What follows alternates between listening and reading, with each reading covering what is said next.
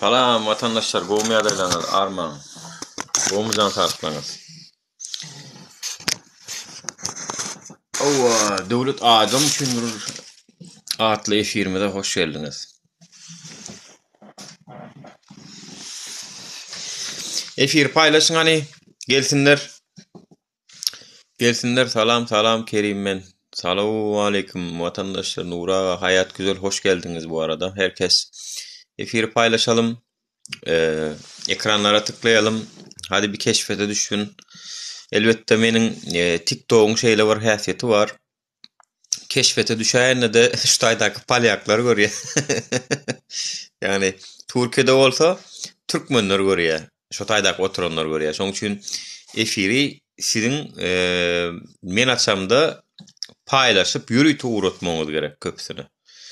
Bolmasa keşfete düşende de bu Toruk'taki oturanlar görýär da. Türkmenstanlar bolun esasy İstanbullu. Ana şoň üçin men Dubay'dan İstanbul'a bartdym. Ýaşyk Yakup, hoş geldiňiz. Gowumysyňyz. Alican salam. Akkaya salam. Şu nara komentaryalar okujak. Her kimin ýazan komentaryalarını okujak. Kimin näme pikiri bar?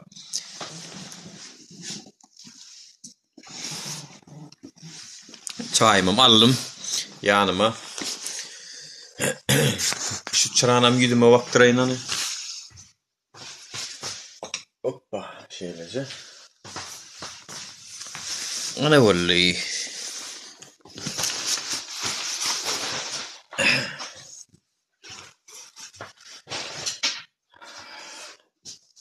Efirin wagty vatandaşlar bir saat kän uda ötjek gelýär.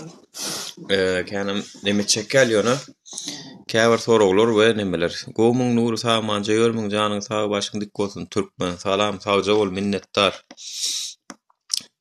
Nura her kim gaçyp barýar Türkiýeden. Gelin Türk neme gelin Polşa gelin. Polşada bir gelin lay.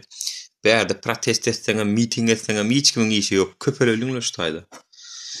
Hani Polşadakylar güýçleneliňle şu taýda.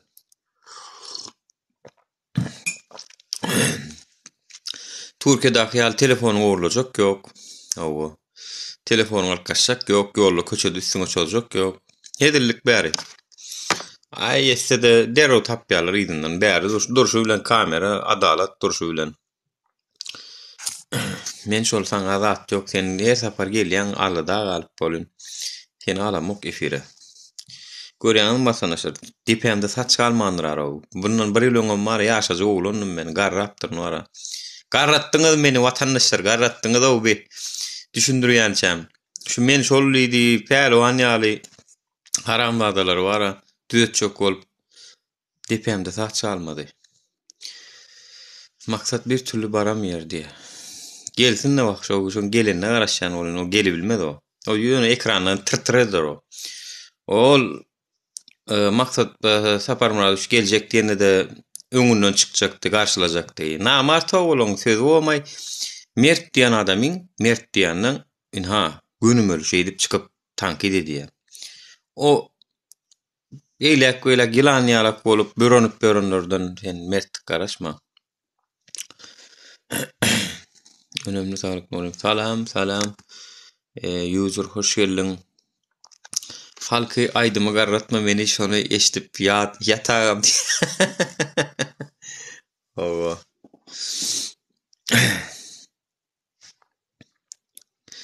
Görýän vatandaşlar, ene bir de bara şu ece bacı teýýänler bar. Hiç men var şu gylma mymylladan o teýýän bar. Hiç odatlaňyz meni. Şuna näçe şu şoň üçin bara bir şu saçymdaky ekece gylma mütkan oň üçin. Şaňyz odatlary hiç ýöne teýýäňiz düşünýän sebäp diýsen şu bir şey diýip şu damarың şu neme ýerine bija ýerine basýan bolmaly. Onuň çıdaman wägirip teýýärler bize. O çıdaman.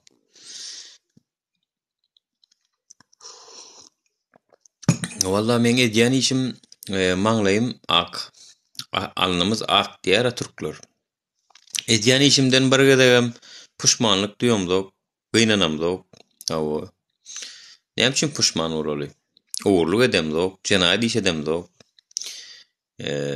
Şonu edip görünler utanonok. Şolor binamız ana ekranlarda arkayın yurt dolanır şu oturlar. Men näme men onu sen prezidentin wa gollayan prezidentin öňün baýdagym çekip bar ya o temada, binamyzlyk temasynda. Tak što olaň öňüne hiç kim geçip bilmeýär. Şeň hem halky aş sakladyp hem halkyň üstünden gülüýärler binamyzlar ana şolar. Geleňde näme boljagyny meni Türkmenistan hökümetiniň güýjü ýeten okma akitmäge. Men şol begenç, murgaply. Ha? Murgaply begenç. Meni Türkmenistanyň hökümeti akitmäge güýjü ýeten okmy. Bä. Diýmek oňa mejizleri bar we.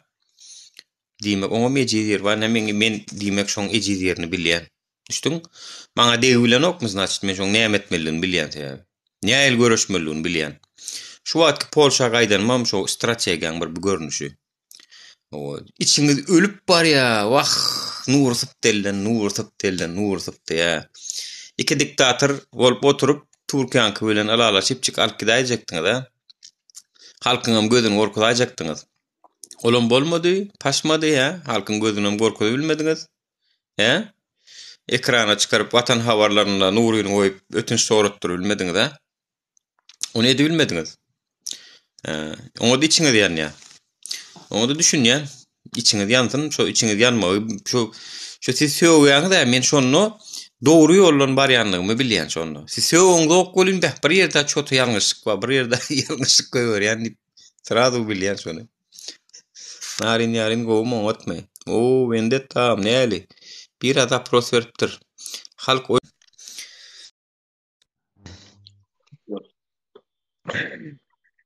Gowma ýadylar näli, bayram eke.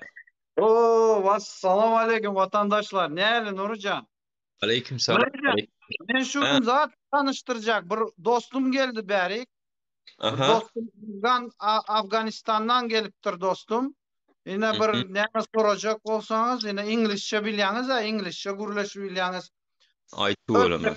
Özbekçe dem gürleşip bilýär, özbekçe. Berani.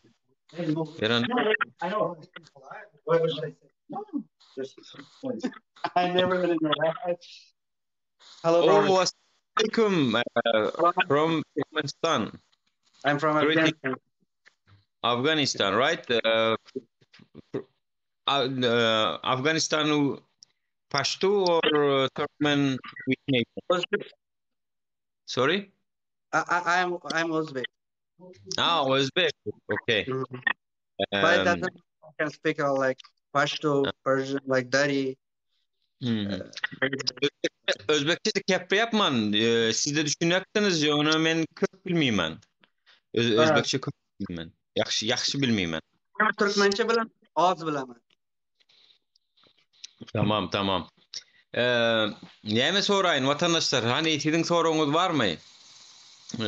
Soraw beriň hani. Menem sorap berin.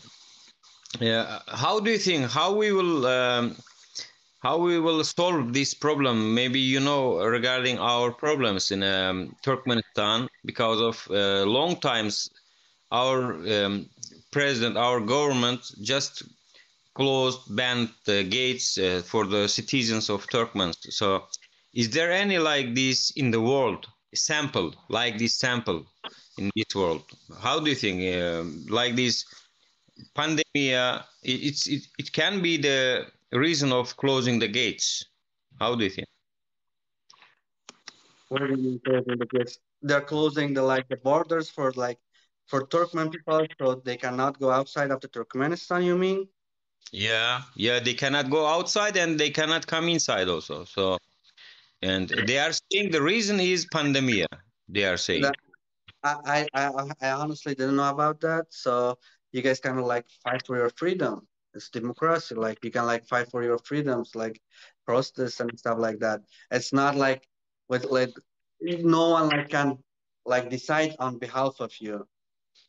So yeah, you guys have to stand for that. Yeah, it's everyone's right.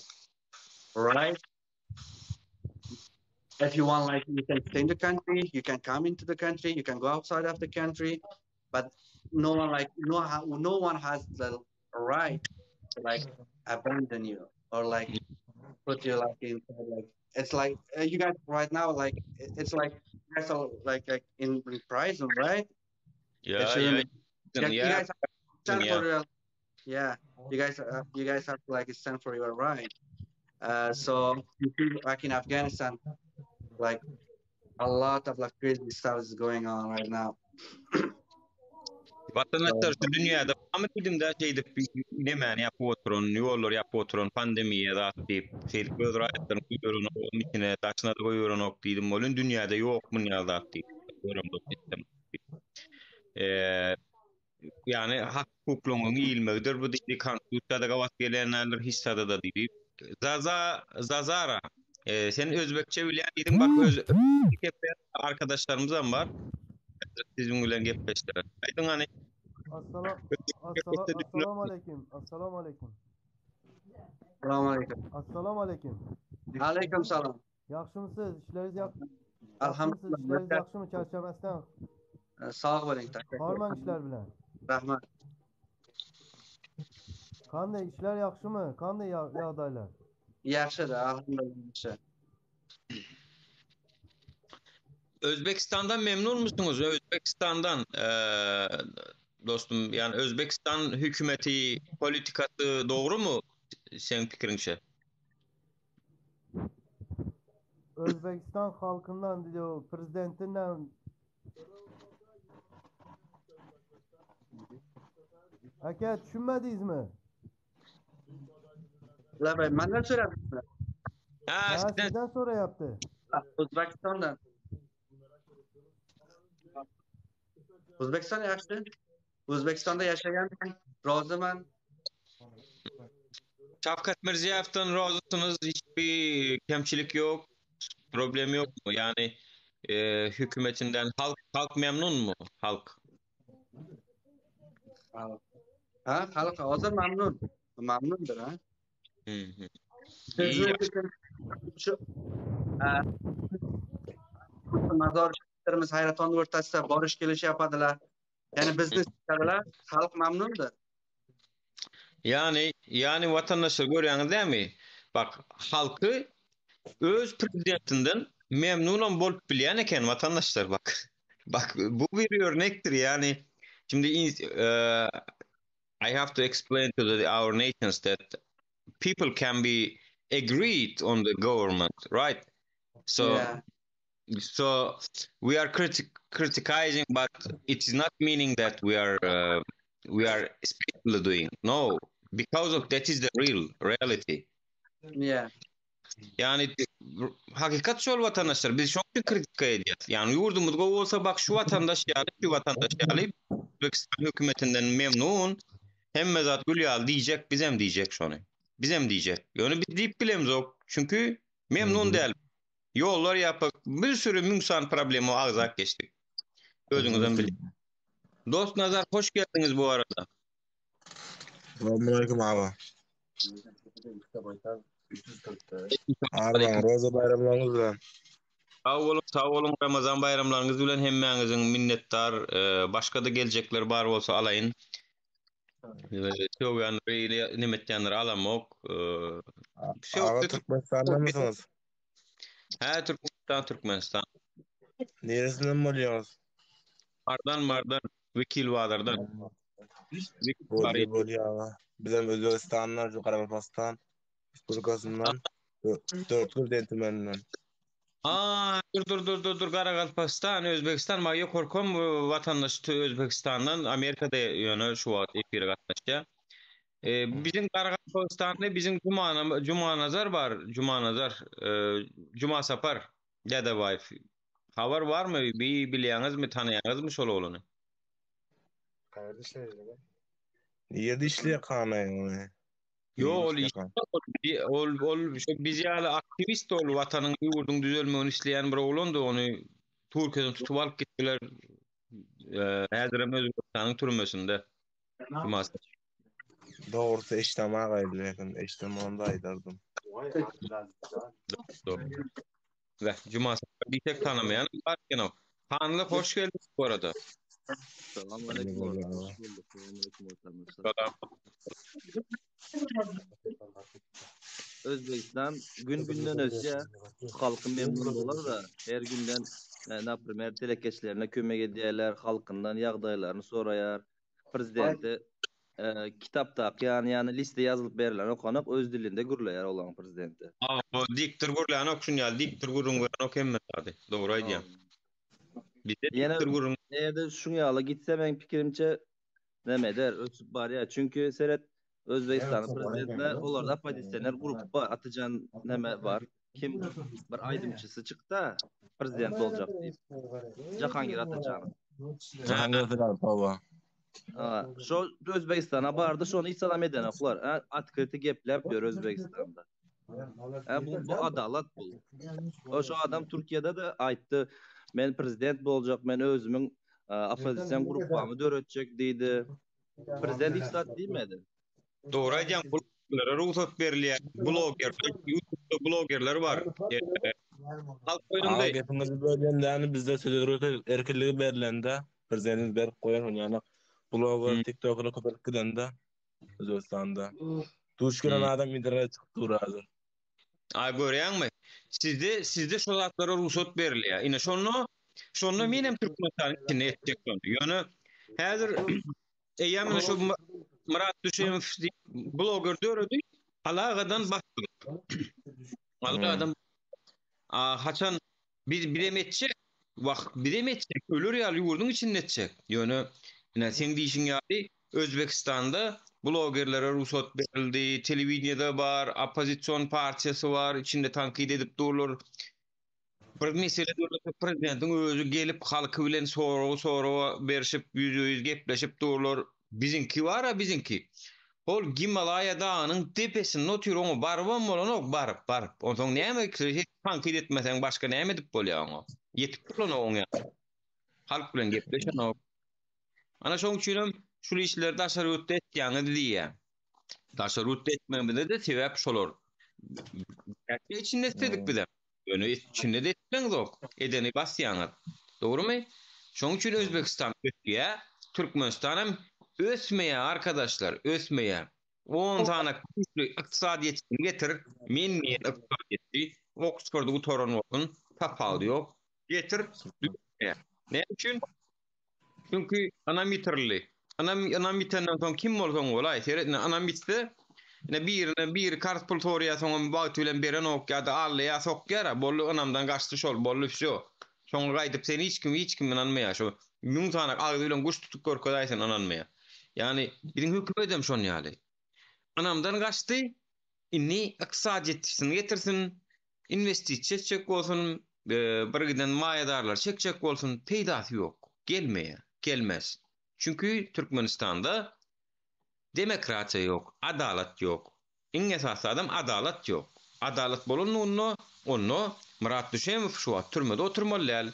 Türkmenistanyň hökümeti şu zatlaryň öňüni diňe bloklap ýapjak bolýar. Olam yapılmaýar. Ol diňe şu interneti bloklap, geplen türmäge basyp, şeýdip ýapjak bolýar. Ýok, sen inni wynüzdün şulara ruhsat bermeli. Tankydça da ruhsat bermeli, YouTuber'a da berersin, TikToker'a da berersin. Bermesen köpeli ödedin.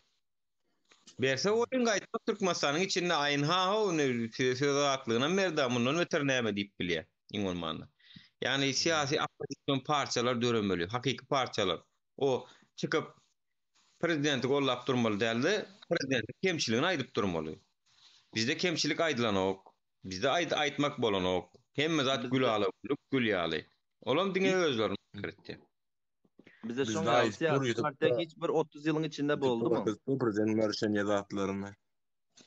Özbekistan düzeltip barýar şoň üçin. Soňa ýagşy boldy.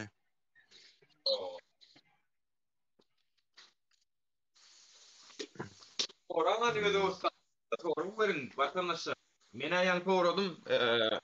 Yani bak Özbekistan'dan razı menniye. Özbekistan'dan kemçilik yok diye. Maşallah yani Şafkat Mirziyoyev o zaman çok iyi işler yapıyor. Çok iyi maşallah. Tuvaleme 121 yurt bilen bezviz rejime gol çekişti Özbekistan'ın prezidenti. 121 döwlet bilen. Senin Rossiýa gitjek bolsaň wiza alyp konsulstwa nowaty durýansyň. Özbegistana gitjek bolsaň konsulstwa baryp şolon konsullugyny nowaty durursyň. Aýöne Özbegistan diňe biledi nowaty durýar. Biledi ally bolly wse uçça. Özbegistana da 121 döwlet bez wiza gelip gidýär. Bez wiza. Wiza üçin garaşanok. A sen telekeçi aýdaly bir tane tehnika satyn aldyň Hataydan. Indi sen bir tane Hataylyny getirip gurnatmaly sen. Gurnatmaly sen. Şu tehniği getirýänçä sana minimum 3-4 ay gerek. Türkmenistanyň bürokrasiýasyndan geçýänçä. Bürokrasiýany azaltmaly. Emelleştirmeli, çaltlaştırmalı, internet, sanly ulgam, fänli ulgam, näme böyle boş gurulaş otur. Ey, Türkmenistan hakikatdan hem yurt dolanıp bilen ok vatandaşlar. Ağzını gıllıklarına aktaşı oturan şu ministerler var. Ana näin men şu köpsünden var ha. Köpsünden şu TikTok'taki kabineden düşsem şularım goýuyor diýe ýurdy. Men size aýdaýyn. O bir bloknot ruçka ýazmakdan başga ruçka fiýat utormakdan başga iş eden oklar bular. Ananyň sonu dogry aýdýan. Şu hökümeti var, gözüňizde gatamyr ulutmaň o. Bular diňe adamlary ýydarlamany başarýar, gorkuzmany başarýar. Türkmenistan hökümeti. Ýöne gowy tarapdan tanadaýyn diýen ok. Gel telekeçiliň öňüni açaýyn. Gel turistleriň gelip gitmeniň öňüni açaýyn. Turist näme öz raýatyny salan ok şu wagt. Ak goýun, gara goýun edip, spisek düzüp. Näme şunu edilýär bolmasa şol. Näme şunu edilýär şol. Spisek näme şunu edilýär. Näme üçin Türk Hava Ýollaryna barsaň konsullukda spisekde adyň bolmaly. Ak goýun, gara goýun diýip bölünün çünki. Düşündiňiz, şoň üçin watandaşlar biziň aýtmaly zadymyz, aýdylmaly zatlar aýdylly, hemme kişi bilýär, hemme kişi bilýär. Ýöne iş şereketde utorýar. Meýdanda utorýar. Ýani şunu hälem men efir edemde aýtdym. YouTube'da täze Türkmenistan gurup ýene öwredip bermeliler. YouTube'da prezident elan edip bermeliler. Wara meýdanyny görüşmeli biz, meýdanyny. Watandaşlar. Meýdanyny görüşjekligim öňüni çekip ilki şonu özü öňünde durmaly. Men häzir şoň üçin diýbilem, oksaýap diýsem men häzir Türkiýede däl. Esas halk şo taýda. Ýöne Bawolsa Polşada, Warşawada watandaşlar aýtdym men şu taýda öňüni çekip, şu taýda öňüni çekip görkedeýin. Miting etmelen bolsa, protest etmelen bolsa, mesele ýok. Ýöne Türkiýede halk köp, Türkmenken, adamken çykmaly meýdanyna görüşmeli. Biz meýdanyna görüşdik Türkiýede de watandaşlar. Hemme mitinglerde de var, hemme protestlerde de var men. Hemmesinde de var. Hatta hiç ýoklarynda da özüm bar bolyn bar. Düşündiň? Bilýäsem sen o pandemiýaň başynda da wagtyňam sen aeroportda bar video çekip polisler bilen uruş edip ýören videolaryň bilýäs. Şonda da seni näme edip ýyzyňdan gep gürüň edýänler bar. Şu opposisionda aktivistler arasynda da aýtdy näme etdi, gaçyk gitdi, aýtdy, beýtdi. Özü çykman, özü efire tırıň edip ýyzyňdan gep gürüň edýän aktivistler bar. Men arkamda şu mertlerçe bir 300-500 adam durup bilýän bolsady. Öz arasında bölünüşmedik bolsalardy. Näme üçin men gaýdaýyn? Bölünüş görürler, çöbür hiljek boluşup görürler. Men ana iň halama zatlan boldy. Şoň üçin diýe-de diktator dursun ýöne bölünmesin diýip menem gaýtdym. Iň boldy.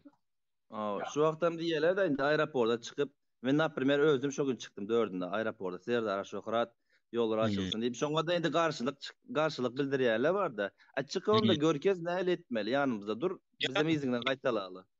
Gaty dogry aýdýan. Ýani özleri çykmasyny noýsat.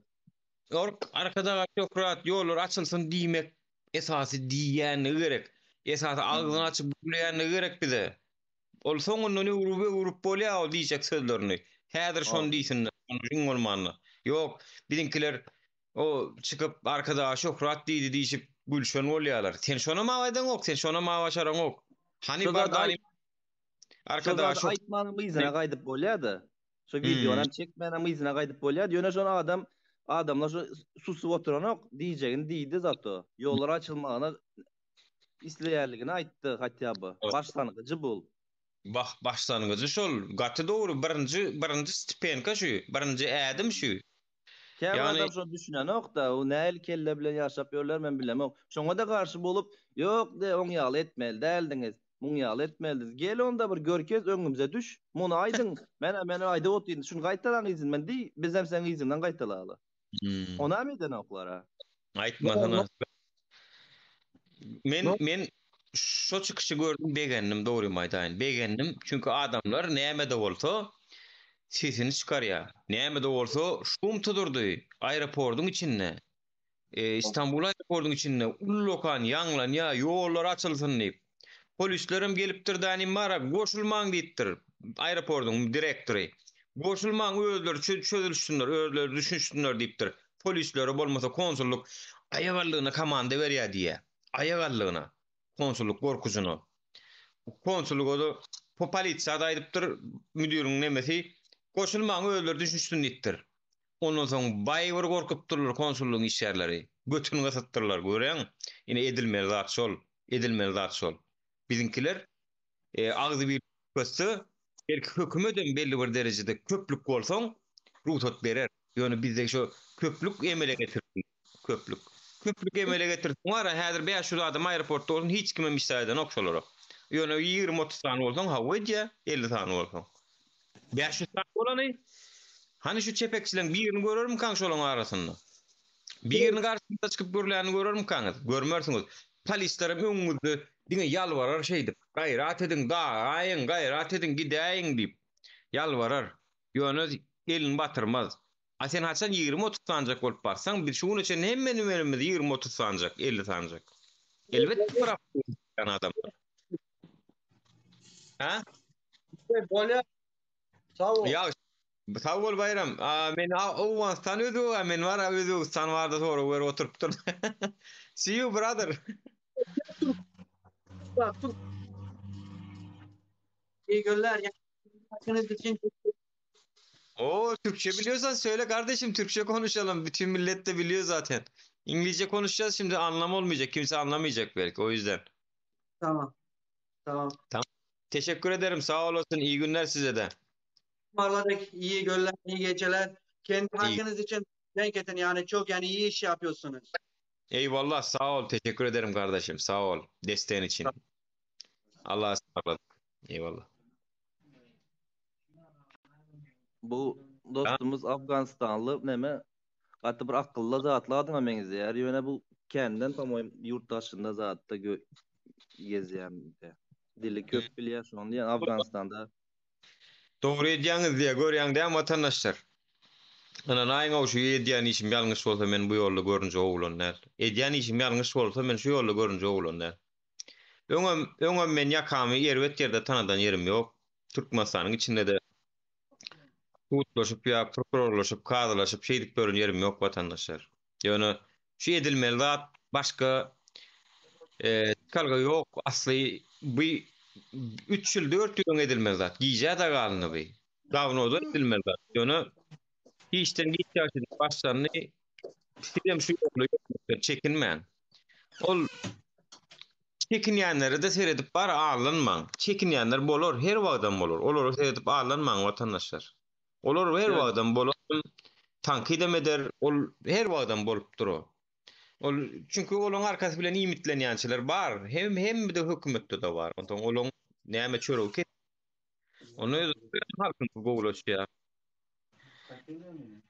Merdan hoş geldin.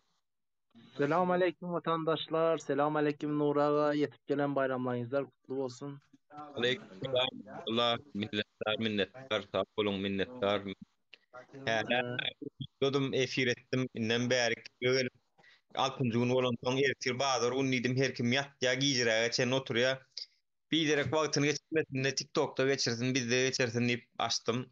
Onun ýaňy näme bardy gaten bilen senem bardyň. Beýleki halkyň sesiniň näme olanlary bilen gepleşdik bolun. Käbir pretendiýalar bolly. Yani kiçirek diler özlerini kiçirek täzlikler ýalar barýar vatandaşlar. İnhalamayan zadım. Gel Nurağa etme diskusiýa geçirelim. Ýöne pikir diskusiýa gidip durka alıp efirden çıkarıp görmeklik var ol gaty näme. Yani Men Nuraga, men aşağıdan yazdım ben otayda.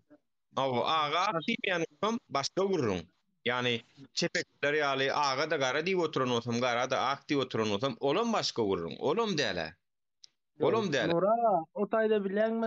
Hakykda men aşağıda soň diňine oturup nervim oýnaýar bilenmi ol. Onun aýdan diňe özününki dogry, onuň ýalmanyň ýal. Ela şolar näde uru diýdi. Tamam sen näde uru diýen bolsa sen onda şonça halky topladan sen dogrusyny diýip bilmeýän.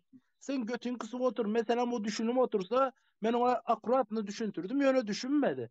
Ben ona dedim ki mesela mazı çıktığını Merdan sen çıktığını şunu al deyip kıçkırsan ön alıp gitsin diyecek. Vallahi ben o kaka deyip kıçkıracak. Öyle benim kaka dediğimin sözünün arkasında başka sözler manı başka tarafa vürsen.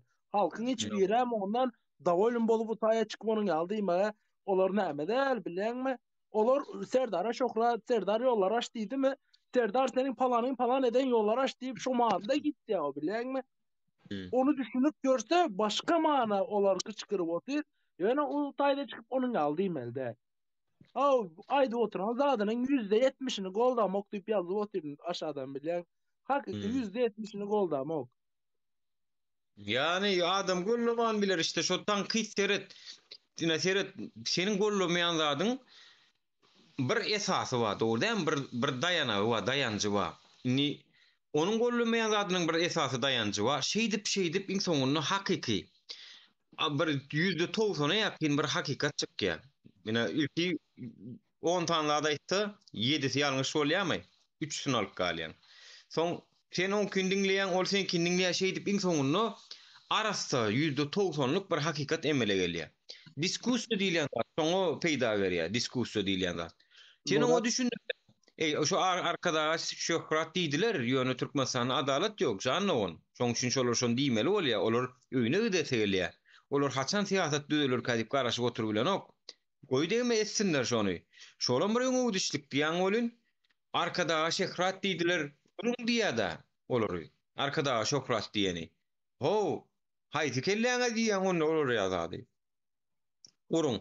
Ay arkadaş gumollyp bena bilede durup bilede alan göremok. Hani bilede alıp duran göremok. Birinji özüň görkezdiňmi mysal üçin? Arkada gummolo men seni tenmen prezidentim dälip şu wagt gaýdyşyň ýaly aýdyp şu taýda da nowatda durup eliňe bilede aljak bolup durduňmy sen? Men gitmelem bolsa gitjek görüşün diýjek diýbildiňmi sen? Ýok. Ekrany gurlap oturkan tak ýüzüň gizläp otursyň danym. O arkadaş şokrat diýip ýollar açylsyn diýip protest edenler tankit eden olup otursyň. Nura ol halkın yankı aşağıdaki gurda oturan oğlan var ha o. Mesela onun fikrinden biraz bilen mi? Go fikir adı ne emezsen o bilen mi? Şunu çıkarsana deyip paşa şunu çıkar diye. O bilen mi? Düşünce yok. Alıp görsen bilen adam mesela halkın önüne çıkıp gep görecek mesela her bir sözünün manasının anlamını bilseniz şunun arkasında ne sözler duran. Yok onun yalı zatı yok. Ay çıkarsana şunu sen onun yalı sen bunun yalı. Men yapala kotir mesela bardım dedim. Ben özümün mesela hakkım var benim sayla barmak. Kimseden soramak gerek değil. Ben sayla bardım desem onda dedi Serdar senin prezidentin diye.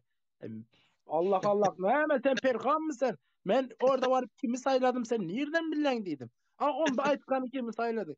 O aydı oturma çağa yağlı bilen nervlerim oynap gitti öyle bilen. Şular var ha Seret.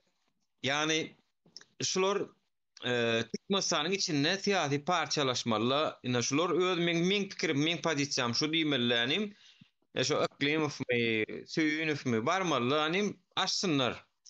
Şonda hakikat belli bolýar. Şonda kim gollar, kim gollanok. Şonda belli bolýar.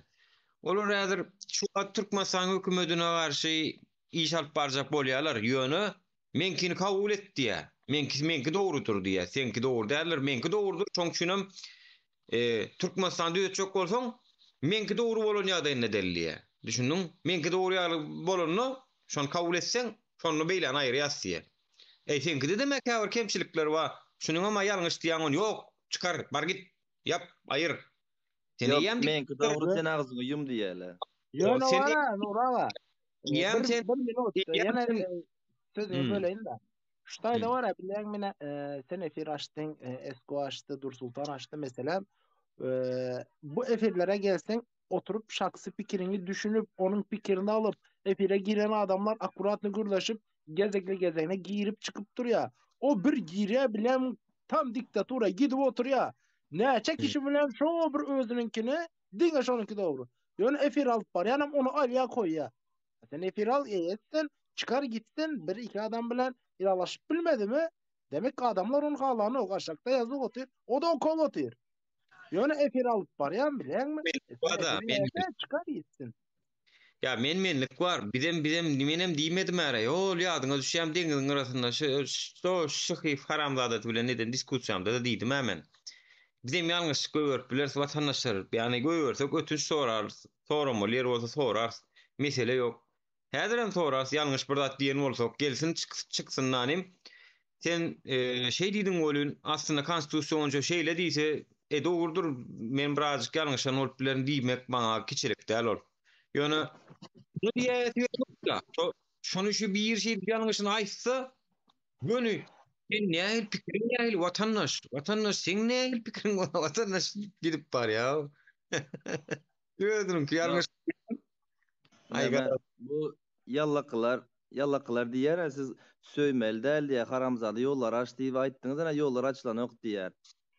Bolýar sen diýdiň indi gowja ýüzleneni bolsaňyz diýär, ýollar açylar diýär. Özbekler haýyş edip ýüzlendi, ana aýtdylar, hormatly prezident ýollar aç. Bizem diýdik ana Serdar Aşokurat ýollar açylsyn. Açylan, indi näme bahana tapýaňyz? Aýdyň-da.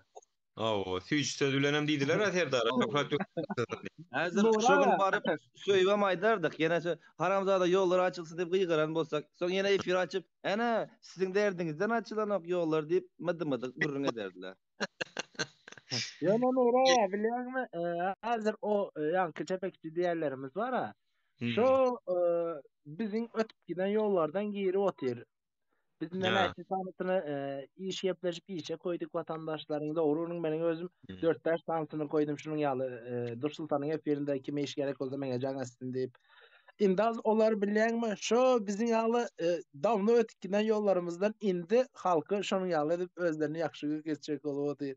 Boş ver o dogry gürrüň etdiler. Ýöne o bellem biz ýöne onuň ýaly dile başa çolap göremedik ki. Olar eseresten o kak bir ulakan konkretni bir zat eden ýaly edip näme etýärler o. Olar esersen türkmen halkyny aýakda ýykylyp galanlara ýok näme adamlar. Ýok, kara indi näme üçin onuň ýaly etýärler bilenmi? Biziň etýän işimiz dogry bilenmi? Olar da bilenmi? Näme etjägini bilmän. Indi olaram şu biziň etýän işimizi ýavaş-ýavaş kara. Biz geçip gidenden soň o köçeden olaram soň şu köçeden geçip otyr ýavaş-ýavaş. Düşündiň? Başta biz keselere kömek etdik, uyamsam ýavaş-ýavaş oňa etdik. Biz işsizlere näme etdik, uyam ýavaş-ýavaş. Ondan soň biz derden açdyk, olaram derden açjak bolup başa. Kara hiç birinde konkretni tutan kuşu ýok, başaryp bilmeýärler, düşündiň? Kesellere kömek etdi, hükümetin izi açılıp başladı. Görkezmeli däl bu zatlary, siz ýalňyş edýäňiz, näme üçin edýäňiz diýdi, ýitip barýarlar. Soň görkezmeli däl. Ýok, meni polisiýa berýärler. Biz kesellere kömek etmeli däl. Özleri sebep näl başladylar. Kömek etdi de näme kömek eden ýaýynlanyp keselleri. Men pikirimçe wara daja şolar öz içinde wara pikirlerini tankyd öz arasynda da oňuşmaýan pikirlerine maýdy bilenoklarym kadiýan. Ýani öz içinde de bir hiljek diktatura bu ýa memele getirdiler kadiýan. Ýani öz içinde de kän bir-birini aýdy bilenoklar diýip diýsen aýtjan bolsa dolar bir-biriniň ýalňyşyny düzeldirdiler da nim ýanky efirlerde ýanky ýalňyş görlemezdiler. Düşünýän. Şu ýalňyşlyk nerden gelýär? Şu ýalňyşan ýerine ýalňyşdyň şu taý şeýlerek dogry diýip bilenoklar. Biz wara öz grupamyzyň içinde Telegram chatyň içinde war ananaý o käwat ala tufano tokete giren ýar bolýar. Ananaý watandaşlar. Gün aramyzda da bolýar çok. Näme üçin şeýdip biz birimiziň öz ýalňyşymyzy düzeltýäs watandaşlar. Şu bolmolsam bol. Sen planjan gowy, sen planjan ip ýallakla oturdyň wara, oňa etdiň bolanok ýamanlyk etdiň bolýar nabarot. Nabarot ýamanlyk etdiň bolýar. Şeň bir gruppan içinde de diskussiýa bolýar. Hakykatdan hem käwat ne kedek gurgur aýmaz bular ýadyr urşur diýip pikir ederler diýýär. Yani şo derejäge gelýär. Ýene de öňkünçilik salam salam gowmy oňatmy salam ketilenok emme zat öňküýaly. Doğru, şu düşünüşmek lazım. Yani böyle Türklerde seyret sokakta reportaj alýarlar ha. Şolara mende döwlet nämesi mi ki, haýyny mi ka? Türklere reportaj alýar, ikiden biri yaman diýär. Yani doğruda doğru diýerler. Şu içinde indi ýallakçylar çykýar ha, başda bir iki tane ýallakçy çyksa, olara düşündürýärler, käbirisi boyuna alýar ýöne var. Kardeşim haklısın, özür dilerim diýýän bar. Şoň ýaly diýmän başarmaly bir adam. Şoňa da mertlik diýler. Köçedäki sarı mikrofon diýene diýdi bir sanak gepleşikler gördüm da ola şonu ýaty görüňler sonra görýän ol.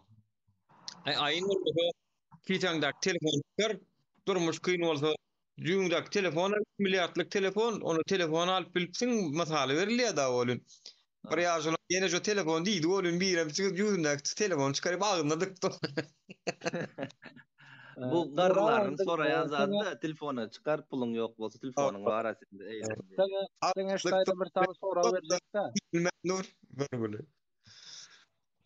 Ştaýdynda seret Türkmenistan prezidenti açyçan açyklady 2025-nji ýyly ýollar açmajagyny. Ýöninde halk nurjyly bir 1000 adam, 1,5 adam aeroportda baryp bir Serdara şoklap diýsin, Serdar urusyndan näme halkyna tereden ýok diýsin. Nurjyl şunu ýaly adam toplanmaz eken. Onu TikTok'ta toplap bulma. Onu diňe Telegram sayt açmaly. Şo ýollar anyk gitjekler. Bianklara näme Batman, Superman näme garaşýarlar. Jackie Chan'am Van Damme'a garaşýar. Tä ýoly baryp açyp özleri açyp berýänçe. Tä ýoly özleri gitjekler, bir öýüne gitjekler. Bar hakykatdanam şonu apyrym. Menem şolaň içinde Telegram grup açylsa, Jelezny gitjek adam bar bolsa, Türkmen howa ýolları gelen günü barmaly. Başga wagt baran peýdasy ýok. Türk howa ýollara baran peýdasy ýok. Türkmen howa ýolları gelen günü barmaly emmesi. Şo wagty alsa, şo wagty näme etmeli? Video çekmeli gowy. Şonda näme edip bolýar? Sesiňi ýetirip bolýar. Yo sen gara men sana bir zat diýeň de, mesela 1000 adam şonuň ýaly bir näme bolup toplandy. Mesela gitdi, şonuň ýaly halk aeroportda toplanan ýagdaýynda sen gidip Türk howa ýollaryna gidip yüzden sen hem Türk howa ýollary, Türkmenistan raýatlary gelipdir diýip o aeroportdan özüniň başlygydyr, orunbasardyr, biri gelýär, sırazy gelýär, dogrymy? Olar soň soraýar, hemme türkçe, hemme de var. Şunu ýaly ýagdaýynda Türkmenistan bir samolyot goýar, bu kadar adam var, gidip bilmeýär. Daway sen samolyot goý diýip Türkiýanyň nämetine haýyş etmeli, haýyş bilen ýüzlenmeli. Sen bir zat edip kömek et, ya telewizionyna çagyr, bize Recep Tayyip Erdoğan izlesin, görsün. Şunu ýaly ýagdaýda kösenip ýörüz. Türkmenistan özü aýda 1 san 2 san samolyot goýar, kesellerimiz ken gidip bilemiz ol. Erdoğan'a yetir şu zatları, telewizionyna çagyr, bizleri alıp telewizionyna çykarsın diýip. Haýyş etse bolmazmy acaba? Boya o Türkmenistan, Türk howa ýolları gelse adam ken var ya. Türk howa ýollaryna ken adam barmy? Bilýär de umytsyz gidip bilmeýär diýer. Türkmen howa ýollaryna baryp sen oşo durum gaýtmak üçin barýarlar ki bir adam. Şol Türkmen howa ýollary gelen wagtda barsa inde goýmazlar reis. Çünki seret maýyň apreliň 4-ünde bolupdy. We ýa-da uje apreliň soň samolyot ýok häli. 1-2 aýdan zatdan 3 aýdan goýar. Baran samolyot birinde bara ertir. Türkmen howa ýolda, Türk howa ýollary olam. Çıkmalı şoňa hemme çıkmalı. 11'inde soňa 11'inde var dedi. Çıkmalı 11'ine çağrışık etmeli. Türk howa ýollaryň meniň diýjek zadım Türkmen howa ýollaryna barmaly. Örde ýok diýse, Türk howa ýollarynda uçak var diýip aýtdy, öre gitmeli. Barmaly da Türkiýanyň kassasynyň ýöňünde hemen gelýär. Türkiýe ular sırazy çağır ya. Şunu ýazat oldu, Türkmenler geldi diýip. Asan gelse düşüntirip aýtmaly, şunu ýal Can agyny kömek et. Keselimiz ýetik, ölüp barýanymız ýetik bu taýda. Altın bizi indi abratny izine. Näme boldy bu diýip? Ya telewizionyna çagyryp ber bize diýip haýyş etmeli. Şolaram adam ho, şolaram adam şey diýip adam ýa düşünür, waýtsaň düşünýärler, o we 2,5 milyon ştaýda da bar ha. Eni käbir tanışýan, ýene diýen palyaklar bilen gurun berýän da 2,5 milyon ýol ýapsaklap oturýar. Siz işin ýazat boldum diýen bolan. İlki düşünen ok bar ha, ilki kellesine gir bilen ok, o nähil bolýar, ýurdun başy, ýurdun içi öz halkyny salan okmy. Hawa. Vay. Öz raýatyny mı diýe, pasportun hawa. O nähil bolýar diýe. Tek düşünen o ol. Yani olur ýalda dünýäň hiç ýerinde görülmedik zat ol. Öz raýatyny salmazlyk bar ha. Şonun soňam sen hakyň talap etende gorkup durmakluk ol ikinji ýalňyşlyk eýýem. Sen şu taýda polisiýa bolsun öňündäki. Sen şoňa diýýäň. Kardeşim, sen sabah evden çıkıyorsun, doğru mu? Akşam giderken evini, eşini, hanımını özlüyorsun değil mi? Yani bir ya da bir hafta komandir olsun ya da tatile bir yere gidiyorsun diyelim, yurt dışına 10 gün. Gelince özlemiyor musun, çocuklarını özlüyorsun? 10 gün mesela diyelim, 15 gün. Kardeşim, biz 2 yıl, 3 yıl, 5 yıl, 8 yıl göremeyenler var. Bunların hani hali ne olacak? Yani bir düşünsene, sen eve gidiyorsun, hanımın yok, çocuğun yok. Ya da annen babanı özlüyorsun. Ne fark eder ya, abin de olabilir bu. Yani şey deyip düşünür yani, olun anar tarap düşün ya. 2 yıl vergidi bilen zok mu, görü bilen zok mu deyip. Ha o. Gulluktu daja, gulluk 2 yıl.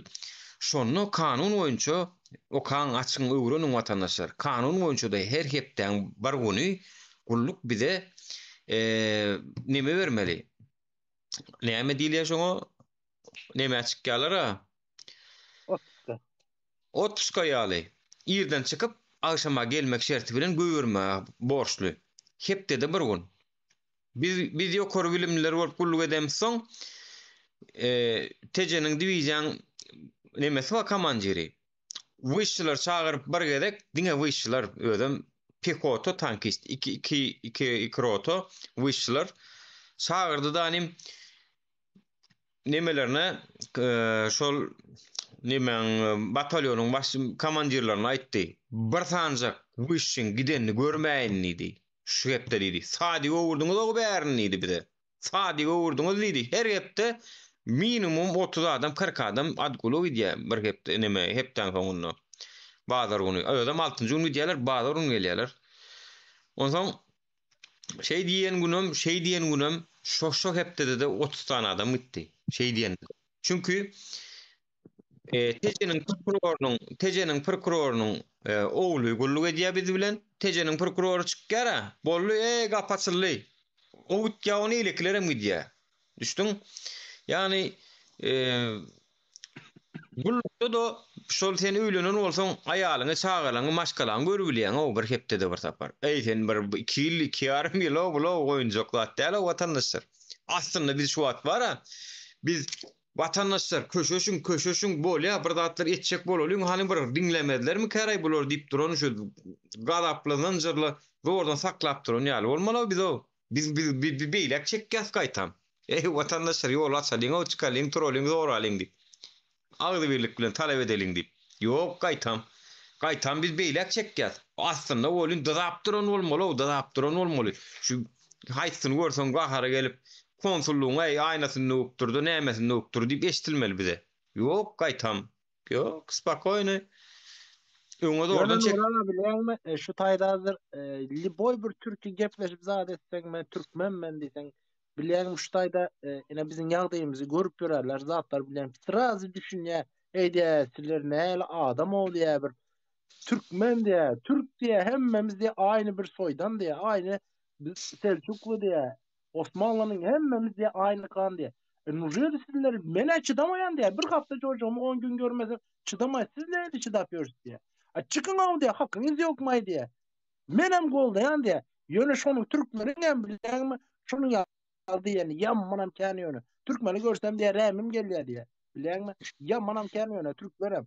Yönü aeroporttakilerim. Türkiye hükümeti hem biliyor bizim durumumuzu. Hem sen biliyor. Yönü prosu bularam seredip otur. Türkmenistan halkı şunu ýaly bir görepdi, biz näme üçin bular üçin näme edildi diýip bilen. Biraz şunu ýaly edip sen aeroporta şunu ýaly çyk. Bularam hökümetem kömek etdiýär ýöne. Hökümetem kömek etdiýär bular. Birinkileň näme bolmaly sene merdan? Yani bizde şeýle bir häsiýet bar, men öýüme gidesim gelýärmi? Onu men görüşmeli. Men görüşüp ýol açmaly. On gattarnakydan soraýar, sen näme diýär bolun? Aýo, men gidesim gelenok diýär. Onun açça YouTube'dan perkolya aydım dinläp otyr. Yani kardeşim, sen gidesin gelmese de sen gitmeýänem bolsaň, gitjek bolýanlara golluk bera. Türkmene adama sen, vay. O nähil bolýar? Goňşy aççatandan özü lok bolsa bizden näler diýip aýdyp dura. Goňşyň dertte sen özüň piňe däl bolup bersen, ol sen şowalanokmy ýene şowrat? Sen näme üçin öz musulman doğanyň öz diliň bar, diniň bar, döwletiň bar, baýdagyň bar. Ay bir giden birliklaň wadara opşuman ganyň bir. Näme üçin sen şoňa gollaw beresiň gelen ok? Hökman gitjek bolsaň bermelim sen. Ber Ya kardeş, ber. olar nämeden? Gorkaklykdan bolýar. Özleri gidesi gelse de içindekini aýdyp bilmeýär. Hatda käbir adamlar bar, şeýle öz saýasyndan gorkýarlar, kölegesinden gorkan adamlar bar. Kim ay bu diýen adamlar bar. Şoň ýaly adam o türkmenler käbir ýaman gorkak biziň adamlar. Käbirde urýançaň, urýan soň bir eliň bilen iki yumruk urýajak, öldürýär seni. Ýene gorkyp ýöre. Şu aeroportda baran günümüz hem şeýle näme bir adam bilen gürleşdik, türk adam bilen. Şu biziň nämäniň bilet satýan ýerden çykdy. Ýaşuly diýdik, şu Türk howa ýollaryny hatda bu açtyryp bolmaýarmy, näme etsek bolýar zat. Ol siziň eliňizde diýär. Yüzleniň diýär, siz ediň diýär, biz näme edeli diýär. Eğer diýär Türkmenistan diýär sizi aljak bolsa diýär, men ertire samolyot goýdurmaz diýär. Şu güne samolyot goýdurmasam men adam däl diýär. Ýani Türk aý diýär. Bizi primat edip başlasyn diýär. Men şu gün samolyot goýdurmasam erkek dälmen diýär. Ýani Türkler var biz tarapda, Türkler halkyň tarapynda näli diýär, o diýär, oğluny goýup ber diýär, oglan diýär, munuň ýaly edip ber diýär. Hatda oglu bir teresi bolmazmy? Çyksa bolmazmy ýa halk diýär. Goý diýär 5 kişi ölsün, 10 kişi ölsün diýär. Kalany bir normal ýaşasyn ki diýär. Näme o diýär, siz munuň ýaly millet däler biz diýär. Çykyn aýaklanyň diýär bilen. Türkleriň özü şu, bizde şunuň ýaly isinde bütün halk dökülýär diýär. Meselem de 15 Temmuz'da diye halk sakladı o zatları diye. Meselem diye sizem diye başaran yok mu diye. Halk dökülsün diye. Neymiş edip bilye diye. Adam edip bilmeye diye. Yurdunu taşlap kaçtın. Oruna başka bir sanatını koyun diye size seretsin diye. O kadar zenginliğiniz var o ki diye. Siz diye böyle gelip çalışmalı adam değil. Türklerin özü şunun yal diye.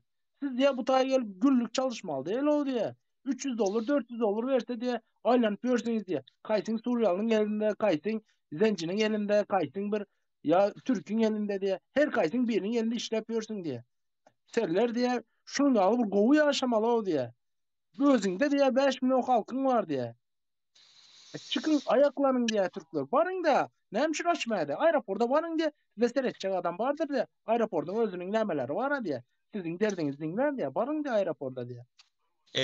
Kendi justimeşulary var, iyileştir, çağırıp, gelin baralıyın, çıkalıyın, eýdeliň, beýdeliň dip bolýan var. Her kim ay iş, ay ol bul bahana tapdy da oturdy onuň. Nämen öňüm gefirlerde de aýtdym ýadyňda düşýän bolsa. Meňem diýdim tawrym watandaşlar. Tijenäň obrazyk diýänler tijenäň. Näme etjek bolsaňyz gelýäňizmi, goşulýaňyzmy ýa. Iň soňuny gaýtdym, bolsa olyn Nuru diye taşsak gitti. Sen geldin mi senin koşuldun mu? Gollu verdin mi? Yok. Yani kemçilik yine özümüzde gözlerin vatandaşlar. Özümüzde gözlerin. O menen belki tavır edip belki oturmalım belki çıdap inha olmasa inha olur deyip bolunýany. Men şunu sezdim de bir hile Türkmen halky spektakl görünýär, teatr görünýär, sinema otur. Şonu halaýany gördüm bir hile. Şol meni yaman bir rahat etdi esasen.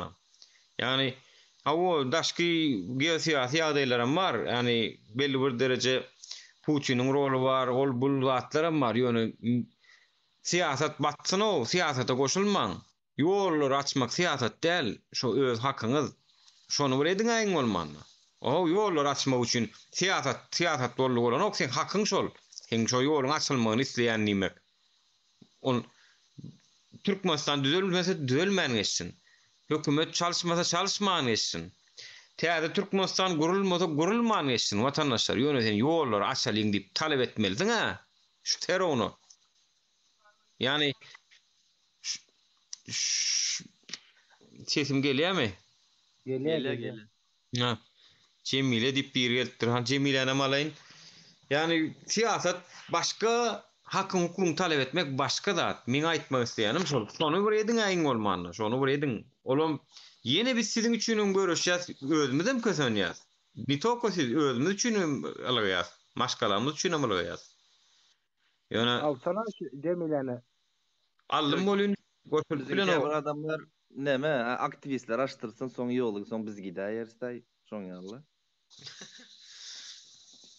Adamlar çıkıp başlasın soň açyrlar, açylsın soň gidäýers, näme gyssan ýa. İşläle 200 dolar. Siyasata goşulmaň bolýar. Hökümet tankydem etmäň bolýar. Onu bir edelim. O zatları edip biyoruz. Yönü siz hakkınız, hukukunuz yolları açmak. Ol. Şonun bir diye solun. Men son vaka şu pikir kelle öyle uğradı. Yani biz aktivistler diysek eden oklardan men şon yarak neme geldim kavat. Yani aktivistler diyse hamana halk aktivist diyse gelecek gel. Bolya belki TikToker şolar belki şu zatlara koşulmayanlar hem diýiveren ok. Olaram ağızlarına suwalşy otýarlar. Yeni biz diýmetek diýenem yok. Oňsoň yeni biz diýmeli bolýarsa, siz hakyňyz şu ýolları açmak. Şu aeroportda çykalyň görüň, men siziň öňüňizi çekip bereýin. Diýen ona meden oklar. Yani hawa biz men dalaşgärlige moýdum prezidentlige ýurdu barjak bolup düzetjek bolup. Ol siýasat ol. Ýöne bu siýasat däl. Ya da ol Ukrainada esker neme studentler gally. Şolaryň çykmagy üçin kömek etmek siýasat däl ol. Siz üşüp näme etjek bolýaňyz diýmiş. O taýda biri şo sonra oňa jogabyny gözleýär diýär. Siz üşüp näme etjek bolýaňyz diýär. Dalboýok. O sen halka ýe çykmadyň, studentlere ýe çykmadyň. Nira gitmeligini, näme etmeligini öňüne düşmediň. Indi birem çykypdyr danym şoň öňüne düşüp şonu edip ber. Senem o jaň edip näme etjek bolýaňyz diýip soraw berýär. Ne bizim hökümetimiz şu. Şolar ýa tupoylar bir ýurdu dolandyryp otyrlar. Şolar ýa dibiller. Öz aýwy gaýtam ol. Men edip bilmedim ay sagja ol minnetdar diýmelsine.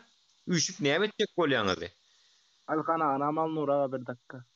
Şoň konsul adam diýer, "Näme toplanýaňyz, maskara edýäňiz" diýär. Ýani aňyrdan Kitaylar zatla telefona kamera çekip berdi. Näme toplanýaňyz, maskara edýäňiz bizi diýär. Maskara edýän özleri. Adam toplap şo taýda. Bizden başga hiç kim ýok şo taýda toplanıp duran kassaň öňünde bar 500-600 adam. Hiç bir Azerbaýjanyň kassasy bar gapdalda o diýär, "Çekilo aňyryk" diýär. Biz bilet satmaly diýär. Gidiň aňyrda duruň diýär. Ha, onu gömüňini ýapyp dursa. Oo, iki kassaň öňü ýapyk dur bizinki. Doğru. Salam aleyküm. Belki bir jim Gele oturan bayramlar bilen bizi kutlayan, çün yürekten kutlayan var emeğinizi. sagja ol minnet. Bu bir iki mesele değinip gösterdi. Müzik o şu güne prosto konfuz buldu var. O halkın sesi diyen efir açtı ben onları goldayan, elem goldayan bu edenleri içinde. Neyse yanlışlık bile yine Nuru severimler Galaslovnu diyen bir zat var. Adna boku bir taraflayın gurrun ete ova. Ona itiraz etmeli der. Блядь, sen onda ne mi açacak? Urud блядь. İzvine za выражение da. Ne mi açacağım onda o zadı? Sıraz alıp çıkarıp zıncak olsa. Diskusya kurmadan sen bile kimin ne mi derdin? Sen özün anlarda durup еще такой унижать это, да, как бы он как бы тут туркменler var, блядь, украинец var, Rus mu, блядь, такой zatları atıyor da doğrudur. Var içinde canı. Yani on yalı padavatı lan o kozatlar o. Ne tak подается, он yalı etsen düşman kazanıyor. Onu bile приличный, культурный подавать надо. Evet, как бы onda ayalı zadı yok bile. Galan emmesi bile 5-10 yalı düşündü. Ne yanlışım var bilen. Yine bana şun yalı geldi kalbutu var bile. Üç tane kaydanların emmesinin ayalarında gezip yani alınmış. Şu çavasına bile çıkıp bile. Vardır. Aydot bana vardır. Doğrudur. Belki. Yani nitak mı da yoktu. Son Galaslovnu gürlemediydim. Adna Palar'la Adna Boku bir taraflayın bile. Hemmesem gelişe onun ayten gepine. Evet. Çıkar bunu çıkar deydi. O ara çıkarıp zıngdı Nuru bile. Şuraya mı? Hakiki.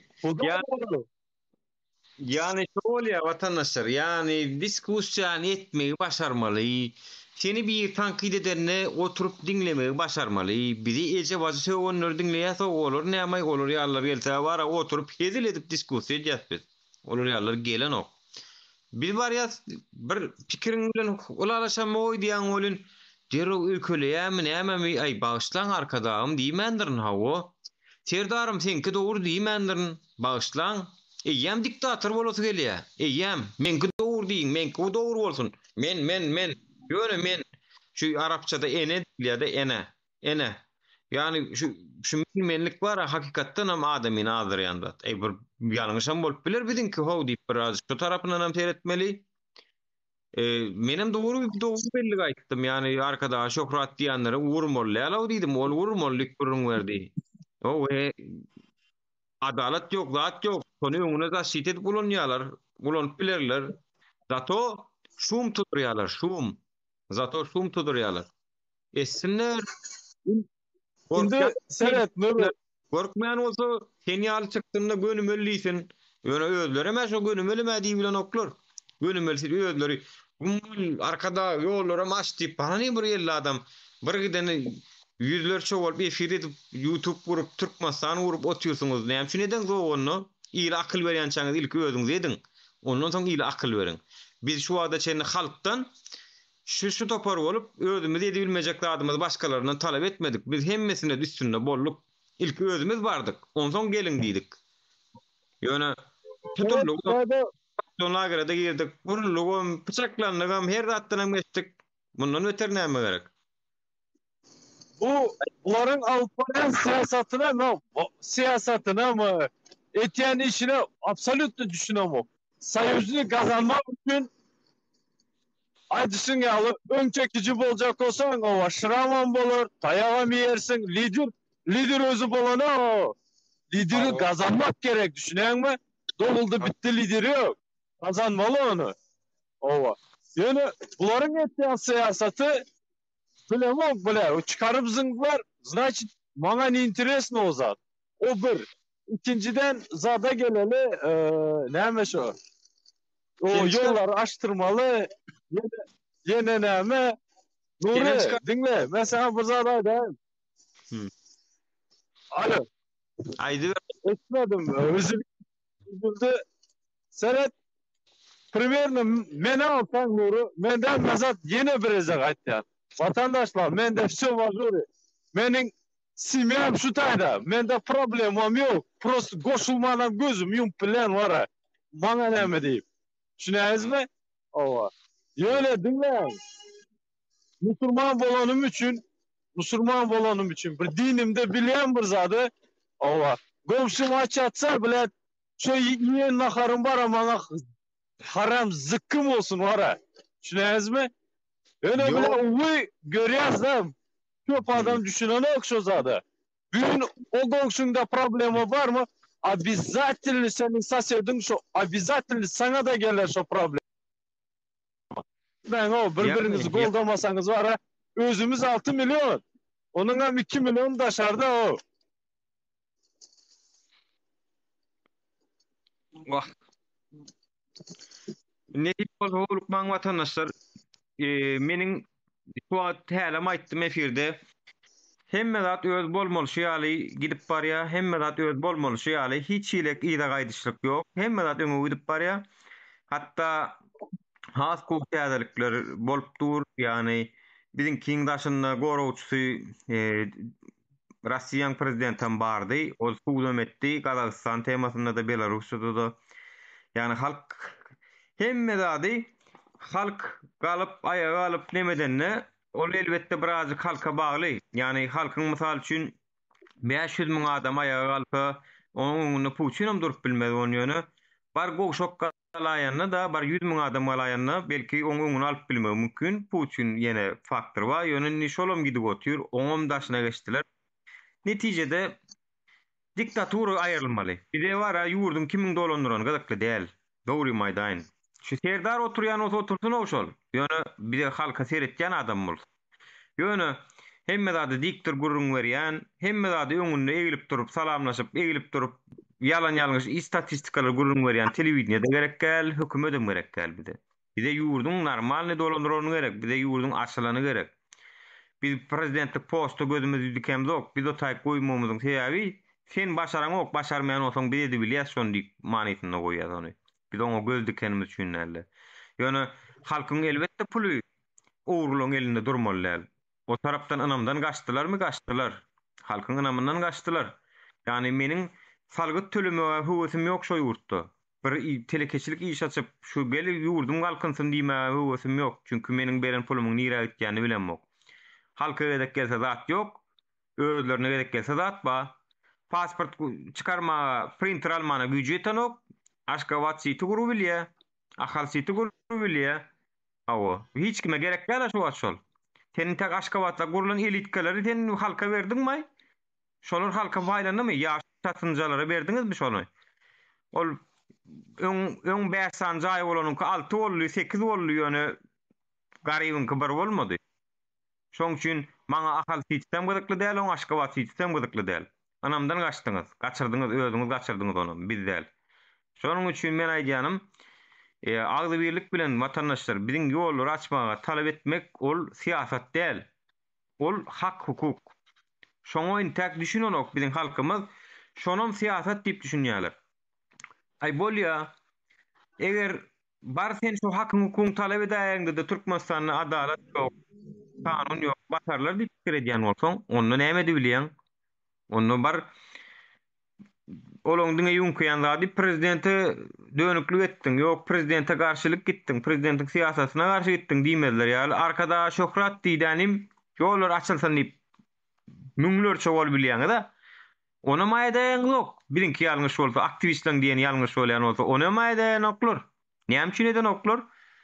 Hemmesi ýollar açylsa, açylmazmyka, hemmesiniň emma gürrüňiş bolanydama. Aktivistlere de goşulaňyz. Onu özüňiz de miýdiňiz. Onu näme etmeli? Onu näme haçan özünden açylmalymy ýa ýokardan Allah Taala bir tane el uratmaly, näme şol açyp bermelimi? Sen aýryl, sen otur diýip bir ýerini goýmaly. Näme garaşýaňyz?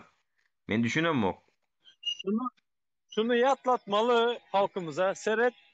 Seredin. Bu elementarny zat da prosto bol geçen zat oturup yatlasanızlar emme zat ortaya çıkıyor. Başlan zat yarıldı. Näme şo? Yaraskvat yarıldı. Düzbeyinde. Nir değişti. Televizyonda yaptılar. Ova gitti. Bir giden bir ova gitti. Düşünesler mi? Ova gitti yaptılar. Verdiler mi? Vermediler mi? Hiç kimin hiç sattan haberi yok. O bir. İkinciden apıtıpan oldu. Mardan Bize Marda eşitildi. eşit. O. Dinleyin de. Apıtıpan oldu. Bize geçmiş olsuna gelmedi. Le baba marığa. Gitti Özbey'e böyle değil, gumini tarka koy verecek oldu. Düşüneniz mi? Son. Yine свежий новостlardan Ukrayna'daki bulan zatlar. Zarubejde biz kaldık yine Turca'da. Düşüneniz mi? Полностью genotsida elten. Düşüneniz mi? En основное siz var ya kıynalıp duran yerinde de senden pul kazanıyor. Düşüneniz mi? Hey. Senin kıynalıp duran yerinde prostoy bumajka için 55 dolar, 60 dolar. Любой bir zat için pul işlep dururlar. Düşüneniz mi? O bir. İkinciden hem bile biletini sana sövmen aytmalı da onu. Bilet sana şunyalı satyalar sen şunu bara yalvarıp aldırtıyorlar. Düşüneniz mi? Size başka neme gerek? Bize başka neme gerek? Ha? Näme soskaneyi ağzımıza alıp şüme oturmalı mı? Näme etmeli yiğitler? Betmen o. Prosto alın vicdanınızı elinize koyun. Var любой bir gördünüz mü biri doğu özünün konu başladı mı? Goldan şunu. Потому что şunu goldasan emeği vidu özün hem goldanın böyle. Потому что senin hem işin şu yanda bitiyor. Çekindirmesen bara onlar bile yüzümüze tükür otuyor. Düşüneniz mi? Var bol oturan zat şu. Na genadettiler eple bas otuyorlar. Halkan prosto hissat diyen o. Yo, bir aktivistler dinleme aktivistler. Yani. Sadece ol Alihan, sadece ol minnettar doğru sözler aýtdyň men goşulýan hem maýdandan. Şu neme çepekçiler edýärdi aktivist topar, yallak topar, iki topara böldüler de indi. Yallak topar var, aktivist topar var. Az napример bir sany nur aktivist diýsen, nur aktivist näpirme diýelim de aeroporta çağırýar diýsen gelmeýär. Nur blogger aeroporta çağırýar diýsen gelerler. Blogger ya biri başga bir zat diýsen. Ýöne aktivist diýsen, oy bular ýaman erbet zat, duşman, eýlen beýlen diýip kellesini ütketdi adamlar käbirsiniň. Gatı doğru yer aýdýaňda. Indi şonu var, barny nur aýtmasyn. Indi men şu taýdan çağırş edýän. Özüni TikToker bolup gören, blogger bolup görenler çağırş edäň, o haýyşdy diýen men etmesem fiýedäň onu. Yani näme de bolsa tanalyan adamlar çyksynanym, şolar etsin onu. Olaram aýdan ok. Näme üçin eden olar? Olara pul bermeli reklama üçin. Yo, bir içinde vatançılık ruhu duygusu ýokmu ka olan hiçsinde? Bire watany söýenokmu karaýolum? Şu näme bar, näpirme döwletçe ýakşy muradyp. Şolaňam öýü zady ýykylandyr näpirme şu şemalda. Hiç bir gynançylan bildirmedi. Bir liboy bir ana Instagramdaky nämeler bar, ulu blogerler bar. Hiç bir ýazan ok şu gynanç näme etdi. Ana şuňaly harasat boldy. Zat diýip aýdan oklar. O da aýdan ene erkek diýmer, kakajan Recep. Goýdy şonu, men erkek gördüm şonu. Gynanç gapyny näme etdi. Kakajan Recep Russiýadan etdi. Olam Russiýada bolansaň edebildi. Ýani olam türkmenistanyň içinde bolsa edebilmezdi. Ýani iç ýurdun içinde näkelere düşünýär, sana olary basyş edýärler, olary derrow.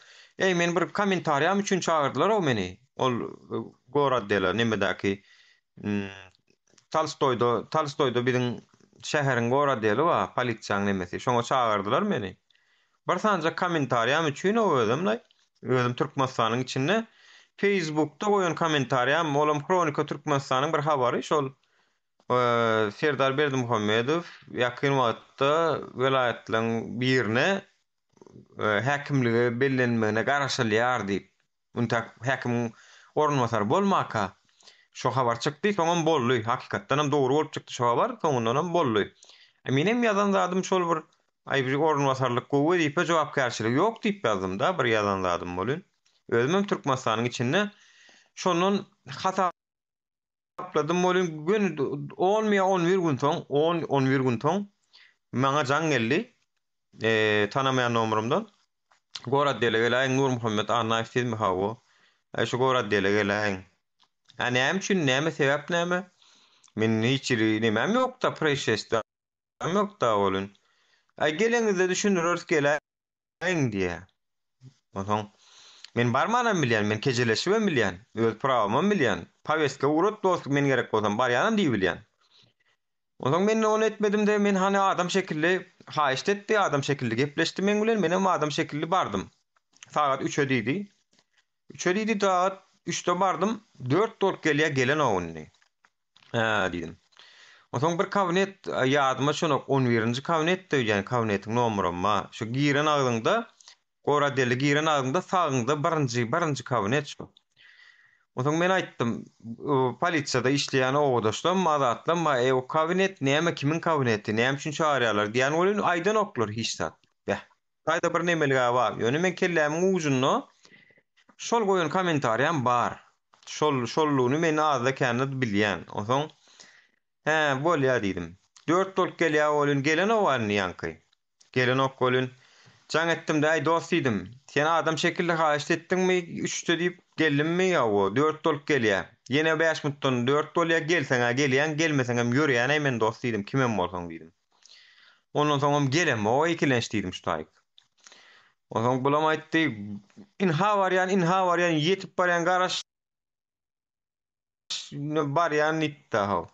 Onun ömrüňrak bir ýol ýaşyr, mundan öňrak jaň istemem şey diýdi, on gelmedi. Ay men bilem ok gelen ok, men ýörýän diýdim gelmedi. Ol mana geldi bular. Girdim kabinete bolyn, ýanky Milli Howpsuzlyk Komitetiň işgäri bir sanagam internet boýunça seredýän bir bolan, 2 sanak. Daha şowly belekin gepleşinden aňanym, belekem lewaply. Onsoň başladylar, sen adyň näme, familiýaň näme, näçinji ýyl? Ondan menem aýtdym, näçinji ýyllygymy aýtjak gäle diýdim. Size diýdim, men ýeterlik informasiýa berdim, men adym, familiýam kimdigini bilýäňiz diýdim. Siz kim? Siz özüňiz tanadyň diýdim. Grajdanşykly gelip meni diýdim, soraw etmäkäňiz diýdim, ilki siz özüňizi tanyşdyryň maňa diýdim. Siz kim, näme üçin geldiňiz, näme üçin çağırdyňyz, şonu düşündürün maňa diýdim. Barynjy diýjek zatlar näme bilýän bir şey diýsen, hökümetiň işçileriniň barynjy diýjek sözüni ýatladyň watandaşlar, hemmeň ýatdan çykarmaň, barynjy eşitjek sözüňiz şu bolar. Sen köp bilýänmi? Barynjy eşitjek sözüňiz. Bu toğra o jogaby taýyn. Ha o köp bilýän diýdim menem. Şu köp bilýän soň şey diýip gepleşýän siz bilen diýdim menem. Şu köp bilenim üçin şey diýip gepleşýän diýdim. Sen meň soragama jogap berjekmi ýa berjekkämi diýdim. Siz kim diýdim? Siz hökümetiň adyndan bolsaňyz diýdim, näme üçin gizleýäňiz diýdim. Adyňyzy, familiýaňyzy aýtman diýdim. Eger siz hökümetiň adyndan. Eger däl bolsaňyz onda men näme üçin çağırdyňyz? Bärik men gelmän bilýän men bärik diýdim. Ondan soň men ýerden ýeka çykamok diýdim. Sizin nemäňiz bolşaly men bilem diýdim. Dogan we garnaş we topbok we diýdim. Nämeseňizem diýdim, ýüzünde durmaly bolsaňyz diýip başladym bolun. Ondan soň aýtmaly boldy. Internet ulanýarmy diýip. Ondan soň Serdar Berdimuhammedow bilen näme dawaň bar diýip. Intak ol o wagt şol Ahal welaýatynyň ýalňyşmasam ornwasary şo wagt. Ondan soň Vay. Serdar Berdimuhammedow bilen men dawam bolsa diýdim. Men şu taýyp gelermi diýdim. Dawam bolsa suwda bararna diýdim. Ya diýdim bu dawam ma bolsa siz çözýäňizmi onu diýdim. Siz çözýäňizmi? Ýani dawanyň çözülýän ýeri şu taýymy diýdim men. Eger diýdim işleşýän bolsamam diýdim. Hemme zat gülalawlyk bolsa da diýdim siz meni çağırmazyňyz diýdim. Men näme dawam bolsun diýdim dawa. Onu tadylar şol näme üçin şol ýal kommentariýa goýýaň? Näme eýle beýle innem soň diýýärler däm şu Türkmenistanyň içinde eden yok. Wa ýanyňy dinlediňiz aýan Özbegistanyň näýelikdigini. Özbegistanyň içinde blogerler bar, ösüş bar, hemme zat bar. Tagam internetden görüp oturýarsyňyz bilýäňiz. Bize de ruhsat bersin menem etjek şo taýda. Şo taýda içinde etjek özüm. Irwich bererler, Irwich. Serowny almaly bol. Bererler de alar. Ol biziň hakymyz tagam. Men alarsa o. Alar. Ine biz şu wagt ýerde oturýarys. Näme soraşy edýänmi? Men şu wagt men näme ruhsatnama haýyş ýazdymmy Türkmenistanyň daşary işler ministrligine. Men şolary ýalar efir etjekdim ruhsat bermeňize haýyş edýärmi diýdim men. Ýa-da ruhsat bermeňize uly hormat bilen haýyş edýärmi diýip barda ýazdymmy? Ýok, edi oturýan. Diýmek men soraşman aldım. Diýmek men 42-nji maddany ulanyp hakymma Konstitusiýa 42-nji maddasyny ulanyp men şu wagt. Bar ol menne tagam dur ol. Bizde imsim otursan susup otursan erhili bir adam begendirmejek habarlar gelýär de. Naprimер häzir öýdäkler näme deduşkamy babamy näme gitjek bolýar Aşgabatda balnitsa. Ol diýär bizinki balnitsa diýär näme diýär. Ýok de her velayat diýär öz nämesini keselini özü ilçe etmeli diýär. Oňa serede. Her velayatyň kesel özünde ilçe etme. Şu Lewapda gowul ilçene ýokdur belki şu Aşgabatda gitjekdiň. Ýok diýär şu näme etmeli her bir velayat. Oňa da Aşgabatda da направление bolmasa alan oklar. Millet parazlyk hökümetden gaýýar watandaşlar. Şu hökümetden gaýýar millet parazlyk men size aýdaýyn. Şonu şu hökümetiň özü konstitusiýany gödök bolup o käbirdiýä kanun we näme wak. Nirde kanun bar ay? Nirde bar? Ina şu kanun minne şu wat bolýan zatlar şu. Şu aýdan zatlary. O nähili her keselliğin özü şu taýda bejermeli. Her velayatly öz velayatyny işlemeli. Onu näme üçin Aşgabatda guruňyzda yegenden işlediňiz oý? Ha? Yegenden kerpiç taşatynna, beton soğusynna. Näme üçin işledýäňiz oý özüňizkiler? Bä. O görgülü da şowuzdan Lewapdan mardan işlemäni dik gelenlerde propiska ol bulup azar ýamanny berýäňiz.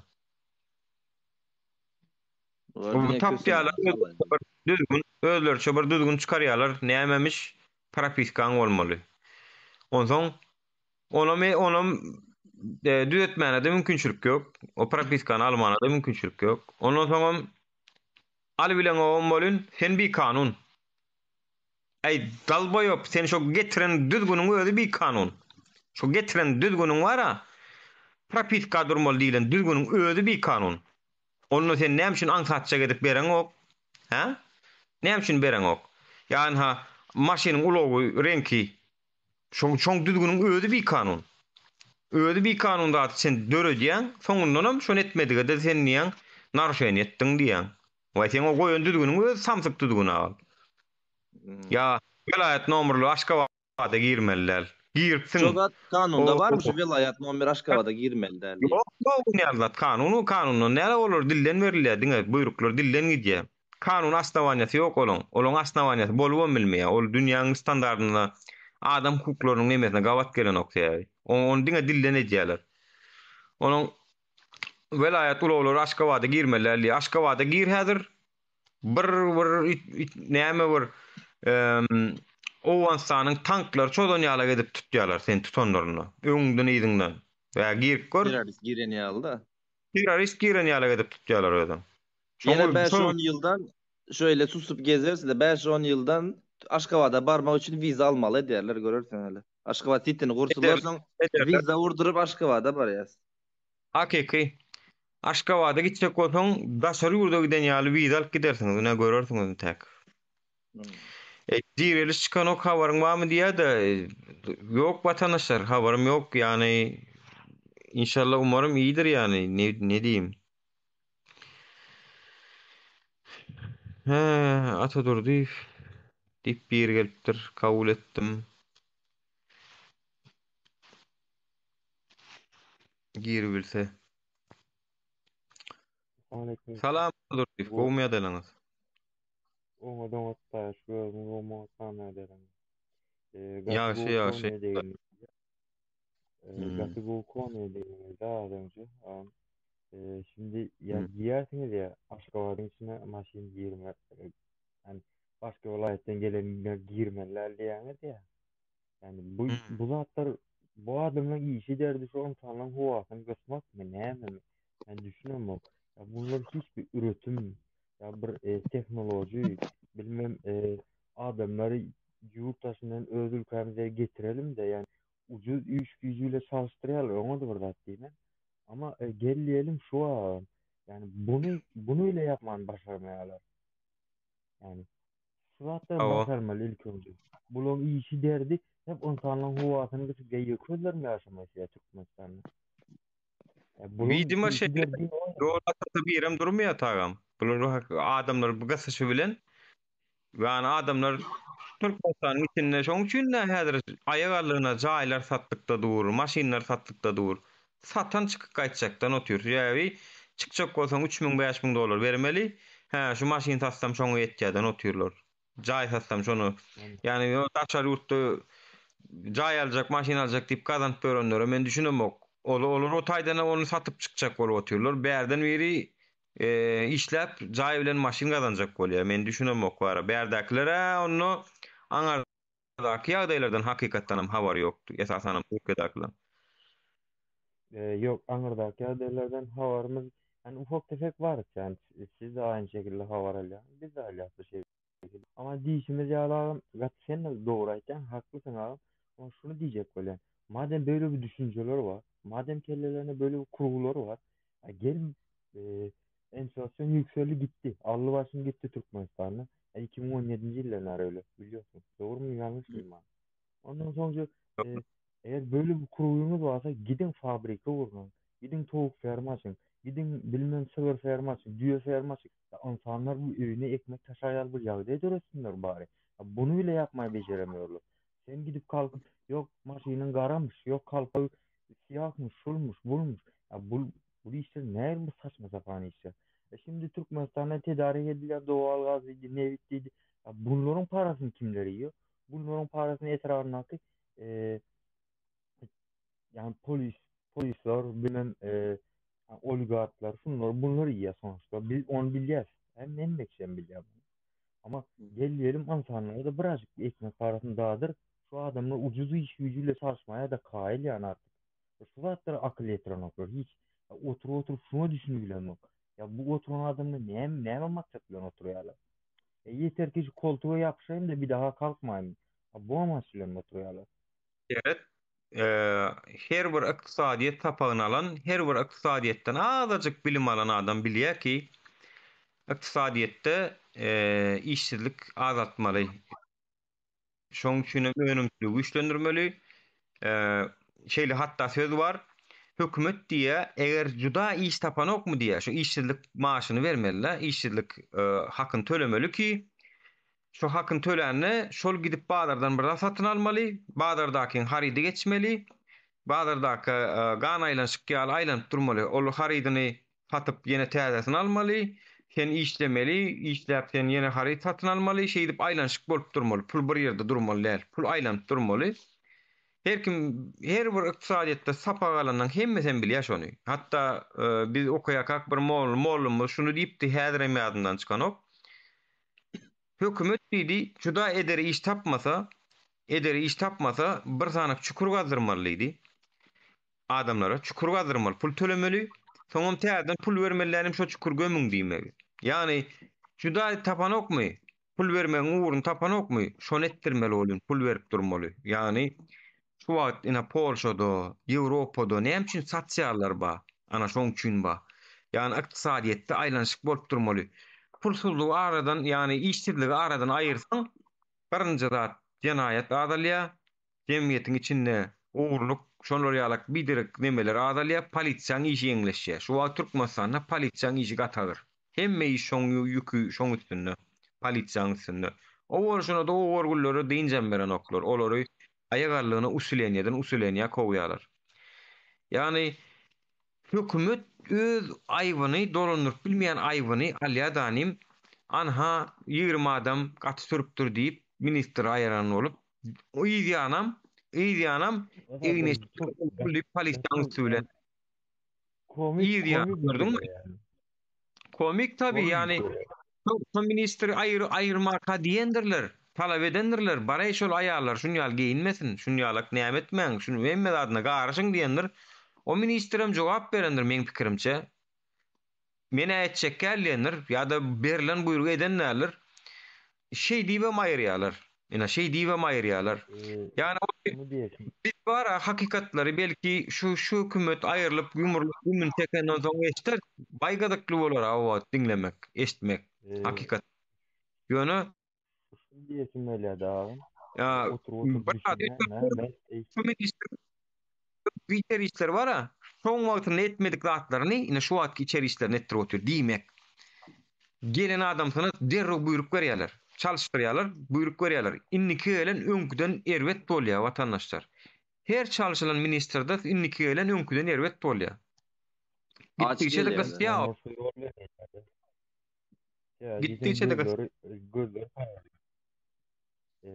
Yani şöyle bir şey var ya, diyecek ki insanlar tamam yurt dışına gitmeyin, işlemeyin, gelin evimizde oturun, tamam. İnsanlar kail olacak, baracak. Evet, gitsin her köylerden yani tavuk fermasının uğrun olsun, sığır fermasının uğrun olsun. Ya bunlara mümkünçülüğümüz var mı? Var abi. Yok mu ya? Var. Gerçekten de var yani. Özüm dayıhançılıktan geliyen, dayıhançılıktan geldiğim için bu hatlar katı uğurlayan. Yani istediğin şartları yapmaya mümkünçülük var. Sen doğal iyi. Topuğun ulanı, tohumun ulanı. Bir de yeter ki yani iş gücünü de öğretmenler evine ekmek taşımasını ölsün. Bugün kalkıp insanlar 5 hektar, 3 hektar potroda alıp telekeşiye verirsen bu sefer adamlar evine bu şekilde ekmek parasını taşımalı. Ekmek parasını taşımadığı zaman çoluğundan çocuğundan ayrı düşüyor. Çoluğunun çocuğunun yüzüne seyredime pahalı geliyor. Bu sefer ne oluyor abi? Yani, bank sistemi düzelse özünün düzelip gidebilýän mi ýa-da? Bank sistemasyny ne men bar ýanda maňa pul beriň diýen, men şunyal iş etjek, kredit beriň diýen bolýan, şu gowjy kredi berse telekeçiler gollap şunyal kreditler berberse, şu türkmen halkyna bara özü fermada düzülýär, özü aýagallygyna firmalar açylýar Türkmenistanda. Kimisi soğuk Nur abi, gat bu konuya bu sefer şöyle bir şey var.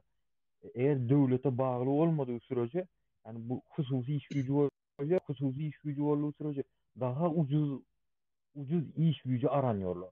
Yani telekecilerin de bu tarafı var. Yani tek taraftan bakmamız lazım ki bazı şeylere. Yani doğru. Yani daha ucuz iş gücü araya da yürütü üstünde yani eleştirici grupların olması lazım ki böyle. Mesela bir adam tuttun mu sabah saat 8'e 50 mi? Akşam saat 10'da işten çıkması lazım ki. Yani 10'da özür dilerim. Akşam saat 6'da işten çıkması lazım ki. Bundan fazla tutmaması lazım. Ama böyle değil ki, görüyoruz bazı yerlerde. Sabah saat 8'e 50 akşam saat 8'e çıktı yerler. Doğru mu? Ben özüm Türkmenistan'da husus kerhanada işledim. 2 yıl işledim abi. Bak Hmm. Bu da başlıklar gelip var ya üstüme kıyıyor ya. Bu da sikin çıkardı. Sikin çıkaran yerine argam yazım çıkıp kaçtım. Doğruyum hadi. Şu yüzden yurt dışına çıkıp kaçtım. Olmasa ben Bak men Türkmenistan'ın şu an 12 milyon aile alyadım. Atadurdu seyret men burada değil. Yankı meselelerini inen benim olsam ne yapıp çözecek? Ina şu meselelerini yankı saat 8'den akşam 8'de çıkaryan meselelerini ya da iş yeri David etme meselelerini men misal için iktisadiyet ministri olsam ne yapıp çözecek? Ina men. Alacak yankı telekeçiler gollog verecek ha. Yankı bankın üstü bilen, dağıtları bilen, amatlı kreditler verip, zat edip, edebilyen mi telekeçiler gollayana? Telekeçiler hem ardan iş gücüne gidiyor mi? Ardan iş gücü olur, önümçülüğünü güçlendiriyor, önümçülüğünün birim maliyeti, ardan neye birim maliyeti değil ya da her bir önüme düşen gımmatlığın ardanlamağını isteyen olur. Onun için aylığa Allah miriye hemen küpra işledip adra aylık tölatı geliyor. Yok. Inni konkurensan ul oljaň ýanky önümçülük edýänleri, onumun ul oljaň ýanky bazar wara meýdan opşu biziň bazarymyzda ýöne ol bir telekeçi bolup ýatyr. Bul bir telekeçi soňny işgär tapanowyny, indi işgär tapanowy derejäge gelýär ol. Ondan tapan işgäriň götünden oşap başlaýar. Çünkü konkurensiýa var o meýdanda, bazarda konkurensiýa var. Konkurensiýany sen güýçlendirseň, telekeçiliň öňüni açsaň, bu separam işgäre iş gerek. Vay hojoýuna da işgär gerek. O iş ýerine ýetine de. Şoň üçin saňa edeniň edip goýanyň goýdurup bilen ok. Gaspaga berseň çykyp başga bir firma geçseňi bilýär. Ondan olam saňa saat 6-da gitjek diýseň ýok diýip bilen ok. Düşündiňmi? Haçan işçilik bolsa, haçan kynçylyk bolsa, haçan çykaýanda da iş ýok bolsa, sen kaýy gelip işleýän. Ýöne çykaýanda ýöne iş bolup ýatan ýurtda saňa o ýanky hususy telekeçiler bar. Saňa David edip bilen ok. Düşündiňmi? Ana men şeýdi çözjek. Çözen bolsam. Bakın ağırlıcı da demin eline işlerini gidirir. Ne ony? Eline işler başkasına bakar. Meydana iş kök bolýar. Ana çeýsen köp zadyň özü düzelip gidýär. Ýanky işsizligim çözülüp gidýär, aýlyk haklarym çözülüp gidýär. Daşy olsaň bir-birinden köp aýlyk berip başlaýarlar. Bir-birinden beter. Men köp aýlyk berjek gitme diýip başlaýarlar. Yalanmy bu arada Ýewropada, Amerikada, ösen ýurtlarda yani şon ýaly. yok haklısın. Bu arada aynı zamanda yani enflasyonu da takip etmeler gerekiyor. Çünkü enflasyon takip etmediği sürece yani bu işler de patlak veriyor bazı yerlerde biliyorsun ama ben de dikkat et yani. O Hani birinci yerde zaten. normalde O birinci yer vallahi Emro. şu an Enflasyon sebep faizdir deyip Türkiye'de Türkiye'de görmezsin de yani var. enflasyon patlak verdi. Türkiye'de ilk yani 4 senedir Türkiye'deyim. Ee, Şu anda enflasyon hatta geçen sene yani 2020. yılın e, oktyabr ayından patlak verdi. Hep yukarı gitti aşağı kaydan o kişiydi. Eğer bu yukarı gitmesine hem öyle karşılıksız para birimi mi öyle yani. Sen ne kadar para bassan bas bunlar da bizim memleketimizde yaşalı yani. Hatırlıyorsun. Ha, o. 2018'den başladı hatta. Men sana bir daha deyin, Bu da ya enflasyonu ne kontrol edebilýärmi? Enflasyon diýilen zadyň özü iktisadyet diýilen zat bar. Ýeke göz söýleýän zat däl hiç ýatanam watandaşlar. Eger biri iktisadyetçi, menem iktisadyetçi, diňe yok. iktisadyetiň kanunlaryny ýerine ýetiremde iktisadyet düzelýär diýen bolsa, ýalňyş ýa watandaşlar. Ol iktisadyetçi däldir. Iktisadyet beýlik adalet sistemasy bilenem, demokratiýa bilenem, temel hak hukuklar, özgürlükler, şo zatlar bilenem bile baglanyşykly ösýär watandaşlar. Yani Tabii yani zınjyr şöyle hemmesi. bir şey var da bak Hmm. ekonomiko, politiko yani bunlar birbirine zincirdir. Doğru ya haklısın. Yani şimdi bu adamla bu işlerle uğraşma haline gidip niye insanların havasını kısıyor? Yok maşinin aynası garaymış, yok bilmem kalpağı garaymış, yok rengi garaymış, Şunu yok aýdyn mi? eleyle tırnak Ya, taktırmalıymış.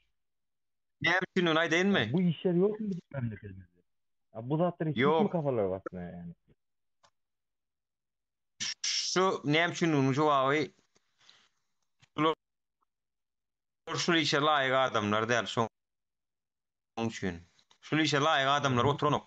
Şo etmeli, şol iktisadyetçi oturanok. Yani Kardeşim lotçugo samolyotu bermeli sen. Bana vermeliler. Nura versen Nuru gönü şu samolyotu aşak çüyleye gönü. Yani in yoktu malyarşik mi? Malyarşika malyar işin bermeli sen. Diş doktoruna mesela prokurorun işini vermeliler. Prokurora diş doktorluğu işini vermeliler. Bizimkiler şonu yalak. Şoň üçin ýurtda ölmän otur. Düşündüň. İşe laýyk Yani adamlar oturanok. Ana şu yani üçüncü zatlar bolýar. bak oturup şöyle bir canım ne daha. Eğer e, şu dediklerim doğru düzgün gidiyorsa bu adamlar yurttaşına gider mi? Gitmez. Bak öğüne ekmek parasını taşar bize gitmez adam. Bak bu kapıdan girdiği zaman Gitmez tabii ya. oğlu ve gıyla alga kalkır gelin mi kalkır neme getirdin dediğine oğlum gıy sana şunu getirdim deyip ömrüne burada açık alıp gidebiliyorsa adam öğüne ekmek parasını taşabiliyorsa bu adam yurttaşına neye gitsin? Gidemez ki. Ama Doğru mecburiyetten aýdýan. çıkıp kayttık yani mecburiyetten. Çünkü Hmm. hocalığımıza öye geldiğimizde oğluma çık evimizden kıydıma çık gel. Kanka bana neme getirdin? Mağazinen bir un alyan şokolat, 2 un alyan, 3 löncu mağazinen sen yüzüne vakit zaatların oğlum. Alyan aylığın hiç tadı yeten ok. Ödem Bak 12 milyon ödem aylık ölen hiç tadı yetir bilen bak. ödem adam diýäniň Şurada bara bir dolara yani yetkir yani. misal üçin $500 gazanıp bilýän bolsa daşar ýurtda öýünüň ýanyna $200 gazanıp bilýän bolsa şol öýünüň ýanyna diýär şo $200 razy bolýar ýöne öýünüň ýanyna bolýar. Yani Türkmeniň Doğru daşar ben haklısın. iň soňky da bolaw. Iň soňky paltasy daşa degen soň yine de diýerler aýsy diýär. Kim sizi zor bilen getirdi? Kim bizi zor bilen samolot mindirdi? Ey, durmuş şunun zor Çünkü olan hocalığında illa ki bilen yani samolot mindirdi. Durmuş şu bir aýraşy. Yani şu olan derece hocalığında getiren durmuş, şu durmuşu şuna getiren höküm. bak olan o diyen adamın huzuruna bu koltukta yapışı oturan biriler var ki o yerden para geliyor. Akım geliyor. Ama bu insan el gücüyle para kazanmaya çalışıyor. Halk ekmetiyle yani öğünü çağızıklarına ekmek taşımak için uğraşıyor. Ama onlar öyle değil. Onlar o koltuktan geliyor oturdu yapıştı o koltuğa geliyor ki oradan kazanıyor. O paralar kimin paraları? Bizim davana davamız, bizim zahmetimizin paraları. Ama bunları hiç sanmıyorlar öyle. Sanki kendileri yapıyor her işi. Yani kendileri çok akıllı. Bu insanlar mal. Öyle değil adam. Yani bu oturup düşünmeleri lazım. Ama bu zattan da hesabı vardır. Koyun da ödayana asarlar, keçiyi de ödayana asarlar. Bu insanlar bu Tamam. ayrıcılığı yaptıran adamlar yok orada Allah var. Yani bunların hepsini görendir. İnşallah da burnunu yıkılan o gelir. Bak her oturduğumda, her oğlumla geçtiğimde böyle ağlayamam. Mümkün olmadık derecede. Ya diyelim Gayret. kanka sen geliyorsun ya samolyot geçti sen inmedin diye. Yani sen düşmedin samolyottan gelmedin diye. Bize de verilýär eşo tory bolar. Bize de verilýär. Maňa oğun ejeti görüň ber ya. Çağalar öz arasynda sonra berişýärmiş-de. Iki oğlum bir gyzym ma. Näme gowmy näme gowmy näme diýip sonra berişýän ekenler oğlum. Munyň öýümüz jaýymyz gowmy kakam diýip sonra beripdir. Bire öýdü çöbertdir onam. Jaýymyz gowmy kakam diýipdir oğlum. Oğluma maýdypdyr. Jaýymyz diýipdir. Vay, näme kakan gow däme diýipdir gyzym bolun. Kakan gow däl, gelen oktaýa diýipdir. Gelen oktaýa. Ana. Yani jaý gowmy kakam diýilenne çağalar özünden jaýymyz gowy täp diýen kakam gelen ok kakam ýok diýipdir. Ina gahar gelýän zatlar görýäňiz hem watandaşlar gelýän. Çağalar eýem agam Yani seret mähirli sowaş başlady eýem uje. Bilämi? Uje ýadyndan çykyp başlady ki bir adamlaryň uje näil öň 1-2-3 ýyl mundan öň kakasy bilen ejesi bilen näil gürleşýärdi. Şolar uje 2-3 ýylyň içinde adam unutýaram. Mährem gaçyp Yani- barýar çağalaryň. aýtma. Nämeler? Bir gatep durum içinde aldık. Yani mümkün olmadık derecede. Katygynaşlýar. Yurda östürecek olsa telekeçlere bir kömek ederdiler. Yöne telekeçlere hiç hili kömek yok. Dilde kömek ederler, vatanda görkezler, husus telekeçle östürmek. Dine aydı ya başka da deden yok. Napırma $1 milyar versin telekeçler birine. Bir telekeçe $1 milyon. 999 sani iş yeri dörer. $1 milyon 999 sani iş yeri dörer. O var ya $1 milyon olurdun bir Nura, gerek. Ya ha Nura, kredit berse de bolýar. Yani Şu kredi dedi yani şu kredi de bersin şu 1 milyon dolardan kredi verip iş yerleri kurulsun. Türkiye'de kayıtmaz adamlar işler. Eden oklaşan ne yapayım özümüzde de biznes var. Bizim özümüzde Türkmenistan'da da biznesimiz var yani 50 yerden gelip yiyecek var. Pajarnısı gelýär, elektrigi gelýär, o gelýär, bu gelýär, dün kakam diýär. Ay bolla o diýär, doyurdu. Bokurduk da elde kellenden açtı diýär. Bollu diýär, iş yapacak diýär. 30 yıllık işi yapacak öyle. 30 yıllık gözden getir. Ha? Ata durdu. Seret bu sen Hacer. eşlendirine bu Teza Ay firması vardı. Kalbasını ceh. Şonun historiýasyny bilýäňiz mi? Bilýäňiz mi näli suçular boldu? Bunu alacak bollar Dünya Bank'tan mı ya da International Money Fond'dan bir yerden halkara pul fond gaznasından mı bir yerden 1 milyon 2 milyon dolar kard alıp tölen olup içine dalo saklap şeydi hökümetin oğurlarından hökümetin galtamanlarından hökümetin galtamanları diýin dogrusu galtaman olur. Yo talançylar bolýar Ali Baba'yı sonra kraz boynuki o kerwen geçip barakat çodyan. Edir şo talançlardan boronu o tür şey edip şovar bulurlar. Bolmasa şoňam elinden aljaklar hemme adyny. Şoňam ýalňyşmasam 20% peýdasyndan mı ya opşy tuğdasyndan mı hökümete geçirip o tür yegenlere diýip bir gürünler. Geçirmesi işi diýär mi? Onu geçirýär. Yok, Stayda Seret ünlüsünüz çek zadım şu zat Seret. İki tane ulu firma vardı. Bayramxan vardı Pivzavod Çarjov'da. Biri mene şu Teza Ay bu Krutoy'da o. Şolar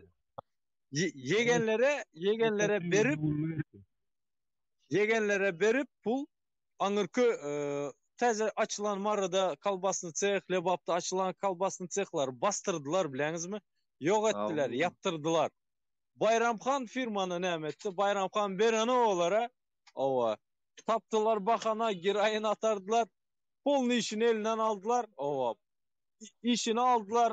Zat ulu bir toy salon saldı. Ova restoran. Elinden polnu onam aldılar. Ova detski sadık ettiler. Yok onam prodaja koydular. Yine şu Nurun'un aldılar onu. Bar Aşkabatlar aldı. Ова. Сeret, sen нирде бизнес этчек боляң, брат? Где ты хочешь бизнес построить, понимаешь? Да hiç kim edesi gelenak. Потому что, бля, не то, что воруют, понимаешь? Yine hatta mesela şuna maydayın. Просто по факту aytanda yine zat Lebap vilayetinde Çarjov'un içinde zat kuruldu. İpodrom kuruldu. Şonun karşısında bir üstü gümmez bilen mi? Prosto gümmezli bir bina vardı.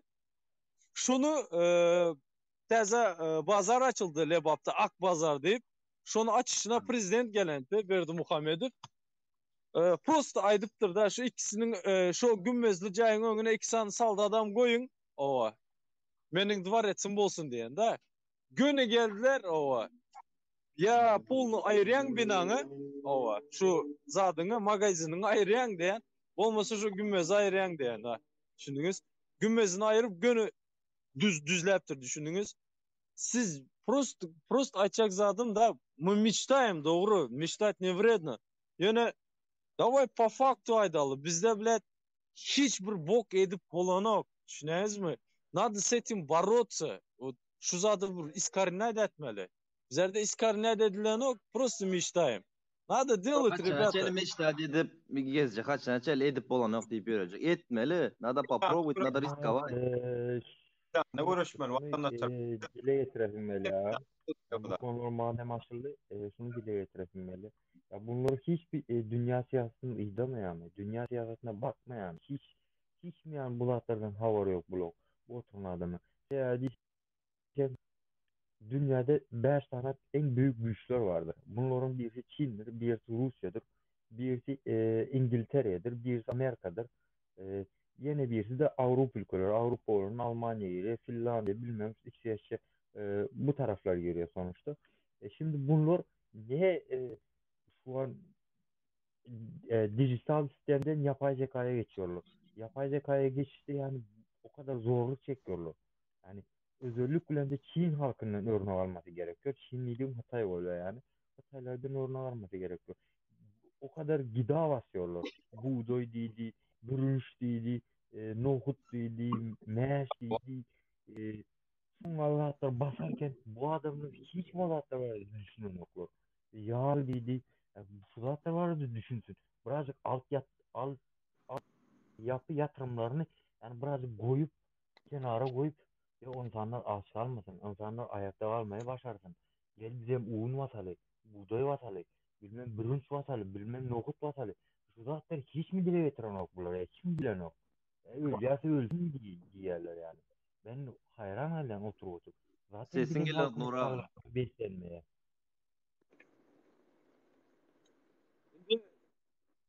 Toplasak hepimiz. Sağlıklı beslenmekten geçtik. Yani insanlar yiyeceğini tapan ok. Ya böyle bir durum mu olur mu? Ya hiç mi düşünün oklar? Yok yok Tabii gelen ki yok ses. düşünürler.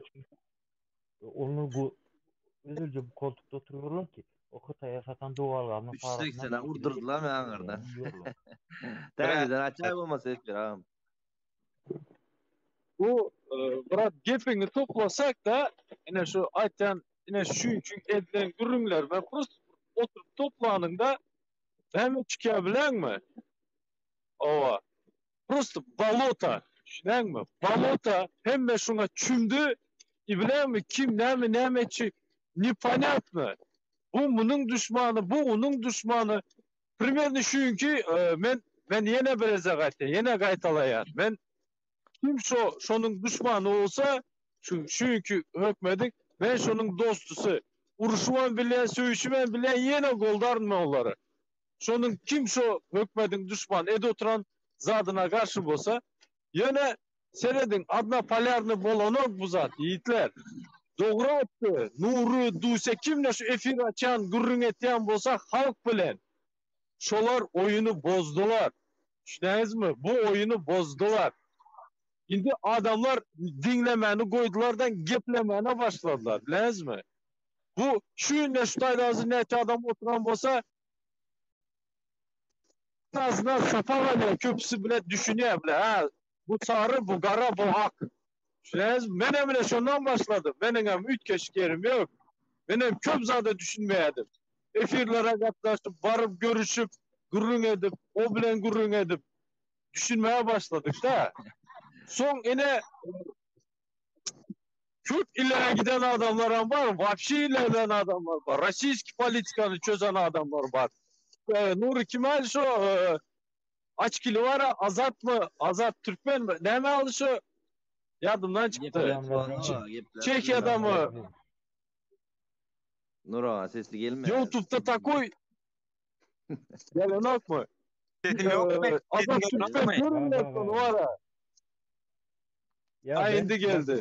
Şu her Azat Türkmen. onun her yayınlarını takip ediyorum. Öyle takip ediyorum. Bak Geliyor mu ses? orada bir yayın yayınladı. Aynı geldi. Maskan ayırsan geldi. Şu zaten hadi çıkacak. İşte hazır. İzin versen bırak. Aydıp çıkacak. Seyredin. Her birini görseniz yine şu kim aytayan bolsa kim doğrunu aytayan bolsa обязательно like комментарий koyun. Любой birine Bayram Maksat Bayramoviç, Azat Tayyipbayev yine yaşlılar o Çekya'daki son bizim açına sağımız hemmesine koyun komentir edin gerek şunu alıyorsa var mı itirazın yaz itirazını şotay söylmen o azmaz kulturanan bir geldiysem şuna etmeli o bile bir etmesek bolana o ösüş bolanok absolutno o maksat mı şuna da yazın içine sapok var şuna da yazın şu da bilsin var yanlış eden yerlerini var hemmesine yazın oradan şundan eder şundan başla O binamı sağ ol yazdan değil mi tolku var?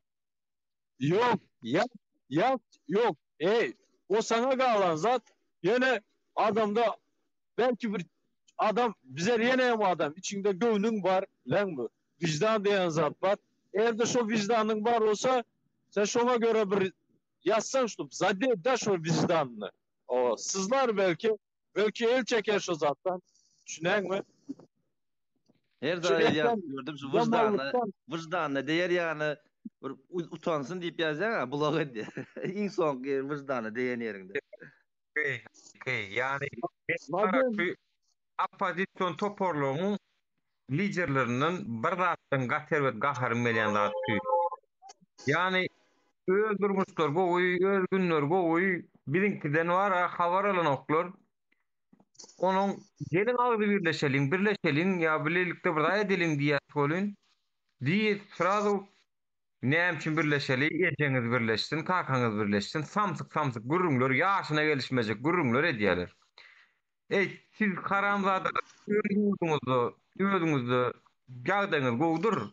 Kötün ya, biz maşgalalarımız şu tayda. Biz henide mi yaşatmıyoruz. Biz haçan siz söz aranızda öykükineniz koyuyorsunuz deyip karşı oturuylemiz o. Yani olur sonu diye. Biz barmalmışız. Hormatly Planiv sizin pikirleriniz gollu ya tügülüm Allah yalkasın siz vakanız bizim arkamız yeri değmez sen vay ay şey o odan sözler aytmalı o sizi anandırmalar sözün ya sözler aytmalı on son bulur ay onu borun hanonu men bir dadi deyin bir delin onu diyecek on son oturacak ol stolu yani öldürmüşler govi öldürmüşler. Köşenin yana halk biz sen men inha. Yok ki var Ine hiç ne de men Nuri şu zat kayısı. ine şu iki efir ine şu zat buldu Nuri. Düşünen mi Doğan? Ine şu iki efir bana girdi mi? Av Halkın sesi. Ine şu zat buldu Doğancan. av Neden buldu? av. Ona kadar demek. Düşündün? Şoda Ben yalvarıp girmelim ine. şolong çağaları şolong ýerine gitkenler hem şolary meň zap barega harym elän ýeri. Şolong ýerine gidip barýanlar hem eýýem son gün gollosaňa sen diňlejek. Son gün sen ýalňyş diýsen hem derrew sen çykarjak, deport etjek, bakjak. A sen tapawdyň nämenni? Şu wagtky diktatordan onu. Sen şu wagt şonu ýalyň ta geliň ulat gelmek şonu ýaly bolsaň. Şoňa harym elýär. Bize şu efire gelip bara ejen bazyň diýip söwüp gitje. Men seni yine bir tapar alacak. Bir ona söwgay men inni söwgay ma? Gel pikir alşalýan. Ol yine gelip söwgay yine çıkar koýýar. Yani biz Tepekçi olsa da bir iki sefer düşündürmek gerek. Düşünmese şoda ondan sonra blog etmek böyle. şonu Belki biz etmek kep, bolýar. o Şonu kebir biz adamlar hiç daha düşünen yok. Başta düşünmeyen gürleyeler son eyleyen beyleyen düşündüren ha doğru oturup pikirlerini hakikattan ama doğru diyen adamlar var. şoň üçin watandaşlar diskussiýa etmegi öwrenmeli, olaram öwrenmeli. Yani men hiç kim pikir etmesin birinci etmeli zadyňyz aýdyn watandaşlar size neçe gaýşdym birinci etmeli zadyňyz näme bolmaly? Türkmenistan prezident çalışsın, hökümet çalışsın, revolüsiýa bolsun tapagy ýok. Şu wagtky edýän kritikaňyzy, şu wagtky edýän tankydyňyzy, şu wagtky nämäňizi hiç haçan beter, hiç haçan. Hiç haçan. Daja men size bir aýdyn, daja misal aýdýanda men prezident bolaýyn, çykyň meni eleştiriň, meni diýin, ey sen şey diýipdiň-a, beý diýipdiň-a diýip ýapladyň. Ýa-da hani sen şunu ýalak diýjekkämi, muny etjekkämi diýip, ýani adamlar şonu etmeseň, o wezipä diýilen zat adamyny derrew ýutja. Oňa ýani gözüm bop açarlyk wagt bermeliler. Onu berdiň, sırada gelmeşe, oğlun oturdosy gelýär, agtyň oturdosy gelýär, gidesi gelenok. Putin ana otyra gidesi gelenok, şolam şonu ýaly. Kazakstanyň kam şonu ýaly. Lukashenko da şonu ýaly. Täjikistan ham şonu ýaly. Otyrlar gidesler gelenok. Yani kerin emele gelmek üçin niye adamların dımy oturmagam yetik diye. Ýa-ni şer emele gelýär şonu. Özünden emele gelýär şer. Şoň üçin haçan näme bolsa bolsun tapawdy ýok. Akmenfler gelýärmi? Akmenfler her wagt tankid etmeli. Onu etmeli birden bir etmeli. Ýöne tankid etmelmiş diýsek bir gara diýip etmeli. Ýani gowy işeden zadynam görmeli biz. Ýöne ýelme oturmalarla bir o aňardaky işläp görüň görgülen bilsene dogry etdimi, ýalňyş etdimi? Dogry var ýa-mı, ýalňyş var ýa-mı bilmeli. Ýöne dogry etse de ýalňyş diýip otursaň. O ýalňyşa da ýalňyş diýip otursaň, o niýeden bilsin o ne dogry näme, ýalňyş näme? Birazjyk halkyň dogry eden ýerine dogry diýip eýetmänam başarsyn. Ýalňyş eden ýerine de çykyp tankit etmänam başarsyn. Şoňa da mümkinçilik berilsin. Ana şonu häzirden eýýäm efirlerde, diskussiýalarda edip bilenoklar. Sırada çıkar. Meselem diyelim biz yurda bar aldı ya, 1-2 yıldan bardık diye. Adalat idi nämeden başlamalı? Birinci barandan soň. Kimden başlamalı? Kimden soramalı? Naprimер, şu zatları yanlış edýän ya şunu. Men pikrimçe diňe birinci polislerden başlamalı, gaýşliklerden başlamalı. Primerde nämeni ben düşünmedim. Endi yurda bardy adalatsızlygy görýän, adalatsızlygy görýän naprimер. Diye yolda seni gaýy saklady. Pul aljak bolýar senden. Gorkuzyp aljak bolýar. Şonu kimden başlamaly? Şu gaýlardan başlamalymy? Nämeden başlamaly? Şonu soraýan. Naprimер, kamera çekmelimi? Gaýyny kamera çekmeli, milisiýany kamera çekmelimi? Etmeli, ana şonu etmeli, çekmeli. Ya bolmasa bankda duran adamlar çağlarına pul gurotjak bolýar. Şonu kamera çekip bütün dünýäge eşitdirmelimi? Ya çörek oçura duranymy? Ya dilemçilerimi? Tagan mara. Yurdun başına geçecek solatlara ruhsat berse de internet jurnalistler ruhsat berse televiziýa erkin televiziýa ruhsat berse wara emele gelip ben bilen ok ýanky gyşyk basyp bilen ok hiç kim aýagyny. Şoňa diňe ruhsat berseň hem köp zadyň öňüne alýaşa. Köp zadyň öňüne geçýäşa. Biz endi şo ruhsat bermeýär diýeli. Ruhsat beren ok ýöne biz özümüz ruhsat almaly şonu. Näde etmeli? Fake açmaly. Fake TikTok, fake imo. Yok edip şu günde aydalı bardılar yine bize bardık diyeli. Yine bulup bilen zattan yine elinde edip bilen. Ben fikrimce alyan çeken yakıp marazi ova. Çeken kamera ayten men gittim prokuratura. O yine videon var, soran yerin var. O var yan diyen. O barmalam, aytmalam, vermelam düşünüyorsunuz mi? O дело не в этом, men kazol, ni kazol. Ve seni ütediler var, şunu etmesen, düşünen mi? Alıp atarlar içeri. Ova. Türkmenistan'ın İçeri İşler Ministerliğinin adını var, Galtamanlar Ministerliği deyip üt götmeli o var. İnge saat Galtamançılığı şu İçeri İşleri diyordu. İnge Galtamançılığı. Gepleseňem sen menden akça jüýje bolup otyr, gepleseňem. Awa, ay vatandaşlar, anha 40-lık yerden plançadan sürüpdir, ýa-da ulus birlikde sürüpdir, näme edipdir, telewizora çykaryp. On, birinciden şoň özi ýem 60 näçinji maddaday, konstitusiýada 69 mu ka, ýok. Ýadyma şonu raýat öz-özüne karşı düşündürüp bermäge zorlanyp bilinmez diye konstitusiýada. Öz-özüne karşı düşündürüş bermäge. Yani ekrana çıkıp men ýonuňa şypdyr, men edipdir, ha o etjekkä ýöne men özüme karşı. Haky bar. Etjekkä, men ýalňyşypdyr. Ýöne men öz-özüme karşı düşündürüp berjekkä. Öz-özüme ekrana tutup özüm maskara etjekkä.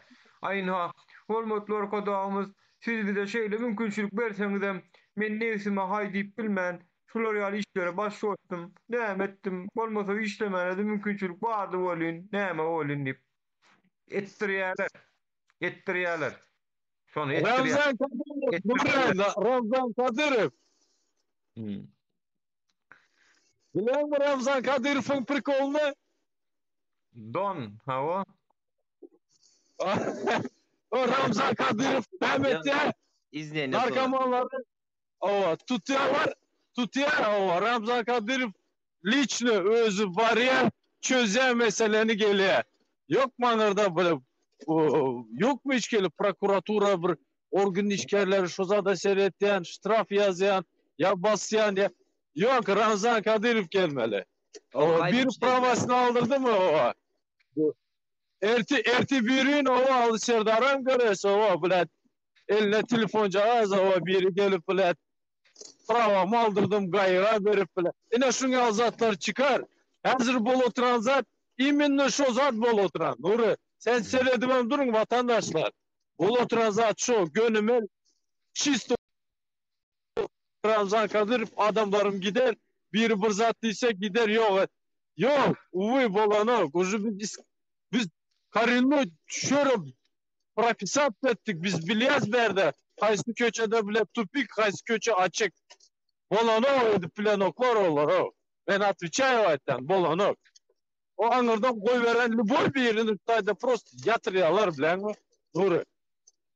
Şu neme vardı Şunun Bram? için açık gepim size ya şungalı dinge diskutirt etiyaz.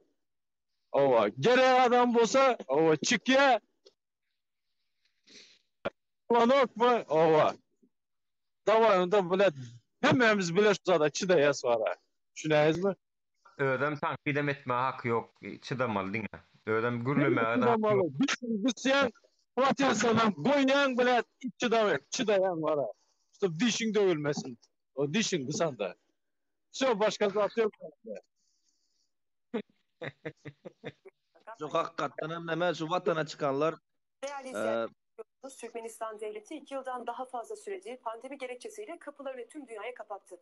Dünyada pandemi kaldı mı? Kalmadı. Peki niye Türkmenistan devleti kapılarını hala dış dünyaya açmıyor? Türkmenistan devleti vatandaşlarının seyahat etme özgürlüğünü neden bu denli kısıtlıyor? Hiç düşündünüz mü? Kanaatimce Türkmenistan kapılarını dünyaya açmaktan korkuyor. Pandemi bahane.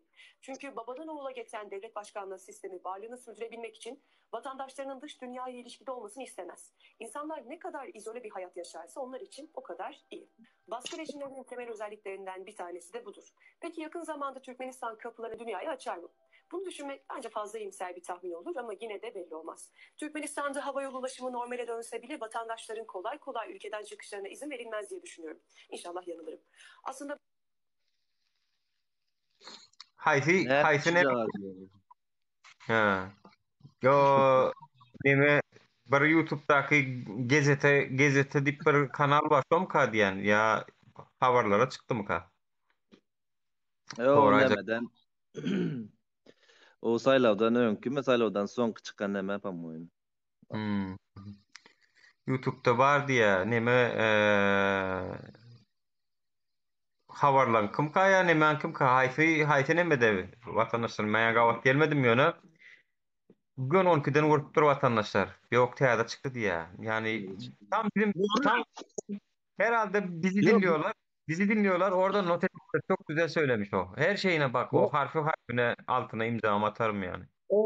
Nuri ublesem kim? Ben onu izledim bu videonu. O zat şirket Document Onaradron modum danışmanlığı. Düşündün mü? Ha. Danışmanlık hatın bu zatları düşüntüredi. Şu patpisat edinler YouTube'da modum danışmanlıktır. Görünler şu anda. Ben şu zatlar analiz edemem. Kılınız Nuri. Şu Maşallah. hatın aydadı. Şu ayal aydadı. Seyredin dedi. Dokument berradi dedi. Dokument yitiren adamlar dokument dışarıya seyahat edemezsin. Sadece ize gitme için verledi dedi. Düşünesem Ya. bu evlilik meseleleri, şu zatlar hem zatları detaylı aydadı bana. Ne medi pole, ne eledi pole. O pole mi bu bolonok mu şu zatlar aytti ya. Modum danışmanlık. Tatbisat serdinler ova. Görünler, izlenler. Valla Prosto kara Nurum. herhalde Türk vatandaşı Bizimkiler herhalde değil mi? Modum danışmanlık Türk vatandaşı bir şirket. Değil mi? Türk kadın, Türk kadın. Maşallah. Allah razı olsun yani. Tabii, işi o burada şu zada var ya aydıp geçmeli Nuru. Hemmesini başlanlar Kaka Murat Hıdırov'tan hemmesini dinleyenler. Her kimde özünün doğrusu var. O каждого своя правда da. Dinleyenler. Будьте любезны, dinleyenler. Filtruйте kim ne mena ait ya var ya. İçinde hemmesinin içinde bile filtreden koyarsan bu doğrusu çık ya var ya. Kılınız. Şunun için Allah. Goldap durun. Şuralar işlesin. Seves vermek bizden. İşlemek onlardan var ha. Katı doğru. Spasiba Alihan. Yani yan kârak nemelerim golluk veriyen olsalar, bir başlayan olsalar çok sağ olsunlar. Ya Allah aşkına yani bir Türkmenlerin elinden uzatan bolorlay o da o çekmez vatandaşlar. Yani umuttan düşmeyin. Umudunuzu, imkanınızı yitirmeyin. Saklan özünüzü. Wagty gelir ulanırsyňyz. Hökman sakla samanı gelir zamanı diye samanam bolsa sakla, özüňde energiýaňam sakla, habyryňam sakla, umydyňam sakla. Wagty hökman gelir hemme zat. Şoň üçin umytdan düşmeler. Hemme zat bolmalsa ýaly gidip barýar watandaşlar. Hiç çilik, kemçilik ýok. Eee Adamlar indi näme üçin kösenýärni bilýärler zato, öňküýärler. Kimin kösenýärni bilýärler. Inni ýazýarlar. O ursaňam sana uray diýerler ha. Ursaňam sana ursaň goý ýygyna gaýtargysy badyrmyň diýýärler. Häzir sen urup otyrsyň onu ýöne sana ur ben belli edip otyryn. Her uranyňy. Diýip şu wagt halk öz içinde belli galyp otyrýar. Şoň üçin eee Emmeladın wagty gelmeli, birazcık wagt ba vatandaşlar. Birazcık daha dişimiz sıkacağız, birazcık daha sabredeceğiz. Birazcık daha kösönmeli bir intek gönü. Ondan soň gogunlar başlaýar. Ýöne ananaýyn şo wagt gelir, şu wagt ki Amerikadaky, Ýewropadaky göçüp gidenler bar. O Türkiýe barada gurrun ýok. Türkiýedakilere bir ýygyna gaýdaty geler bolýan ýöne. Ýewropadaky, Amerikadaky yerleşenler hem men Türkmenistana geljek diýip ýerine başvurup başlarlar konsulluklara. Görersiňiz. Şo derejä gelir. Ne tip bolsa. Ne tip bolsa bu? Ýene Öyle olan bir ağız birlik olmasa bu ağız birlikte bağlanmalı. Değerli izleyenler, bu videomuzda geçtiğimiz haftalarda özellikle Türkmenistan vatandaşları tarafından çok sorulan soruların cevaplarına ve güncel gelişmelere yer vereceğim. Yine dolu bir video olacak. Bu nedenle videomuzu sonuna kadar izleyin ve yakın çevrenizde bu videoyu mutlaka paylaşın. Dostlarınıza iyilik yapmış olursunuz. Değerli izleyenler, biliyorsunuz Türkmenistan devleti 2 yıldan daha fazla süredir pandemi gerekçesiyle kapılarını tüm dünyaya kapattı. Dünyada pandemi kaldı mı? Kalmadı. Peki niye Türkmenistan devleti kapılarını hala dış dünyaya açmıyor? Türkmenistan devleti vatandaşlarının seyahat etme özgürlüğünü neden bu denli kısıtlıyor? Hiç düşündünüz mü? Kanaatimce Türkmenistan kapılarını dünyaya açmaktan korkuyor. Pandemi bahane. Çünkü babadan oğula geçen devlet başkanlığı sistemi varlığını Ben dinledik yani. vatandaşlarının dış dünya ile ilişkide olmasını istemez. İnsanlar ne kadar izole bir hayat yaşarsa onlar için o kadar iyi. Baskı rejimlerinin temel özelliklerinden bir tanesi de budur. Peki yakın zamanda Türkmenistan kapılarını dünyaya açar mı? Bunu düşünmek bence fazla iyimser bir tahmin olur ama yine de belli olmaz. Türkmenistan'da havayolu ulaşımı normale dönse bile vatandaşların kolay kolay ülkeden çıkışlarına izin verilmez diye düşünüyorum. İnşallah yanılırım. Aslında bu konuya ilişkin söyleyebileceğim çok şey var fakat şimdi yeri değil. Şu an ülkemizde bulunan Türkmenistan vatandaşlarının sorunlarının çözümlerine odaklanmamız gerekiyor. Çünkü hayat bir yandan da devam ediyor. Haydi başlıyoruz. Çok fazla konu var. İnşallah dağıtmadan toparlarım. Sevgili izleyenler, özellikle 4 Mart 2020 tarihinden sonra ikamet veya vize ihlaline düşmüş, sizin tabirinizle kaçak kalmış, ikamet izni olmayan Türkmenistan vatandaşlarının aslında endişelenmelerini gerektirecek bir durum ortada yok. Çünkü Göç İdaresi Başkanlığı 2020 Haziran ayında bir duyuru yayınlamıştı. Bu duyuruya göre ülkelerine ulaşım yolları kapanan ve 4 Mart 2020'den sonra vize veya ikamet izni ihlaline düşen yabancılar ülkemize kaçak sayılmayacak. Hal böyle olunca da Türkmenistan'la aramızdaki havayolu ulaşımı henüz normale dönmediği için 4 Mart 2020 tarihinden sonra vize ya da ikamet ihlaline düşen Türkmenistan vatandaşları ülkemizde kaçak sayılmıyor. Aslında bu durumda olan Türkmenistan vatandaşları ülkemize yasal kalıyor. Öte yandan bu durumdaki kişiler Türkmenistan'la aramızdaki havayolu ulaşımı normale döndükten sonra bir ay içerisinde Türkiye'den çıkış yaparlarsa idari para cezası ödemeyecekleri gibi çıkışta Türkiye'ye herhangi bir giriş yasağı da almayacaklar. Burası çok önemli, tekrar söylüyorum. Türkmenistan'la aramızdaki ulaşım normale döndü. Ya, görüşüňiz ýaly. Normale dönmek yani normale dönmegi diýmek yani giriş çıkışlar, grafikler düzülüp charter reýsleri bilen däli her hepde regulýar reýsler bilen ýollaryň açylmagy, Türk Hava Ýolları gatnasyn. Türk Hava Ýolları bara bir açylsa da Türkmenistana ynanaýyn o. Dolup gitjekler, dolup geljekleri bar oňardan bärik, bäden aňaryk. Yani gelenem yine ömürlük gelecek. Gerlay olurum yine gider izine olun. Yani prosto şu hükümet var ha. Bir hile çağa yallar özlerini alıp barışları, yurt dolandırışları, yurt dolandırma bilen oklar. Ha, digam dolandırıp bilmeýänler bular aslında. Yurdun başynda oturlar bolýan ýöne. Şu oturan gaz tuklular var ha. Ne köp ministrlaryň sesine meşdik göremde wa bir gedegem. Ne Türkiýede daşary işleriniň sesini ýa-da eşitip duransyň. İçeri işleriniňkini, sağlyk ministriniňkini öz açıklamalaryny diňläp eşitip bolýar da. Birinkiler wara diňe daşy prezidentiň sesini eşitemde şu diktir bar da gurrun var ya. Yurdu diktir dolandyrýan olaýmasyn o watandaşlar. Emme da diktir gurrun var ya. Diýme onu yurdun ýerine biri şoňa gurru diýäsin näme geplemelligini bolly.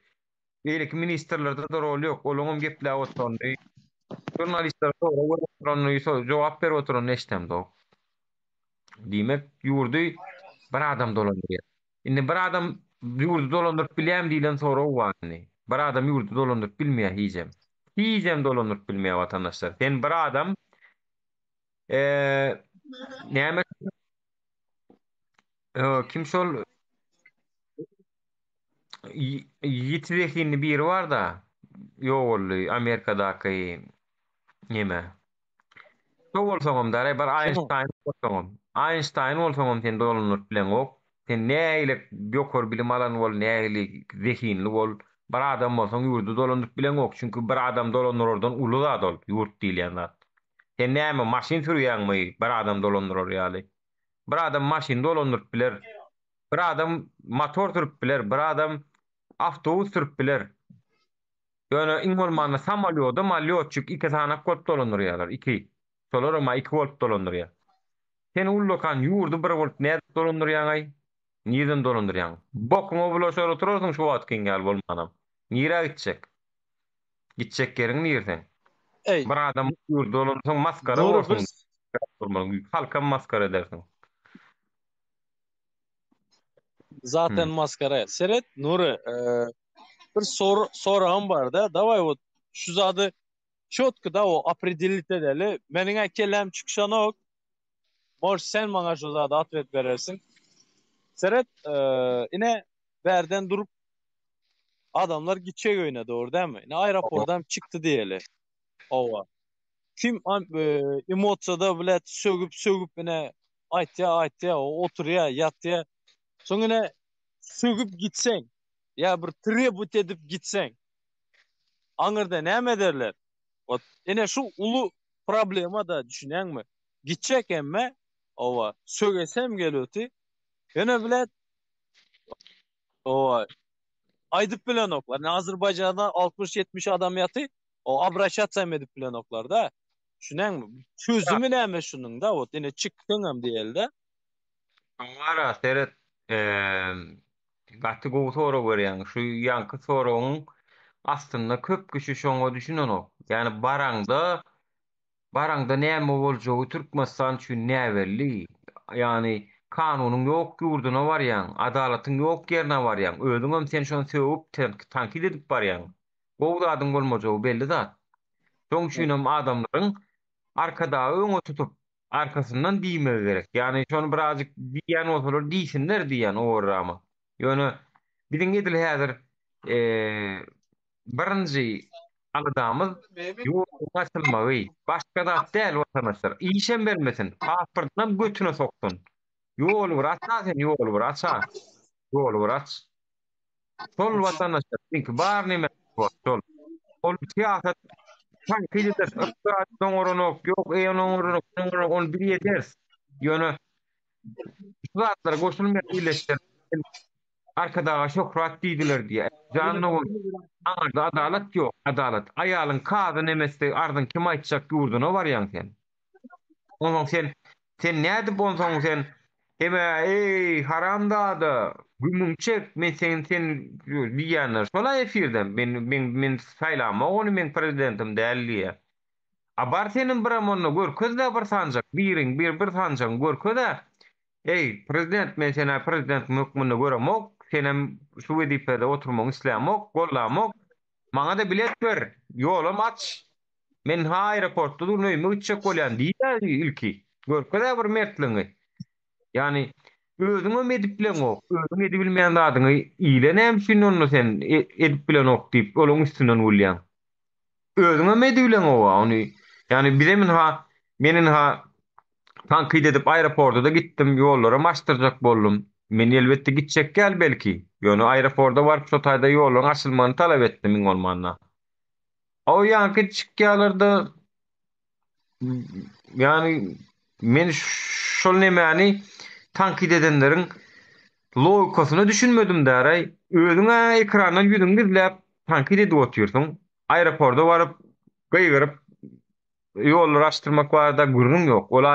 Ondan has mertlik talap edýän zat ol. Ol ekranyna ýüzüňi izläp tankyd edeninden şol agyrmy ýa-da aeroportda baryp ýollar açyň diýip lokal miting protest etmek mi agyr düşýär. Elbetde aeroportdaky. Aeroportdaky edipdirler şolar watandaşlarymyz. Şolara sag bolsun aýtmak ýerine gaýtam diýe o nähili bolýar diýe arkada şokrat diýdiler diýen bolýar. Sen ýüzüň açda diýip bilen owaýyň bolmanda. Olar ýüzi açyk alan, o taýda ýüzi açyk alan.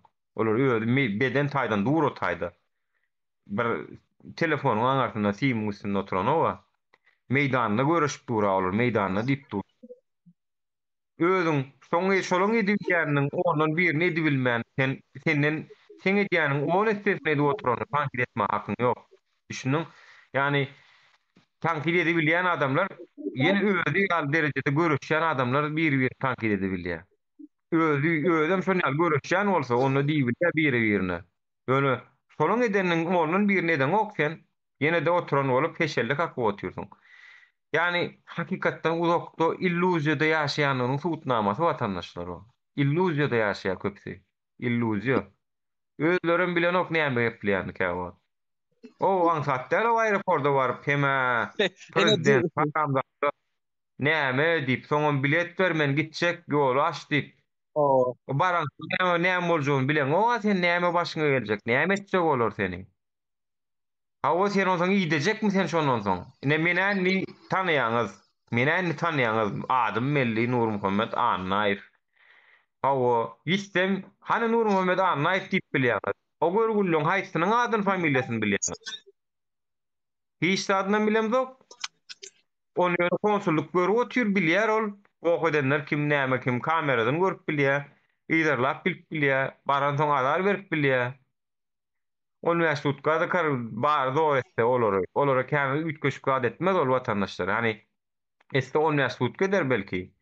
Meniň çakymça yani ýene de diktaturan sagy bilen çepi belli de onu bilýärli.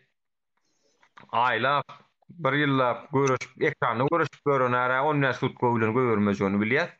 Bide bilýär. Universitetga bilen görmeýär, çünki ona Murat Düşeýew görmediler, 4 ýyllara. Bloger, ýa-da bir sanakda arşowuzly, koronavirus barada goş gaýdan üçin bayram nämeýif. Goş gaýdan üçin basdylar şonu, ýitirdiler şonu. Näme edip berler şonu? Hani şo ýaşuly. Ekrana ýok.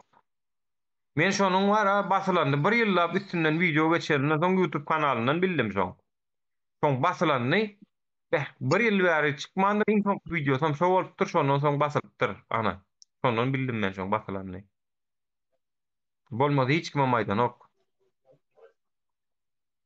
Yani indi şu tankyd köp kişi adam Alihan ýankyň şo köp kişi adam etse köp adam tutuş samolyot etse hiç adam edip bilen oklar. Çünkü men bir dada şahyat boldum. 2019-njy ýylda ýalňyşmasam 2019-da ýa ýok 2018-de ýan täze ýyly 30-njy dekabr güni men Aşgabatdan Mara samolyotda uçdum men. O wagt Aşgabatda işleýärdim, bir işim bardy. Oňa şonu sagat öýlen 4 näçede mi 5 näçede uçmaly samolyot akşam 9-my 10 uçdy. O 11-de uçdy. Gara giç barany bilýän, nago ýadyp barany bilýän. Şonu Mara vilayet häkimi Anna Urbanov bardy. Anna Urbanov we aýaly kişi täze ýyl çäresinden gelýärler. Prezidentin täze ýyl çäresi barmyş 30 dekabr güni. Şoňa gatnaşypdyrlar. Samolyoty sakladylar. Menem şu samolyotda. Saat 4:40'da uçağa diýbem sen bir saat öňünden gelýäňa, 3'de zatda gelýäňa. Ýüregime suw bolup gitdi. Akşam saat 8:09 tak. Registrasiýa. Baryan bu ada. Onu gaharmyz gelip, "Za" dedi. Bu diýişimizge zat dur. Näme boldy? Bar sorýan menem. Zol sorýan. Näme boldy? Arasaçylyk geçýär diýär. Maşeny o bular o. Yalançy bolşuny da. O aýollaryň işgärleri, hökümet işgärleri yalançy. Vay. Gitme samolyotumuz şu däme diýdim. Görnüp dur aýnaň öňünde, aňa ýüzünde dur samolyotumuz. Hani onlara arasaçylyk geçilen görem dok. Näme? Ýa-da gitdi, häzir minýäs, häzir alýas. Näme diýip edýärler. Ýene barýan sorýan, ýene ýok. Asyl şol Anna Urwanow, Marwara Täkim Anna Urwanow bilen aýaly kişi linkläp çykgeldiler. Samolyoda minemizden oturdyk abi, ýarym saat 40 minut. Ondan linkläp çykgeldiler ýa kişi bolýan wara içinde halk her agzyna geleni diýdiler ýa häkime. Wala täkimine. Agzyna geleni diýdiler. Geldiler o geldi bolun alkışlap, gıýgyryp, şapak çalyp ýankylara. Näme? Çağalar ağlaşyp, suwolly çağalar, bir giden aýallar amma da çağal suwolun. Biňňňda oturuplar bir diýdiler. Men ýöne şo wagt bilip galdym, şo 2 saat haramlady üçin şowun biziň 6-7 saatymyz alypdyrlar. 2 saat haramlady üçin. Bolsun wela kimi? Sen samolyot saklama hakyň bar o sen. Ana ne şu an hiç kimem anlawar. Hayır. Hawa? Yani Gösteren bu Bulaştın havaram yoktur şu ýerde şu samolyotyň da jeşkasyndan häkim üçin etdiler şonu. Ey, olar ýaly häkim sana gerek bolsa wara, Türkmenistanyň hökümeti haramzadalar. Olar ýaly häkim size gerek bolsa, aýratyn samolyotla gatnadyň. Halk kötemeň ýöne. Birem kötediňiz şu wagt. Aýratyn samolyot beriň wara, olar ýaly gerek häkim bolsa sana. Aýagyna suw ýaly maşyny wa. Sere Durba. 3,5 saat. Tak gittin, maşynla gittin. Juda bolmayan olsa. O taýda 180 adamyň kösediler. Ine şu senin ine şu aýdy beren zadyň sosial şu distansiýa da ine şu halk bilen çynowniklaryň arasynda tapawut, olar biraz ýokarda goýýarlar özüni, biraz da olar asmanda, biz ýerde de ýeriň aşagynda biz. Ine şu biziň aralygymız. Aýdyşyna görä şo bolýar. Indi logika geleli, logiçny, ot gürleyen, tankid etyen, ina maksat diye, şartlık sıhıyıf diye. Ben hiç değinmeyecektim. Yine aydım etmeli Nuri, потому что seret, sen bana logikasını tap versene, hayır, men vapşe tap bilem yok. Nem için aktivistler yüzünden yapık yollar. Nem için aktivistler yüzünden yine şu problemalar. Nem için biz çıkıp şu zada tribut etmesek açılıyor mu? Ben vapşi şuların aytyan geplerinin hiç bir logika göremok düşünüyorum mu? Absolut nol. Yine aytyan gepleri, aytyan töhmetleri, Rus bilen bolsam düşündür da, stop düşünsünler de, menem düşüneyin şoň arasında. Bar mı logika? Aktivistler diýäni biz halk birinciden birazajyk beýliklerden tapawutlyk görkezýäs. Yani içimizde saklamyk. Düşünjämizden, pikirimizden. Olaňam içinde şu düşünje we olaňam içinde şu pikir we aslynda halkymyzyň şu Toğuson näş götürmi diýenine aktivist. Toğuson näş götürmi aktivist aslynda. Ýöne içinde saklaýarlar hojolugyny, öz arasynda edir şu biriň edýän gurulmalarymyza medýalar. O çyragy söndüren wagty telefony daşlaşdyran wagty şu gurulmalar edýärler. Hemme edýär. Türkmenistanyň hökümeti bilesin gelýän bolsa hakykat şol. Diňläp oturýarsyňyz bolun, özüňize medýäňiz. Özüňize öz araňyzda edýäňiz. Iki tane hökümet işgär bolsaňyz, birek-biriňize inanşman oturmaň, inanşaýyň oňuny biri-biriňize. Hemmämiz edýär şu gurulmy. Siz hem edýäňiz, biz hem edýäs. Biz sebäpli ýapan ol, biz sebäpli däl. Türkmenistan hökümetiniň gorkusu sebäpli yapyldy. Gorkusu var. Yani wezip gorkusu, göt gorkusu. Öz ýalňyşyny bildi. Düýne çenni olary Cemal Sapary we Gödel Şahuly we dagdan görsün, bizden görmesin. Şolar ağladylar ony. Hormatly arkadaşymyz, siz biziň beýik taňrymyz diýen ýaly derejä çykardylar. Şolardan görsün. Olar tankid etmediler ony. Olar ýalňyşlyk aýtmadylar. Olar diňe arşa çykardylar. Şolardan görsün. Bizden soran olsa biz şo adam aýdardyk halk bolup dogurdady. Ey hormatly prezidentimiz, başlaň ölen şu Cemal Sapary we ölen Gödel Şahuly we Allaýa ýalan sözleýärsiz. O hakikat değil del. Bir daha öyle fikir edem yok diyecek. Yani özlerim ağlanası geliyen adamlar. Men ağlan diye kulağımı hoş söz aydın kıyızlar yali. Kıyızlar pavuşam diye bir ağlansa kim gören nokta. Sen oğudan cam, sen iyiceciğim, sen men ezizim, perizadım diysen bir hoşçak yara. Oğlum şu. Ullokan erkek adam yurt başkanı olup ağlansa kim gören ok. Hoşuma hoşçak yaş oldu. Meni o məňem diýen bolýa, ony ýöne ýüreginiň bir nemejigine başy. Şoň üçin onu aktivistlerden görmesinni, Gödel Şahuly odan görsün, Cemal Sapary odan görsün. Başka kim haýty bagşylar üwüp arşygallar, şolardan görsün. Biz sebäpli de. Bu hakikat üçlemeýär oň üçin. Hakikat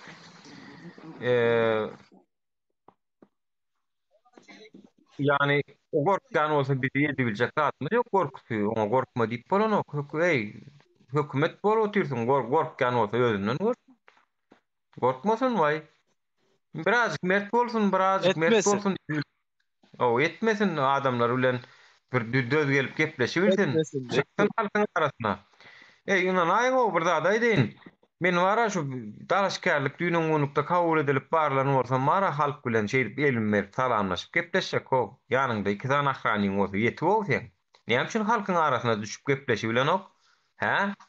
Aktivistler günäkärmi oňa? Oňa da aktivistler günäkärmi? Ýa-na bir ministrler aýryp basyp otyr. Oňa da aktivistler günäkärdir onu.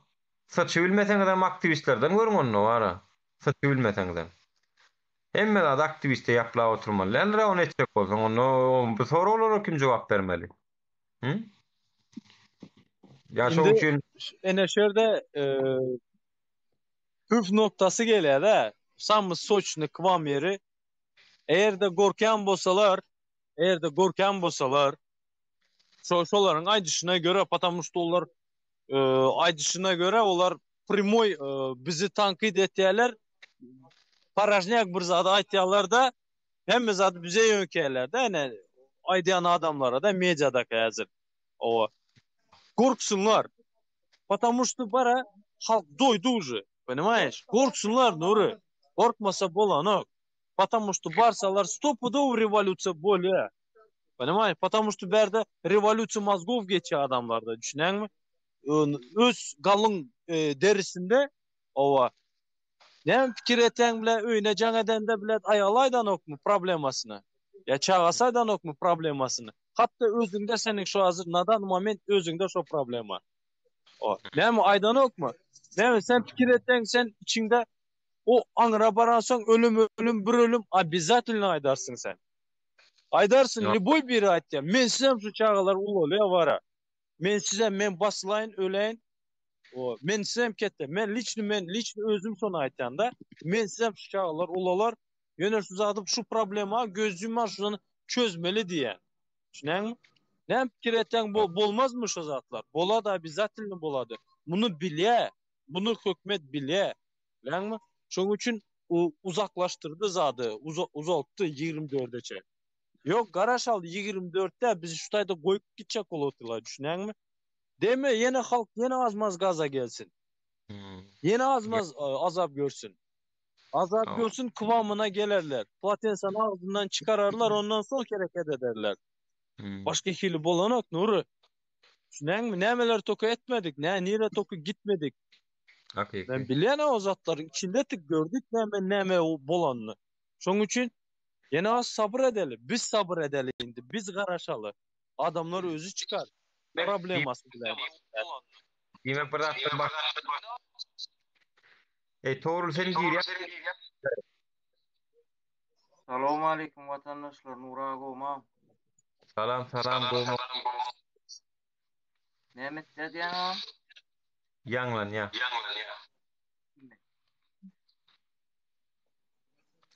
Sen git desen yanlan ya. Sen flavor. Ya siz sen kim yanlanan o?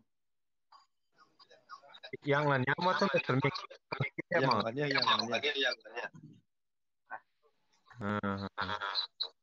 Nauşluk değil mi? Yok, nauşluğu var yok. Yanlan. Hadi yani. Böyle. Nura bu Azerbaycan'dan gaýdypdyrlar ha olallar. Neme mi? Türkmenistana. Gatgow da bolmanam bolmolsa şo yani adamlar yük bolmaly, azar bolmaly. Şeýtmesen çödülenok. Yani hakikatdan hem gitjekler ýollaryň teredini bir zat bada. Gitjek bolsalar aeroportlara çyksalar köplük bilen olup otursalar gidýärler şolar. Şolar gidýärler. Üýjüp äder öz Owstanyň granisasyna barsalar hem geçýärler şolar ýürügiç. Yani bir hepde onun ulgu okutdurýarlar, olun geçýärler şolar. Yani Indi kanun yani un gadawan etdiň ertirat boyu daýmaly o mesele däl olar üçin. Dille bitýär köpçat. Şoň üçin adamlar ýollaryň açylmagyny talap etmelilerine diňe gitmek dip pikir edýär da on. Köpüňi Türkmenistanyň içinden çykarjak bolýandan adam bar. Olaň ömrüňi açmaly biri. Olary açmaly. Yani ya içinden nädip agdy birleşip çykyp bir ýerlerde oturup bir daha ederler bilen mok bolýany. Opşuman töwüş meýdanyna gazanylýar, şonu bilýär. Meýdanyna. Yani şu hareket hereketde bol etmesen istat etmeye bolmaýar abi. Şu meýdanyna. 2024'de çel pasportu uzaldanam bu halkyň peýdasyna diýen o hökümetiň peýdasyna. Hawa. Täze pasport beren bolsa bolýa halkyň peýdasyna diýsen. TikTok efirler näme üçin edýäs biz? Şu YouTube efirleri bir pikire geleliň diýip edýäs. Ilki bir pikire gelmeli biz. Bir işiň başyny tutmak hak. Bir pikire gelmek üçinem tanamayan adamdan tapmaly. Tanamayan adamdan tapmak üçinem efir açmalarym her kime el yeter bolmaly. Soň şu TikTok efirleri edilýär ki, soňunda adamlar bilen belli bir derejede bir pikire geleliň. Odan tükürmeli wagty tükürers. Ýöne bir pikire geleliň ilki. Şeň şu bir pikire gelmek üçinem şular ýaly efirler edilýär, köp nemeler. Tapşylýar birek birege, habarlaşylýar. Soňunda belli bir çukura tükürler, ýöne şoňa çenli bizim tek bir tapşmaly, birek biri bilen. Bulan içinde haramzadalar hem goşulýar elbette, aňardan iýerlerler hem goşulýar. Bir geçsin, gizliň zadymyz ýok ha, o insanyny ýurda barasymyz gelýär. Insanyny. Mene barjak, men bir zada aýdaýyn şu Türkmenistan hökümeti siz diňleýän bolsaňyz, men hiç haçan ýurdumy taşlamam, ýurdumy size beremem. Siz häzirlikçe wagtlaýyn amanatçy, saklap otursunuz, wagtlaýyn. Ýöne şo ýurt, şu halkynky. Şo ýurt meniňkem. Düşdüň boldy, şo. Yani pikir etmeň, Nury Polşa girdi, o soňam indi boldy, ýüzüne urdy, Türkmenistany allyda size sowgat berdi. Ýok, hiçem bolan ol. Men ýurdum şo taý. Men ýürügi şoňa barýan watandaşlar. Ýazyp goýaýyn bir ýerik. Ýürügi barýan men şo ýurda. Şu adam bilekdi bilen ok. Oňa güýjüňiz ýeten ok. Ýöne siz ýa ýurdu düzelýäňiz, halka bähbitli iş edýäňiz, pajalysta menem gollaýan. Eddi bilen okmy? Men barýan şo ýurda. Başga da ýerleşsem bilen barar. Bilelikden bämiz. Bararsam men ýeka özümiň başarýan adam ýok watandaşlar. Men halk bilen adam, men halk bilen bir zat başarýan. Kösenýänler bilen bir zat başarýas bir nesip bolsa. Çünki men häzir şu taýda günüm gowulaşdyranymy bilenem.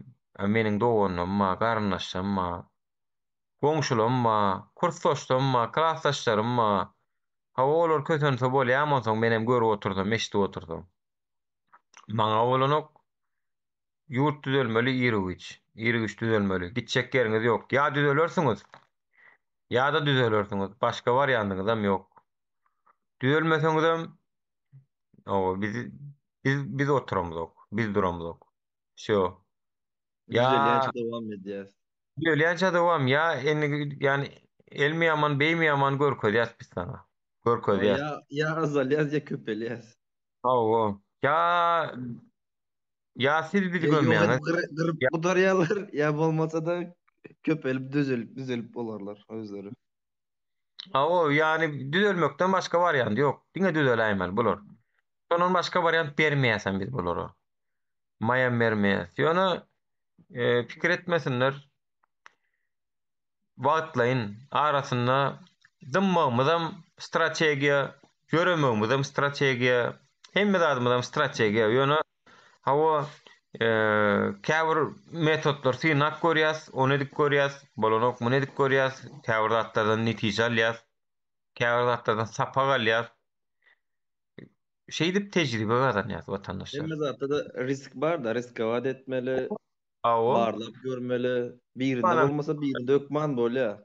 Hiç kim bilen bolmanam haýsynda bolar. bolmanam bir işin başyna firma atjaň, bir zat etjaň, batjaň, çökýäň, ýene ýapyşjaň, ýene batjaň, çökýäň, ýene ýapyşjaň, agyrsoň galyp gidýäň-a. Şonýal bolýar. Yani bara käbir nemeler 9 ýedek batypdyr 10-njusunda dünýä belli näme işiň başyny tutupdyr diýip istoriýalar käna şonýaly. Tak što Motivasiýon. Hawa. hawa ya söwgänler hiç söwgänler bar ananaýyň o watandaşlar men gylyma myymylladan okşolarlay. Gylyma da täsir beren ok. Diýip geçsinler. Olar hiç olar O boş. Ýöne olar bilen näme sövüşip zaten wagtyny geçireňe ýetmeýär. Diňe blog etmeli, seni düşünmeýär olar. Ýok etmeli. Şo. hawa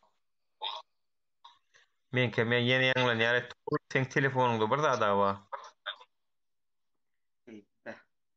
Maňara ýanglanan sen kim özü mümkin. Senki ýanglanan o otur. Sen gepläni sen bir dinläl onu.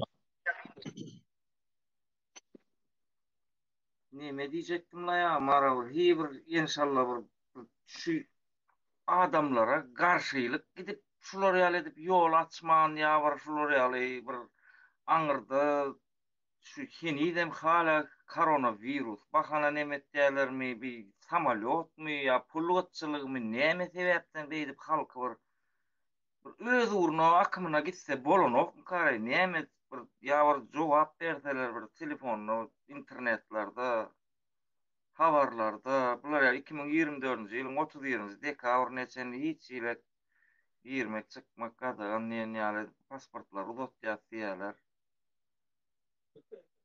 Sebäp näme käraý buna? Koronavirus diýse näme? Ölüp öldürüp ýa-ni bir keselem däl, obычный grip ölüp barýar. Yo indi dünýäde açylda o koronavirus galmada o hiç ýyl oňu emini ýomunu tapdylar derman därdini. No. Ol gutarýança polny gutarýança meselem 2030-da gutarýar diýerler. Koronavirus bahana edip saklaýar. Onu soň 2030-da çeli saklajakmy ýolda?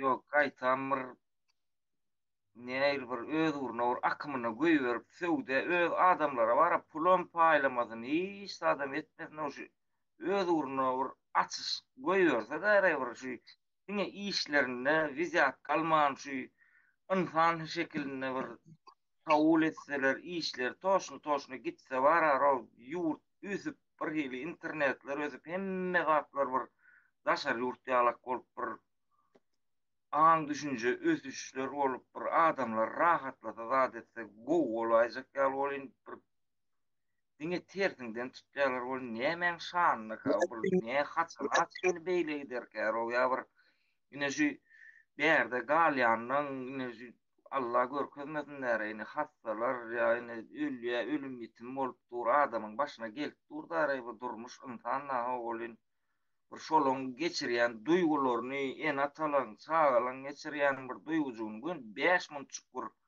pikir edip zat edip görenoklar mı kare özlerim bir daşa ýurtlarda zatda ululu insanlaryň zatlaryň aralaryna gezip zat edip bir ulu bilim aldylar okudular Tuğrul Bey, men aýdaýyn çok jogaby.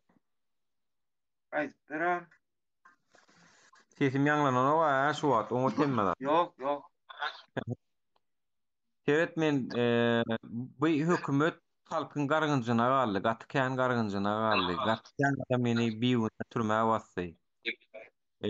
Bu zatlar beýle galmaly. Şoň üçin Allah da onuň bu wagt görkezip otýar. Nay, bir zat aýdyn, şu wagt özlerim bilen ok nädip çykarga tapjany. Hökümetiň özüm bilen ok. Şoň üçin ýol ýapmak bilen yani bir zat ütkötmejek bolýar. Dara şu halk durmy dur. Onu şun dowam edelliýe. Şunun şun dowam edelliýe. Häzir ýol açsak bir zatlar ütkömegi mümkin diýe. Bular hem şondan gorkýarlar. Şoň üçin gargynçlar ýerde ýatmaly däl.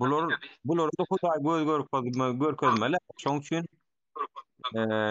ýalňyş bir ýalňyşlyk göýberdiler. Halkyň gargynçyny aldylar.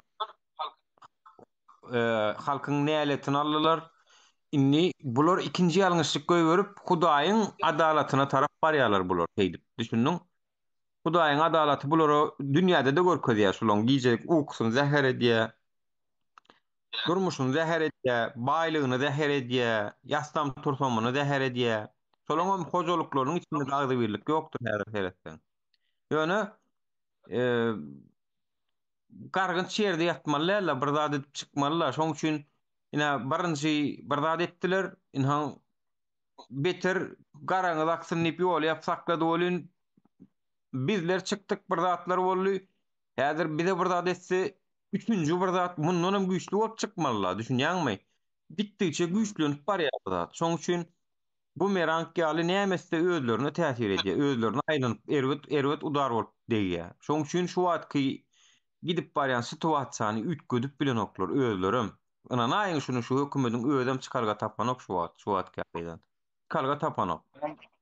Biram sözüň ölýän bolna mara ýene dini goşýarlar, ýani dini siýasat bilen alyp barýarlar. Ýani şu biziň ýurdumyzda Türkmenistanyň içinde baş imam, müfti we şolar zatlar bar. Azajygam bolsa ey bir imany bolan adam bir düşündirip bilen okmy karay, garyba, baýa, deňlige, şolaň garybam bolsa ýene bir arada bara bir gaty şeýle pul ýagdaý, bu pula düzelýän bolsa bara ýagdaý, bu baýyň ýeke jogluly däre berdi onun arana.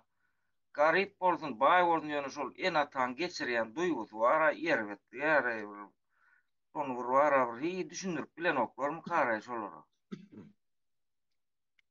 Olar näletlerini howny näletlenen. Şoň üçin olaryny dogry karar alybam bilmeýärler. Näletkin dolar. Olaryny ýazgydyna ýazalygy, insonunda näme bolup gutarjak. Diktator bolan hiç sen mara gowluk bilen gutaranok.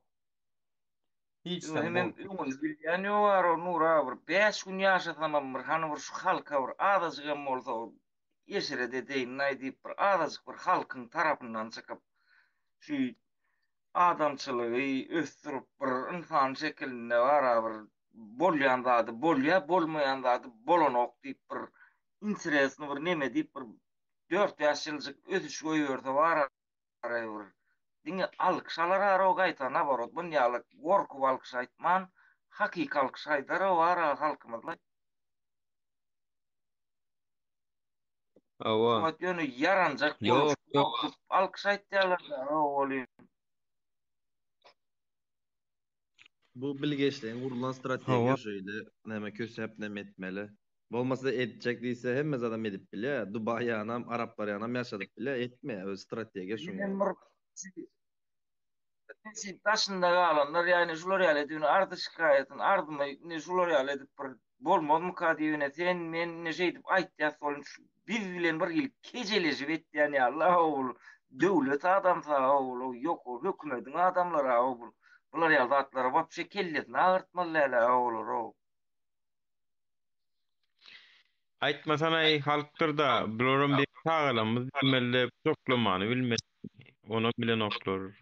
Kucaklarym bilen oklar. Bir hilek ýurt dolanyr laýyk däl adamdan ýalňyşlyk görýär. Ýalňyşlyklar görýär şolar. Ýani eger diýişiň ýaly ýurt bu dünýäde ýagdaýda gelmedi. Onu adam bolurdylar. Onu ýurt düzelirdi. Şu Türk Adam o bizim Türkmen halkımız Hava Yolları şeyle ministri sağdı arzu var edilendir şu. önüncan halkımız var nura doğru değil mi? Çala bir nimetse var irvet niyetli yok o çala pul tapta der o aydılancan etcek toy edecek sadak edecek o milletimiz var o başkaları Hakiki. yalak korkur ululu değişik değişik bir üytkücük teröristlik planlar biçip vaat ettiğin adamlar der o bizim milletimiz o halkımız var der o pul tapsa der o ayağının aksına kömek etmek bilen öýde aýdylanjany etmek bilen şu şert çagaşyny düzeltmek bilen o bir suwdiýatatyga ýol berdi. Esasy özleri getirip bara yumurtkan towu bedawa etse oğlumlar var o çala ruhsat berdi. Näin üniversitemin ýagdaý bolmady. Şäher aýalamda aýdylanjany çekdim bir gowy bolan. Soňa ýagdaýym bolmady bara. Ýagdaýym ýetmedi. Gıyna o. Galana mara diňe saglyk bolsun mara belki bir ýüreklerini gowsun goýsun diýmesek başga diýjek zatymyz ýok. Oo. Allah kuwat bersin, tawar bersin hem ýapdy. Ýöne asla ýuwaş pışdylyň tiýdigi bilen ýetip urmalylar, gara şey dip ýetmeli, onu ýetmeli gowuna. Esasy sizleriň barlygy men begendir ýa, siz ýaly oglanlaryň, gyzlarymyň, gelinlerimiň barlygy begendir ýa. Elbetde her cemiyette de bar, yalla kam bar, elbet täsirli sana bermeli. Kimmesi bar, olara üns vermeliler, olara wagtyny bitirmeliler, olar diýerler goýarlar. Owa. Käbirler gorkujuny diýer saňa özüm gollanma diýeni gorkujuny diýer, olara da etmeliler, olaram düşünür. Esasy hak ýolda ýöreýänimiz bilýär. Boldy. Ýanky Amerikadan hem goşulyp edýäniňiz boldy, ýani berekelle gowy edýäňiz ikitýär. Onu doğru hem ýerde doğru. Hakikat hem ýerde hakikat. On sen Amerikada meşsedik bollar, Ýewropada meşsede gollar, hem ekşem gollar. Sen edýän işiňi. Men Türkün prezident bolsam hem gollar. Şol işi etsinler, ediň diýen hatda. Men prezident bolsam meni tankid ediň. Niýe ýalňyş görýän bolsam? Göwürni ýalňyşlygymy tankid ediň. Jurnalistikaň öňüne çykyr, oň öz atýagy bir gide. Düýür ki diýä gitjek gerek ýalňyşlyklar düýelýär ondan soň. Aýor hem görkezden ok ýalňyşlygy hem gizlejek bolýarlar. Aýtsaňam senden nerede adam? Ýa paşol bolar, paşol. Men aýtjak diýär. Diňleň ok. Belki bular ýurtdaşyda näme bolsa agzy birleşsin diýip edýändirler. Gelip soňa ýurtda düzelerler, agzy bir bolup geçirler diýip edýändirler. Olam bolupdylar. İnşallah. Vale. Davay. Sen kim doğruyor hanlı? Yani menem pikir edem oktel kavat. Şu hükümetin içinde biz gollayan bir ava diyen kavat oturup. Bir ava biz gatervet gollaya. Aktivistler köpeli. Ministerler oldu. Näme oldu. Olup gelsinler deyip yollar yapıp vaat edip elinden gelenden şu o da bizim tepkiler içinde ba ondan feredyan olur biz gol yurdumuzu östürsünler şular yurdumuzun geleceği diye diyendirler. Ay garada bu merak geldi vatandaşlar men size bir daha edeyim inni var şu hükümet näme gadagançylyk alyp geçsin näme etsin o diňe ýödüne diýen etdi men taň aýdaýyn diňe ýödüne diýen aytma hakiki hakikatda tam soğuşulur ara şu hükümetdekiler ya bize biraz 4 ay nötmeli bolyn terdine diýer tam öz soňund öz oturan agazyn kesýärler. Niye kime yamanlık ediyen? Maňa ediýänmi? Ýok. Gözüň ediýän aýlanyp dolan. Bizem şu 2-3 ay öňde şeýle efire zada girip gürlämiz okdyk. Şeýle sesli poddeşke edýärdik ýöne. Aýdy sesli çykaryp başladyk. Biziň ýaly kän adamlar aly efiriňde naprimер gündüzüň gün açan wagtynda saat 9:10-da giýje nämede köpelen wagtda şu goşuljaklar barmy diýip şu ses ön goşulmadyklar hem goşsana käbirsi garaşýar da. men pikirimçe. Ha. Aýdyp şoň goşdurup biraz nemetsin öwrenişip alışsınlar diýende. Menem şo goşulmadyklary goşýan aslan oý şoň üçin men diýän ey ýani diskussiýa etmegi başarmasaň şul iş o käbirler aňsatjak durýar. Ay aňsat däl o bili şul işi ýöretmek bar ha. Sehel gıyşıra kereket etsen var der o tankide diýerler seni menem tapawdy ýok. Yani sen hökümete garşy gidýäň diýip gollap oturanoklar derrew tankide diýerler. Sen diskussiýa edeňde gelip sen tankide edeni almaly sen. Şonluk bilen adamlaryň sen aktivligini, işçiligini köpeltýäňe. Şonu işçilik köpeltýär. Sen bolyn ay men sözüm pikirim gollamadylar çykar diýip otursaň kömek etdiň bolana wa seni gaýtam yani oppozisiýany ýigrendirýän gaýtam oppozisiýany ýigrendirýän ýok onu etme way ýalňyşym boldy ýalňyşym madyr bagyşlaň diýip way dogry sen men goşulanmak diýýän sen pikiriň bolup biler sen kiňem dogry ýere bar ýöne men kän goşulanmak diýip bolýar ýöne diňle çykar diýmek näme Çıkar dum ağzını yumdur. Yap derru. Getir kumbulas da geçten türme basarsın sen şu wagt şonu edýän bolsaň. Şoň üçin näse o aýagallygyny aman aşakdan ýazýar bir zatlar. Blog etmeň watandaş. Geçsin. Ýazyk geçsin. Hiç. Wala şu gıgılıma mütkeden ok sen ýazýan zatlar. Ece wagty yok. Çiňo yok. Geçin. Men pikirimçe blog etsen goçem efirinde bulaştırıp nemedenden. Näme gereği bar? Ya sessiz almaly, eşidip gakarlany otursun içinden şey. Sessiz alýan dursun. Imynda söwüs alýan, imynda şu söwüs alýan ýöne käbirler näme okamam duýmasam kommentariýaram. Moderatorlar özleri apçykka sessiz alýarlar özleri. Ya da böyle cesaratı var, yürekli olsa gel efirde bir yüzüňi aç Serdar boldy ýa sana.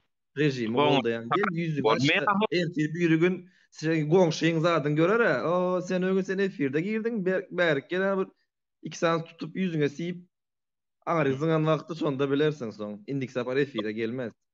Onu bilýär. Şoň üçin hökümetden yani hökümetiň tarapyny çalmalan bolsa çykyp ýüzüni açyp halka garşy gidip bilen ok. Yaman azaddır. Inserkör azaddır. Yani efire gelse de yüzünü açıp görülebilmezler. Çünkü halktan gorkya vatandaşlar. Ina halkın güýjüni bilýärler. Çünkü bir gün göremegem gerek. Napır metrobustan işe gidýärken bir sen tanayan çıkar ýolda. Kamerasız ýerde, bir garankylykda. Gelen sen öňüne efirde Vandam'dan gelen bär güýjüň görkez diýjekken. Ana o zatlara pikirlenip kelles goýuşdy. Men var şu goýuşdy olaryň. Men erti bir men tutaýsy nämedir? No men äňim gaçyrarlar o diýip pikirlenip soň üçin efir näme girmeýär. Suratnam goýanoklar. Käbirse. Şoň üçin diýene efire gelip arkaňda hökümet gorlaýan. Arkaňda hökümet wa oň üçin sen öňe polisiýada baranok. Näme üçin ýüzüň açan ok diýene? Açyp bilen oklar. Yani ýadyr o pähliwan idi, maksat idi, şo bize garşy görüşýänler, ýene diýenler. Ýallaklar komandasy. Bular puşmandyr. Ana bu günçeşek we çykanowa, haň görnýärmini. Öňlerden wara Vandamdylar bularda. Indi görünmeýär. Şatlyk tekif.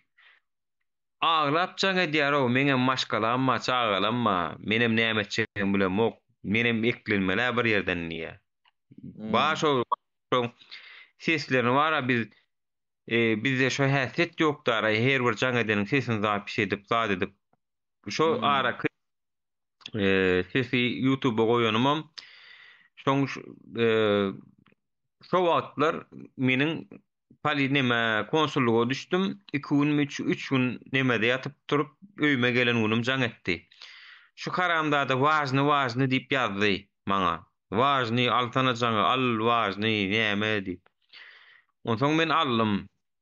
Şuň sesini zapis edende şu gowzada aýtmajagyny bilýän şuň näme diýänini diňläýän diýip. Ondan soň men näçe gerek jaň edenden köpüsini zapis edemiz ok vatandaşlar. Pikir etdiler o nury gepleşenden zapysyň ýok, o başyma ýapaýynmy, haýty biriň zapysynyň men başyma ýapaýynmy?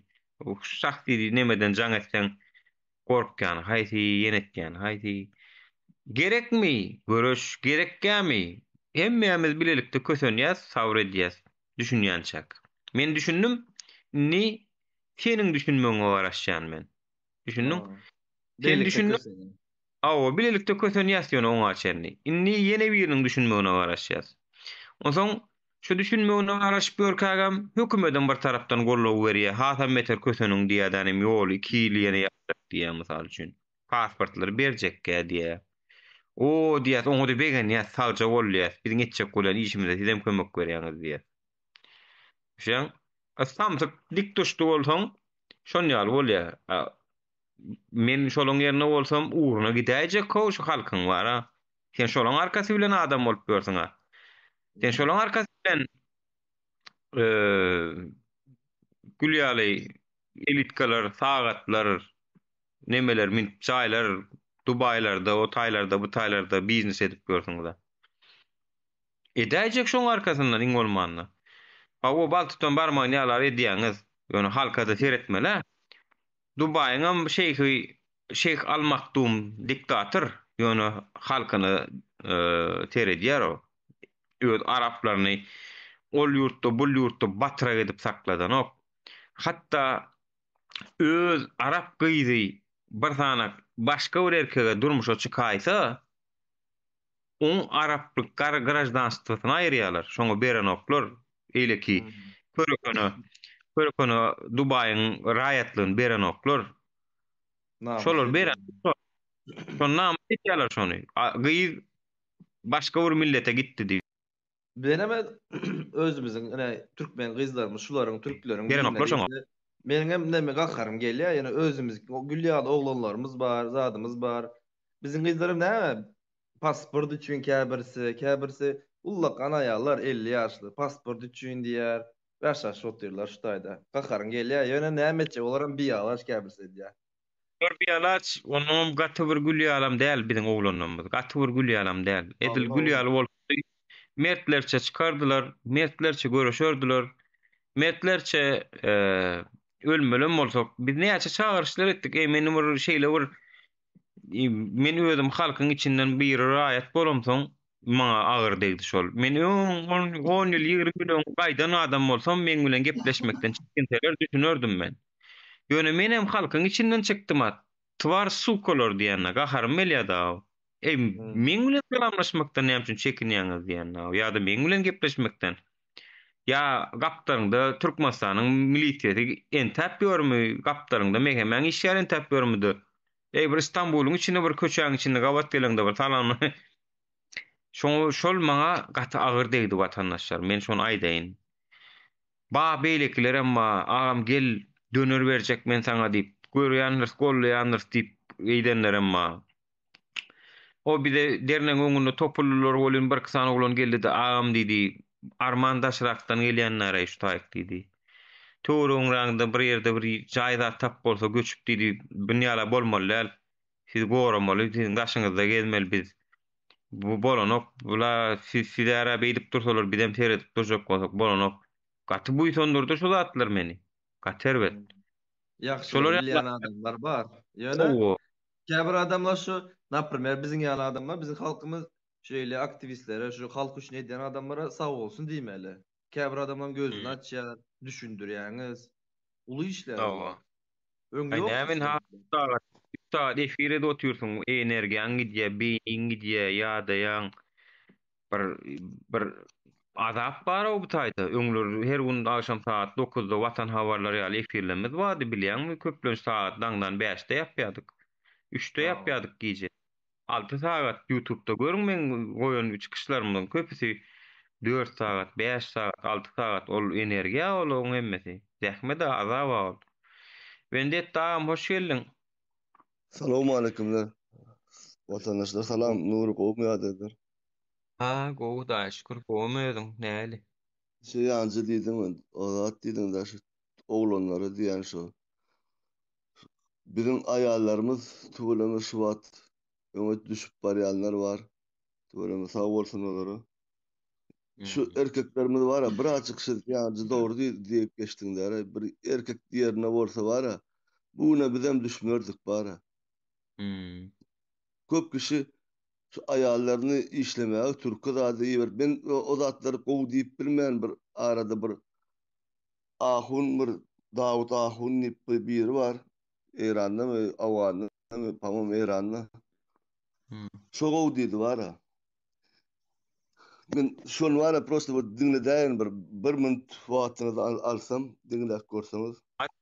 Ey musulman oğullar, Gilyas qiyzlanıgı, Linan oğlan şoklanıgı, İveryas Babul Sahriya, Miwe yığmana, Portakal yığmana, Güne falanca 20 tümen, 30 tümen, 50 tümen, 60 tümen alacak deyip de hani, aya erkek nerede? Hani erkekler? Gelip Linan oğlan şokunu portakal yığdıracak deyip, yeni bir milletin, yeni bir kavmiyetin eline taşırıp vermeli. Yallarında erkek yok, mehrem yok. Gidecek şuradan çürük çıkarıp gelecek. Aya çürük çıkarma erkek boyuna değil mi? Ey kayratın namussan Türkmen, namusun Türkiye'den emet diye, dağlarında ticaret deyip, savdagari deyip de. Bir gelin Türkmen gelin, bir kıyız gitmeli Türkiye yurduna yıkıvi. Beylek barıp yani bu kadar abi direkt fesatları ki Türkmenin bir yavrayısılığından isteliye. Ya. Ne şu dağıtlar vatanda görkezmeli. O 2 sene 60'da sürenler çıkarmalı elde. Ya. Gatı doğru da seret aklın yolu bir diýär. Aklın yolu bir bolsa, men pikirim bilen ýene bir Eýranda bir türkmenimiziň ýa-da Fransada ýa-da Germaniýada tapawdy ýok. Aýdan sözü gawat gelýär-de, pikirler gawat gelýär. Çünki biz erkeklerimiz erkek ýerine duran bolsadyk, biziň maşgalalarymyzam dagymallal, biziň ýurdumyzam şu derejäge gelmellär, biziň namusymyzam ýerde ýatmallal. Biziň Dağap var ya, awraýatymyz maşgaları dağıdı.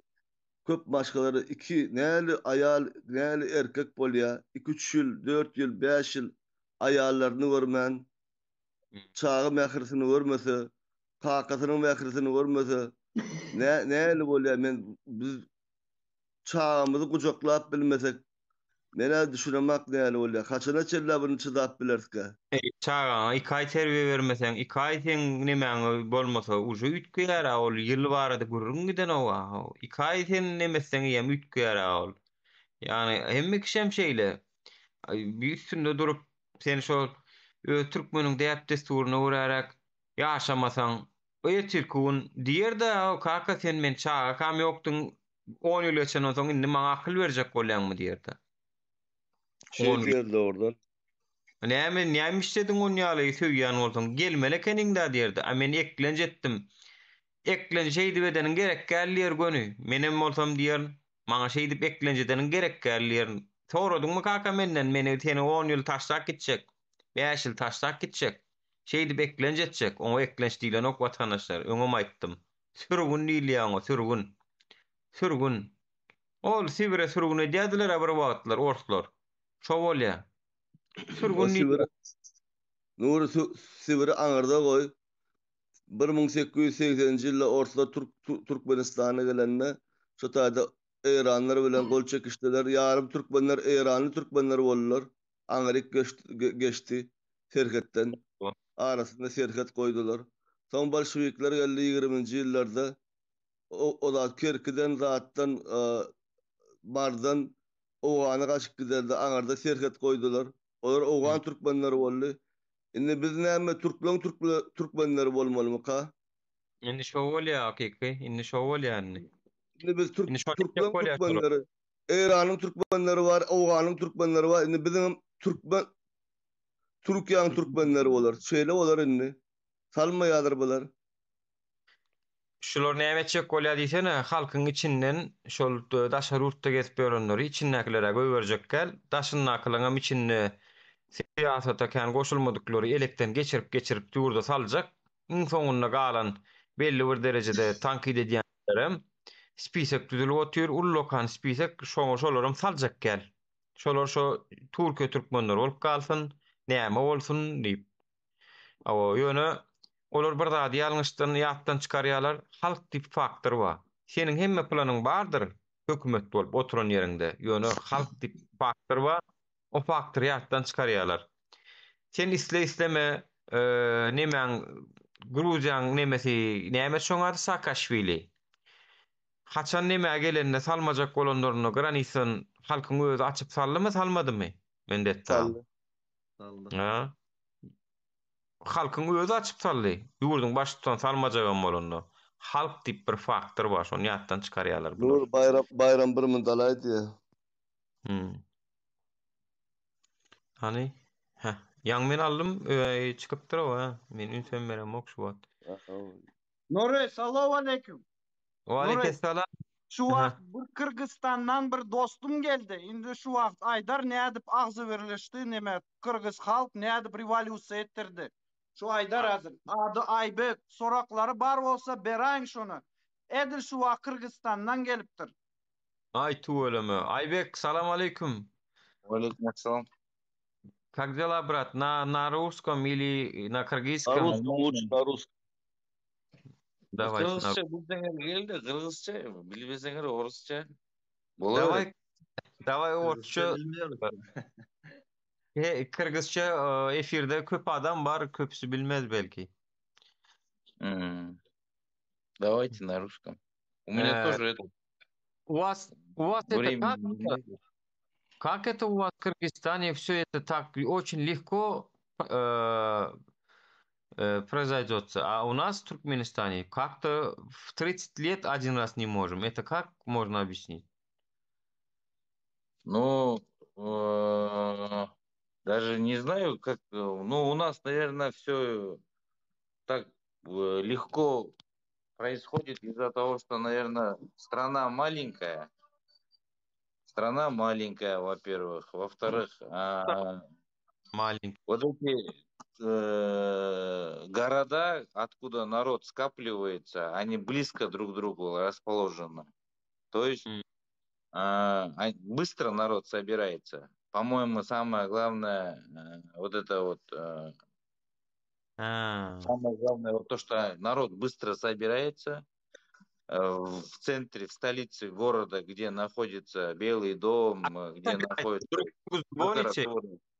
Звоните друг другу, как собираетесь, например? Эй, братан, Айбек, давай поедем, они звонят или как они собираются? Не, ну, я не знаю, но, как правило, люди просто, я думаю так, что просто все созваниваются, видят по новостям. У нас же средства массовой информации очень открытые, доступные, и у нас СМИ, журналисты очень сильные, они открыто оповещают, что там-то, там-то, в таком-то городе собирается народ. И люди это слышат и начинают тоже собираться в других городах. Потом люди выходят на улицу в столице, идут на площадь. Все выходят на улицу, давая знать, что все они выходят на мирный митинг. Сперва люди выходят на мирный митинг, а потом, когда уже каким-то образом вот последние революции переходили из мирного митинга уже в революцию. Когда уже в людей начинали стрелять, то все, люди начинали злиться, и тем самым этот мирный митинг превращался уже в революцию, да? Понятно. Обычные люди вышли на митинг, а когда они начали убивать, получилось, что революция. Да, начали стрелять, да. Уже люди начали звереть. Айбек, можно вопрос? Да. Айбек, можно вопрос? Последний, когда вот революция у вас была, когда вот сейчас новый президент у вас, который вот перед ним, который был, сейчас у вас, по-моему, Садыр Жапаров, да, если я не ошибаюсь? Да. Да, вот до него, который был. Что случилось такого, что его нужно было убрать? Кого убрать? Атамбаева. Бывшего? Нет, Атамбаева. До этого же был у вас, кто там был президентом? Сооронбай Шарипович. Да. Почему вот его убрали? Какая Ну, причина была? потому что, ну, как обычно, начали править страной родственники, как обычно, начали страной править друзья, близкие, политика прошла неправильная, и народ начал возмущаться. Народ начал возмущаться, и все то же самое. До Кланство. этого Алмазбек, который был президентом, тоже его убрали же, правильно? Да. Нет, он сам ушел, он же добровольно передал пост президента. Да, его Сооронбай. арестовывали просто в этом самом, потом его хотели посадить. Арестовывали у Да. него дома. И его, получается, его же преемник Сооронбай, его же преемник пошел против него и начал привлекать его к уголовному делу. Якобы земельные участки, потом нашлась, ну, причины найдутся, главное этот. Но, по-моему, знаешь что, вот то, что у вас так легко, вот сейчас Нуры спросил, почему у вас так все легко, это, по-моему, заслуга первого президента Кыргызстана Аскара Акаевича Акаева. Когда началась первая революция в Кыргызстане, он не пролил крови, он ушел. Вот, по-моему, это его заслуга была, что он так сильно не подавлял то протестное движение, которое было у вас. Правильно? Ну, не знаю, честно Да. говоря. Я документальный фильм посмотрел, там вот этот Аскар Акаев, он сам объясняет, что мне сказали, используют очень жестко, как Казахстан использовал, да, вот они жестко ответили, да. А он сказал, я не хочу, чтобы народ меня вспомнил, как убийца своего народа, президент, вот такого не хочу. Да, это было, это факт, да, такое было. Он сам так сказал, и он сам сказал, я не буду такой президентом, не буду. Вот видишь, он один такой хороший добро сделал для народа. И получилось, что у вас диктаторство никак не смог. И у него в самом деле тогда был момент, если хотел бы, он до сих пор смог бы сидеть как диктатором и управлять страну. Ну, конечно, убил бы много народ, конечно, но в самом деле в реальность, вот вам придется, вот этот самый первый президент Аскар Акаев, он вам для народа очень хорошо вот добро сделал, да, вот. Вспоминайте его, я имею в виду. Ну Наш да, президент не делал да, этого. он сделал просто правильный выбор. Не то, что добро сделал. Он сделал Да. правильный выбор, он не стал стрелять, убивать людей мирных. Да. Но не было гарантии, что он даже если начнет стрелять и убивать, потому что было такое, после него президента, которого свергли, он стрелял, убивал, он очень много людей убил. Но народ от этого еще больше зверел. Он, наоборот, еще больше зверел. Вы можете в Ютубе все найти в Кыргызстане, как второго президента свергли. Жестоко, как он жестоко убивал людей. И нет, Бакиев.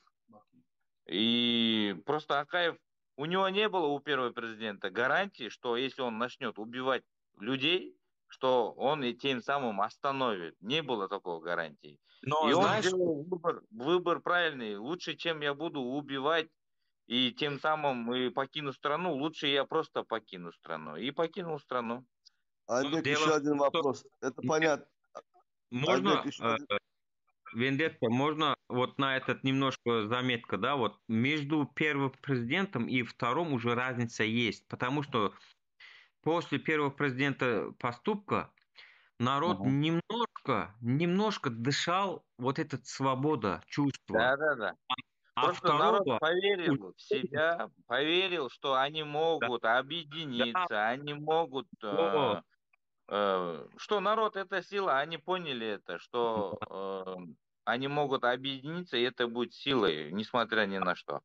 это И уже с первого президента поняли, а поэтому это второй президент не смог этого сделать. Даже силу использовал, да, вот жестко ответил, но все Он до равно. последнего хотел остаться, до последнего. И он полетел в свое село, где его поддерживали, свой регион полетел.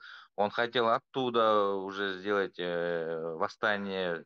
Люди его, односельчане, его регион поддерживал. Но он понимал, что все уже, большую часть населения, 80% населения против. И чем делать гражданскую войну между регионами, лучше уже и ему сказали уже президенты, вот как обычно, соседние страны, лучше улети спокойно, все, либо мы уже войдем и сделаем так, что ну, тебя уже не будет. Ну, как-то так, да, соседним странам нужно, чтобы в соседних странах было спокойствие. И соседние Да. страны, например, как наши соседние страны, не хотят, чтобы в какой-то соседней стране была революция, перевороты. Это никому не надо, в том числе и России это не надо. Поэтому здесь, видите, политика. Надо Да. просто, я не знаю, народу действительно, если все это надоело, народ поднимется. Просто надо, чтобы все поднялись, не боялись. И просто я не знаю, Верь как-то вот надо. Казахстан, вот как вы думаете, Казахстан, вот революция, они попробовали сделать революцию, почему у них не получилось, как вы думаете? Потому что, Мое потому что мнение. Мое Не мнение, понял, как сказал брат Айден? мое Казах- мнение такое, Айбек. Почему не Казахстан, вот Казахстан? попытались свергнуть президента, не смогли, свергнуть власть попытались, не смогли. Как думаете, почему? Вот Вот ваше мнение. мое мнение такое. В Казахстане, как в Кыргызстане, не было внутренней оппозиции, которая могла бы повести народ за собой. Внутренней оппозиции. Поэтому каждый регион был в отдельности и не было единого лидера, который мог бы их повести. То есть оппозиции не было, которая поднимала бы на протесты. Вторая составляющая этого вопроса – это помощь России в подавлении вот этого протестного движения. Вот эти две составляющие, я считаю, основным, почему в Казахстане это не произошло. Ну да, правильно, Самый основной фактор, то, что русские убивали казахов. Вот самый основной фактор вот этот был. Айдын, да, звали? Или как? Айбек. Да. Айбек, можно вопрос, да, вот в Кыргызстане народ как вот относится к оппозиционерам, да, вот оппозиция, вот кто вот против власти, да, вот чуть что малейшая неправильная вещь, они говорят, вот как народ относится к ним. Народ понимает, что оппозиция нужна, чтобы здоровое правление было во власти, чтобы критики говорили, это правильно, это неправильно. Народ понимает, что оппозиция нужна. И народ очень хорошо понимает, что журналисты нужны. Без них никак. И, конечно, есть 20%, 10%, которые заинтересованы в этой власти, в той или иной власти, и делают, пиарят, всякие делают эти, что якобы они поддерживают эту власть, что все правильно. Ну, это боты, сейчас очень модно через соцсети вот эти всякие боты запускают, которые пишут, поддерживают власть. И народ читает комментарии и думает, много кто поддерживает эту власть, это правление, может, все не так уж и плохо. И видите, и народ начал разбираться в Кыргызстане, что все это может быть интернет-боты, все это вот эти мессенджеры. И надо разбираться, что где правильно, что где неправильно, где говорит адекватный человек, который понимает всю суть, всю картину, а где просто диванный эксперт, который там нету своего мнения, лишь поддерживает там чужое мнение. И вот эти различия есть в Кыргызстане после всех этих революций. Но что касается Казахстана, я думаю, да, Токаев прям открыто запустил российскую армию в свою страну, там, стрелять в свой Следующий народ. вопрос. Можно, Айбек? Ты вот в Америку Знаете, еще приехал. Казахстан, мое мнение, почему? Они же Алмата взяли, Акимят взяли, все взяли народ. Просто Казахстан делится на южный и на северный регион. Южную часть народ взял. Алмата взяли, Акимя взяли, все взяли. Осталась северная часть, Астана.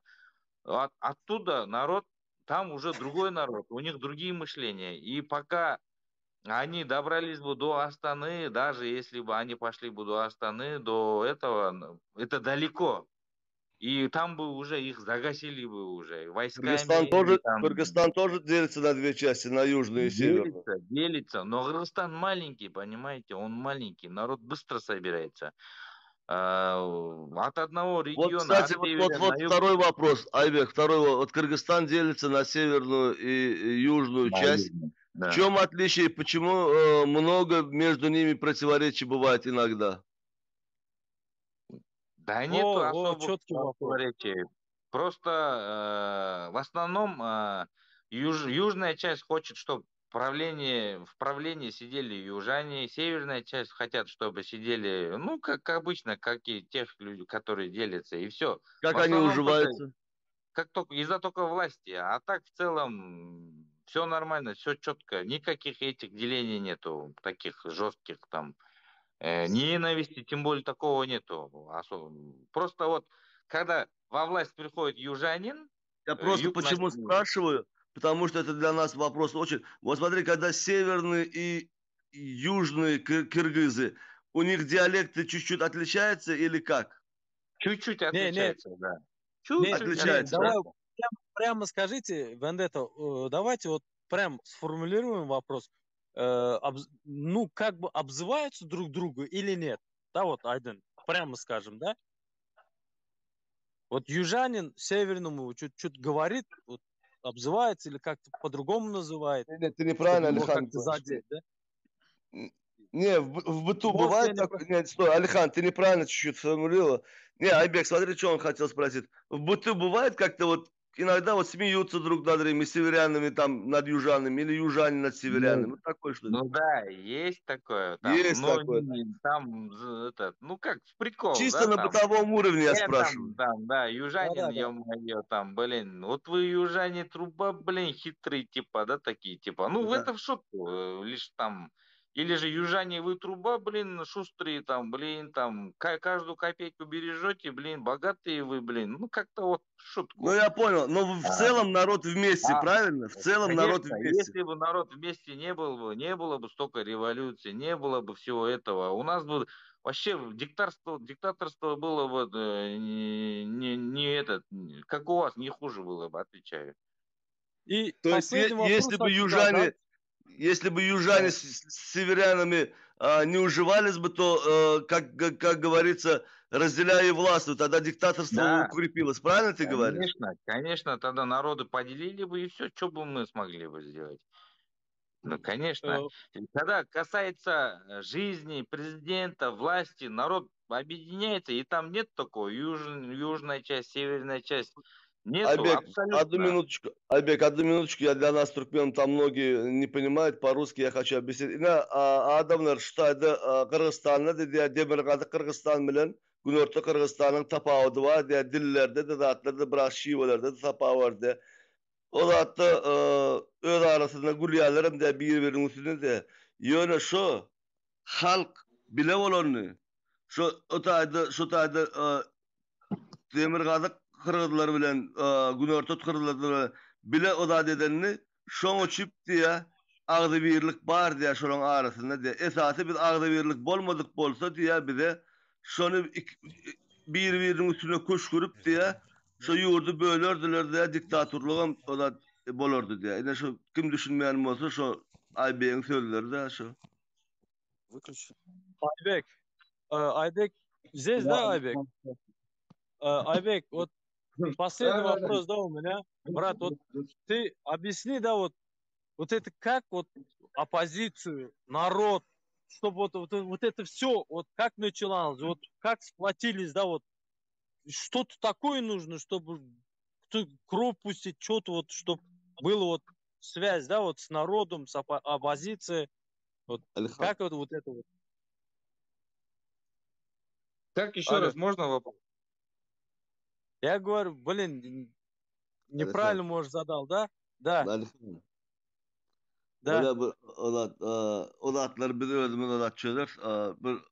Он хотел сказать, Ладно. что какой этот самый, ну я не думаю, что есть универсальное средство для того, чтобы подсказать, как объединить. Ну, у нас, вот у вас делится на две части, да? У нас у туркмен есть по тайпам, по тире, тайпам на 14-15 частей мы делимся. Понимаешь, Да вот не как это это я хотел найти? сказать. Не это. Вот эта связь с оппозицией, Как? вот говорят, ну как оппозиция вот так взяла вот и показала все, да, вот как вот эта связь сформулировалась, да, вот с Алихан, народом, у них понимаешь? оппозиция внутри страны, поэтому им легче, понимаешь? У них оппозиция не за границей, у них оппозиция Да-да, внутри страны. внутри Поэтому страны. там, За границей у нас нет там, оппозиционеров. да, за границей у них нет, у них внутри, поэтому им легче, понимаешь? Когда оппозиция внутри, легче и власть критиковать, и чтобы власть двигалась вперед. Да. Да, Журналисты, тоже правильно. очень большое это делают журналисты, работу делают журналисты. Конечно, Журналисты свобода слова. освещают, да, свободу слова, журналисты освещают всю подноготную, и народ это фильтрует и понимает, значит, оказывается так. И народ, Давят у народа гнев все на больше, больше, журналистов, больше. давят? Конечно, давят, сажают, что только не делают. Но народ сразу поднимается, сразу митинги, отпустите этого журналиста, короче, вот так, да? Вот, Можно вот еще оно один что, да? вопрос? Вот ты сейчас в Америке, ты в гости приехал или на постоянное место жительства? Ну, посмотрим сейчас, пока неизвестно. Сейчас посмотрим, как. У нас тоже сейчас, ну, видите же, не все. Сейчас вообще нету стабильности в наших странах, да, из-за вот этой войны на Украине сейчас какая-то нездоровая атмосфера, что в наших странах Центральной Азии, что Россия, что Европа, да вообще в целом мире. И сейчас... В чем это выражается? В экономических трудностях или в что?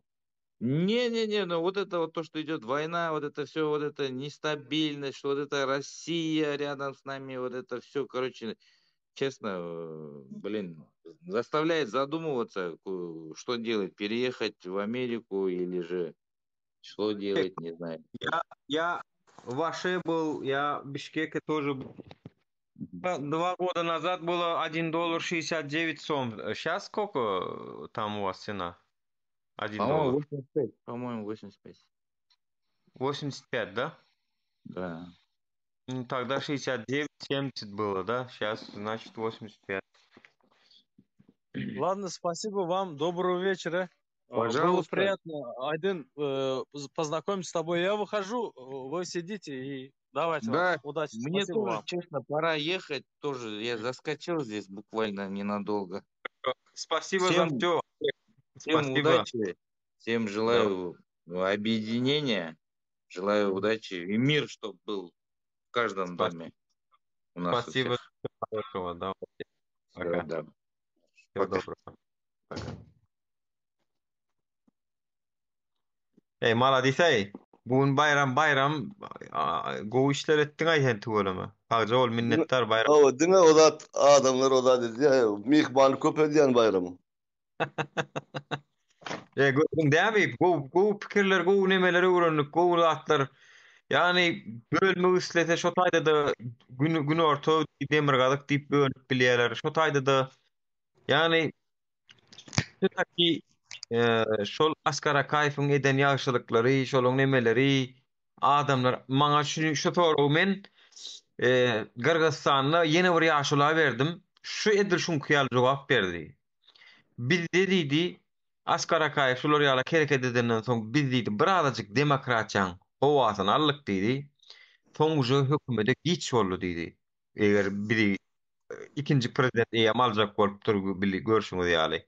Hatta ganly atış adamlara matypdyr mitinge çykanlar zatlary ölüm bitime bolupdyr. Ana görşüňiz ýaly bu wagt hökümet näme üçin interneti bloklap otyr? Näme üçin ýurdy taklap otyr, ýapyp otyr? Ana düşündiňizmi watandaşlar? Men bir zat diyecektim Nuri, şu bizim birinci prezidentimiz Sapar Murat Atayiş Niyazowyň şo ýoly bady, iki ýoly bady. Türkmeni galdyryp miliyadi, demokratiýa getirip miliyadi. Başynda da hemme zat şo etdi bolýany gün-günden şoňa çapak çalyp zat edip göterilip zat edip şo ýa-da şoň düşünjesi boýunça biz var şu demokratiya ýoluna soğup bara diktatorlar getirdi. Gaty dogry aýdýaňam, gaty dogry aýdýaň. Hatda Sapar Murat Ataýew Niýazowyň bir sözi bar. Men kän aýtdym Askar Akaýewa. Awa. Ana inni özüm ýurdu taşlap gaç gitdi daşar ýurda diýen boldy. Ana şo gepleşigen ma watandaşlar. Anha men halkyma seret sesem çykýan näler diýeni. Gawryňda dik otur inşallah, gawryňda dik otur. Inni. Yani edip gittin haramzada, ölüp gittin doğunun dünyasında kim galya bolmanam bakı galyan man bu dünyada ýagşylyk göredik gitdi ara o ýurdun baş tutan bolup boko sokup gitdi iň soňunda ýurdan ha. Görşüňiz ýaly. O şondan soň şeýle boldy da. Ýoksa şo edip bilýärdi 90-njy ýyllarda bara şonu ýöredip bilýärdi, ýöne öz nefsini öňe sürüp şo türkmenleri diktatorlyk ýoly saldy biz hemmemizden. Ondan soň dowam edip gelýärler. Anha jurnalistlere oňa muňa näme beren bolup men kän aýtdym Askar Akaýewa diýen bolup akyl syran bolup özüne zeherlep öldürüp ýerine geçdiler oň. Yani olam Allahyň adalaty ýöne. Görýäňiz dämi? Eden ýalňyş iş üçin özüne Allalardan gümmasy. Yani mene anana mokşoň öz ýok ýüregi durupmuş, nämemiş. O garip bolýan, pulsuz bolsaň ýüregiň durmagy mümkin. O bir gün mi ýa-da iki gün öňünden eden duşunyň videosy bar ha. Gülýäli nastreniýesem gowy, hassalygam ýok, adam ýok. Yani o taýlar has çuň temalar watandaşlar, o taýdak oýunlar, ol ýüregi olaram açylar. Olaram aktyw çok manatylar. Bilersiňiz şonu, ha diýip. Hatta telewizionyada da goýýarlar. Soň ikinji prezidentiň näme soň üçünjüň näme biz etmesek biziň çağalamyz, biziň aýtyplamyz eder on eder hökmany suratda görürüz. Ýöne görşüň ýaly dogry wybry Askar Akaýew edipdir. Akasa görşüňiz ýaly. Halky şoňa minnetdarlyk bildirip geler ömrüne. Biziň käde gargy sokak gederler. Biziň käde. Şol bara näme çipdiýär şo oladyň şo öz nefsini öňe süren näme halky ne köp kişi diye Niýazow wagtda gowdy zat diýerler ýöne seret nämetdi Niýazow eden zady bütün bizim kulturamyzy poha getirdi, akademiýa nawuklary ýapyşdyrdy, teatr baletleri ýapyşdyrdy, türkmen film kino studiýasy bady. Olam yapdy. O Kerim Alparyada onam yapdy. Mektepleri daşar ýurtda okumasyny ýalak diýip 9 klas etdi.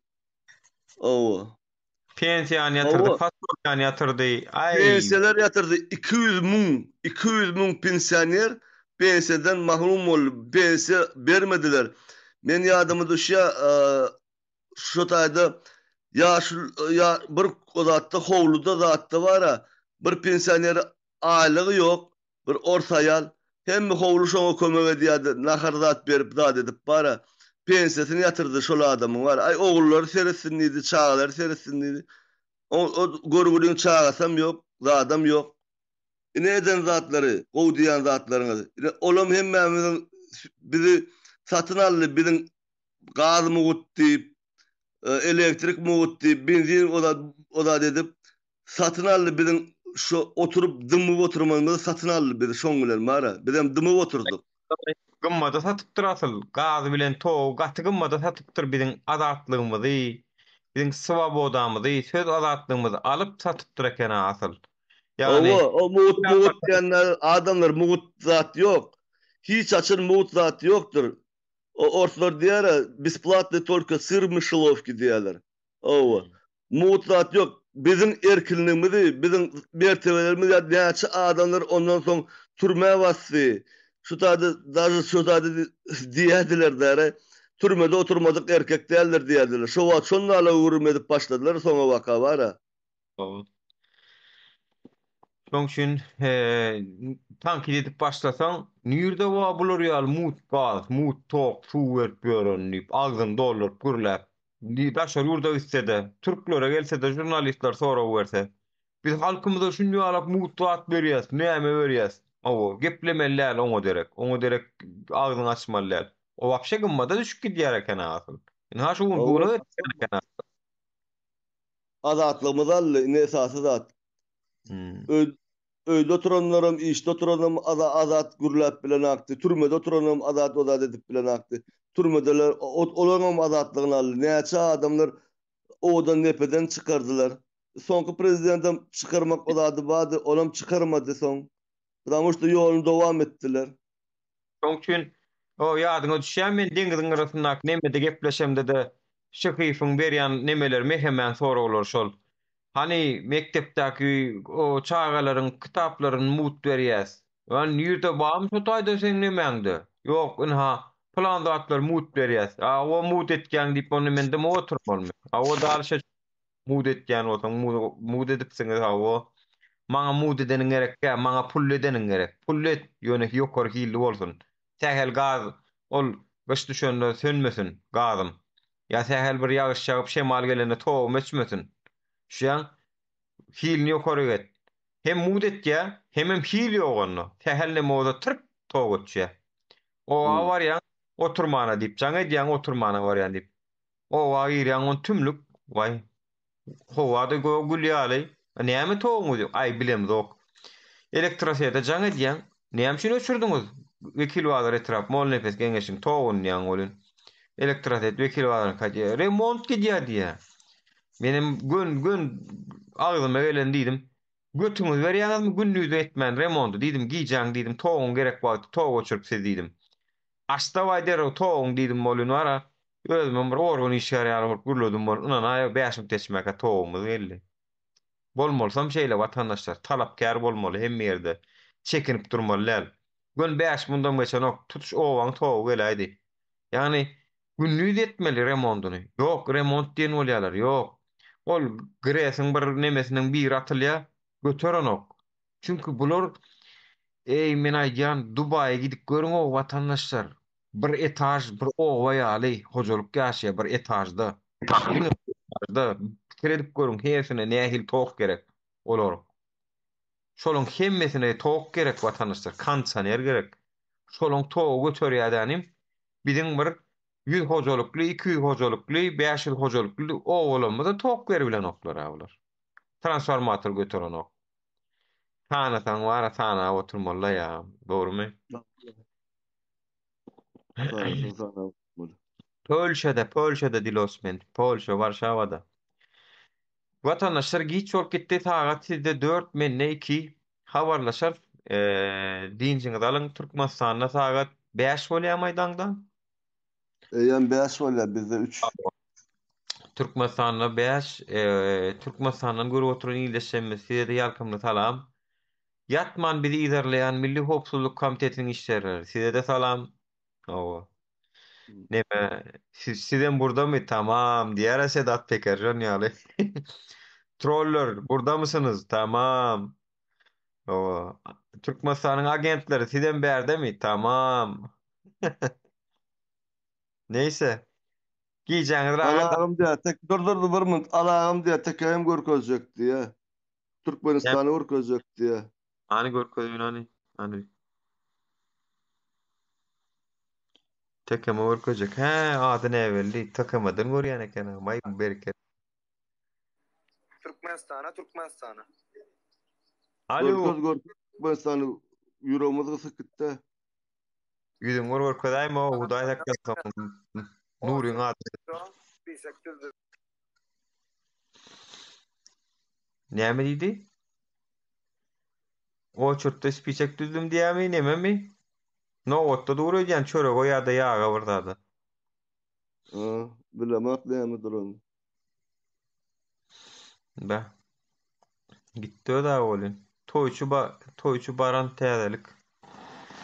Ay baron olsa barıp da toyçu kim ay? O bize toyçu. Ola. İş olur şu toyçudan bara. Arkadaş çok rahat değilsin ne yaşa versin şu tadını.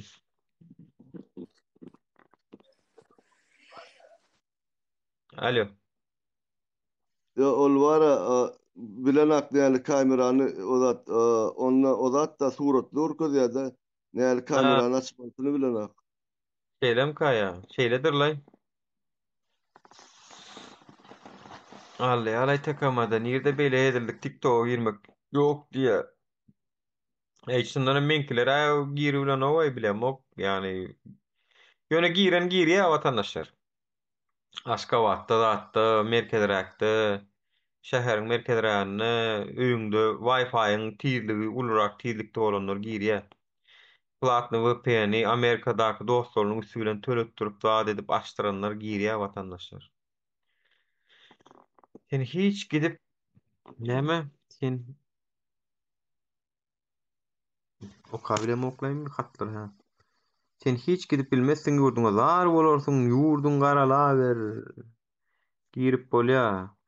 Şuraya TikTok'tan çıkan oktu ya. Şuraya girip dönük Aşgabat menkiler diye. Sen hiç gidip bilmesin diye yurdun zar bolsa yurdun garalaber diye. Awa men özüm çödýän gidip bilýänmi gidip bilýän makmy onu özüm çödýän. Elimde men pasportum barmy? Bar. 2022-nji ýylyň Türkmenistana Nur Muhammed gelsin diýip kararam çykardylar anha. 2023-üň 2023-üň martynda men pasportum surowda bolýar. Bularym 2022-nji ýylda surowda bolýanlary 2024-de şonu uzatmalydymy? Uzatmalydy. Bolly, men 2023-de barýan 2024-de şonu uzat gardaşym diýen. 2023-den 2024-üň aýagyna çennäre men pasportum значит действующий güýçi bar. Men haçan barjak diýemde kim meň öňümde durup biler ay? Kim durup biler olsaň? Men elimde pasportum bar, awo. Neştade nur diye şular näme üçüp diye kritikany garalamak bilen diye ola bulaşdyrýarlar diýerler däre.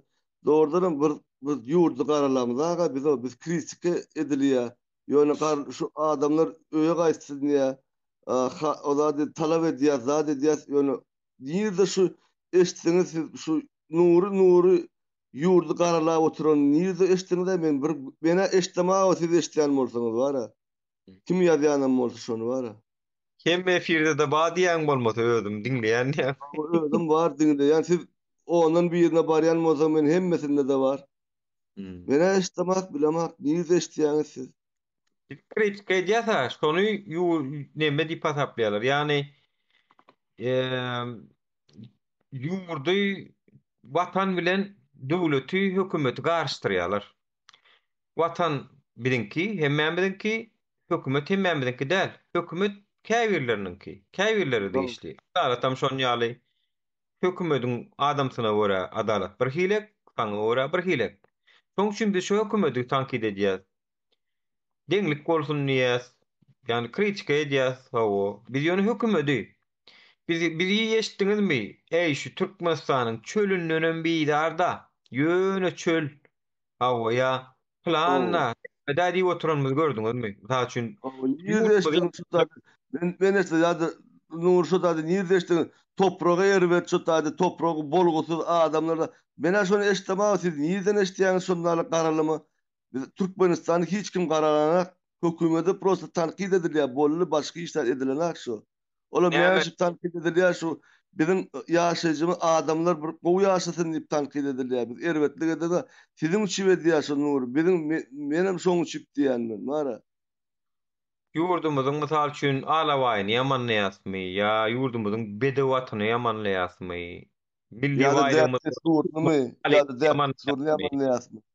Ya däpde surmuzy ýamanlaýasmy? Yani näme ýamanlaýas? Gaýtam gülýär däpde surmuzy wa diýäs. Yani gelin ýylanmadyň köýnekleriniň şu ýaňy ýaşmaklary, ýalyklary gelişip çykdyr. Hatda TikTok'da da käbir Gülcan diýip bir TikTok'ta çıkıp edýärdi bolun şonuň gollaýardym. Şoň bilen pikirimi dem gawat beren okdy. Ýöne türkmen gelini bolup, türkmen köýnekli joga oturup efirler etýär bolun. Inha biziň ýurdumyzyň reklamasyny edýär, gowy edýär diýädim. Ýani biziň ýurdumyzyň türkmen köýnekli eşikli birini görende käbir türkler barynjy gedek görýär belki. Bu kimkä? Bu niriň raýatka diýe. Ýöne mene hiç haçan tankit edemok Türkmenistanyň milli däp desturuny ýa-da milli baýryklarymyzy, ýurdumyza değişli zatlary, watanymyza değişli zatlar Vatana tankit değişli zatları, vatana değişli zatları. watanyma değişli zatlary men tankit edenim görmezdim. Gaýtam men kim tankit etse oň garşysynda durýandyr. Watanym oýa. Aý ýöne hökümet edir şo watanyma maskara edip otýur, iş oňorman senem menem maskara edip otýur, dünýä maskara edip otýur iş oňorman. Onu tankit etmen, kimi tankit edeýin onu men? Onu boynumuza almaly. Şoň üçin de köp kişi türkmenler daşar ýurda gidýärler. Köp kişi daşar ýurda göçýärler, pasportlaryny taşlap da edip täze pasport alýarlar. Şoň üçin biz oda edip otyr. Şonu bir düşünäň, siz garalanaklar tutady hiç kim Türkmenistanyň. Bir düşünäň şonu. Gaýra dedim. O türkmeniň nagyşlary, köýnegi, yakalary, öze maraş türkmeniň wara bir zadyny o görýän esasanyň gelini ýyldanmyda. Aýtyp öleme bir köýnek ýa-da tikdirýärler, toý bolýar boly. Inniki toýda ýamyň modasy gaçýar. Her toýda bir köýnek alyp bermeli. Inniki de täze üç köşük nagyşly ýaka tikdirmeliläni, onam täze bir mata almalylany, täzeden giýmeli. Ýani Gurban bolayın erkekler köpürägi işlemeli bolýar, solun ýöne geliştiripçik bara, geliştiripçiga me giýýärler, olundan bir gedek bolan zady deýin. Aýny aýşu gül näme güllüpek köýnek. Ay gelinimem şol bir tanak ýaka tiktirdi, menem telekeçi adam, pulu wa, ay ýasat bir tanak şun ýalyk bir kirek 3 furtça ýalyk edip ýaka tikdirtdanym. Munam şo köýnegi nemetdik indi Aziýada döwri Aşgabatda aýlanyp börs bolun. Ananay. Üstörýär gelinler geçip barýar bolun, ýa-ni geliniň ýakasyna seredip bir kısansa surat alyp gitdi. Bir kısansa. Şol ýalyk ýani türkmen gelinlerimiz biri bilen ýarşýan ekenler şonu göýdirdim. Ýaka, köýnek, bay. Olam bir gowy häsiýet, ýani özlerini konkurensiýa bu her wagt gowdur watandaşlar. Konkurensiýa diýilen zat, rekabet, ýani pozitif rekabet gowdur. Aýagynyň çeken oklar. Ol ondan bir zat öwrenýär, ol ondan bir ütköşük zat edýär. Konkurensiýa olmasa progressiv tarapy ýok da. Konkurensiýa olmasa progressiv öňe giderlik ýok. Öňe giderlik ýokdur. Hakiki, ondan aşary halkyň hemmesiniň halygy gowy bolsa, onu her kim şol zatlar edibilse ol hasam gowy bolýar. Ýanky zadyň bir gynandyrjy tarapy var. Türkmenistanyň eli etmeýän, eli ýoko maşgalalarken, onuň ýankaly odan köýnekli ýakalar görýärdi, içi gidýär. Baradadyk kemsinýär. Şu türkmeniň wara kemsinmeginem göresim bilen oý. Şu kemsinýärler da biri-birinden. Ana ol ýadyňyza düşýän şo sil tupan gelenden soň 1-nji maýda däle 20-nji maýda soňky jaňda bir sanak student gyýlanmy, okuwçy gyýlanmy özüň maliyetakda atypdylar. Men şo barada şo wagt çykyş edipdim. Ýani kemsini wedýär şonu, kemsini wedýär. Şu 500 000 manat pul tapmandyr şo wagt. Şo aýdanlaryna görä, joralarynyň aýdanyna görä. Ana 9-njy klas, 10-njy klas gyýlanmaz özüne asyp öldürdi şonu. Şo kemsinmeklik, yeter etmezçilik, şo ykdysadyýetiň ýalňyş dolandyrylmagy, hökümetiň adalatsyz maliýe politikasy, maliýe politikasynyň ýalňyş bolmagy. Ana şo zatlar ölüm bitim bilen netijelenýär watandaşlar. Şolaňam günäkär şo hökümet, şolaň günäsinde boynunda hemme zat. Ýöne maliýetakda özüne asypdyr, näme hökümet bar özüne asypdym ol, ýuko kommentariýa şol. Ýuko düşünjeli, suko ýuko görýärmi diýe, ýok suko görýän näre. Şo ýuko we sukolaryň edip biljek kommentariýasy şol. Näme bar ara geçdikmi biz? Özüňizi öldürdikmi biz? Näme her ara geçende laboratoriýadan geçirip bitýäňmi sen? Toýa gidende. Ha? Ana getir berk ilki laboratoriýa sokup çykarayyn diýäňmi? Bir şolar ýaly ýuwk adamlar da ýuwuzy dolandyrýar we şolaryň şuna näme şuwun içinde bir ýyl boldy da ben de tam tenem bilýän. Ki bir garşymyza bizi kyn ýagdaýa düşürýän, soraw berýän intelligent adam çykyp bildimi? Hiç çıkdymy bize garşy? Diňe ýuwkalar çykdy. Yo gaýbana yüzünde gedýänler çykdy. Olara barap bir nima adam edemdi. Şoň üçin biz ýa ministr uradym o bize ministr soraw bersin. Ba bolsa olam özüne öňetýän bolsa. Şu Türkmen ogly birazçykdan şu sen sözüňi bölmejek bolup şu soraw berdi. Men garaşdym. Indi bu hökümet de kaçan düzelýär diye. Şu arada pikiriňizi indette paylaşaýyn diye. Seret Türkmen ogly. Bizim Türkmen halkymyz ýanjy bir ýere geçip gitdi, aýtdy da ýaman sada halk diýdi, zat diýdi. Men inanýan o sadadan ýönesi esasy zat bar, bizim inanmamyz ýok. Şu bir zat üýt göçek bolup diýen inanmamyz ýok. Bir-birimize de inanamzak, özümize de inanamzak. Men şonu edip biljek diýip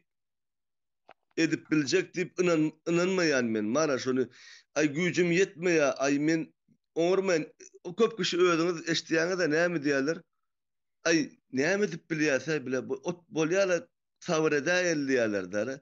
Haçan Türkmen ogly şu her adamyň ýanyna nakysyna inansa, özüm inanyp bilse men düzelip biljek şunu, men şunu ozat etjek. Şonu düzeler emmedat. Şu wagtda şonu bir toçka diýerler däre. Şu toçka haçan ýetseler hemme adamlar şoňa çyp nury efir edýär. Şu bir-biriňize inanmak.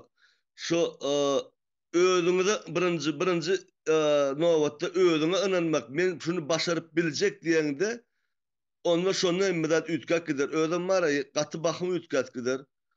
Bir unnap ýanjy Nuram diýdi, adam diýdi Türkmen ogly şu adamlar çyksa diýdiler däre 500 adam çyksa şonu hiç zat aeroport edip bilmerler.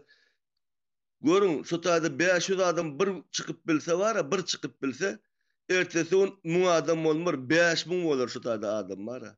Ertesi gün 5000 bolar şu taýda. Ine şonda men bir şey. Vendetta Nura, salamu alaikum. Salam alaikum, hoş geldin. Gowmýadalar. Gowmata da şükür. Gowmadyňyz. Şükür da. Menem bir goşşok atlama mara ýanky şol watanyna kemçilikler zat diýler, ana dün bir aýtdy. Näme şu erwet ýol aýal maskalalar diýe itekleýän barmy diýe. Şonu itekleýärler erwet ýol aýal maskalary näili kän dat gördükde 8-nji 9-njy klas gyzlar gördük. Şol ýanky 5-6 ýyl köýne üçin onuň şu klasdaşlaryndan kim almajak bolup telefon almak üçin kim dinmejek bolup öz tenlerini satan gyzlar gördük bara. Ýaş 7-nji klas 8-nji klas. Şu zatlar ondan kimin günäsi biraz gara illeşlerini düşünmeliler, o zatlar var. Sosyal adaletlilik dana şol adaletsiz maliýe politikasyny uygulasaň şu ýanky ölüm bitimleri bolýar, ýanky ýalak jemgyýet içinde problemalar döräp başlaýar. Her hili tek köp kişi neme edip bara öz ýagdaýyna ýa-da biraz pesrek ýaşaýanlara sereden oklarda. Hemme taraplaryň almaly her bir zada.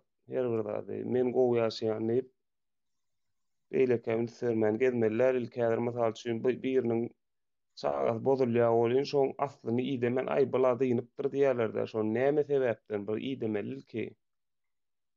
Şu ýoly baş şoşýan adam aslan oý baş şoşýan aýal maskalaryň 180% çäresedlik.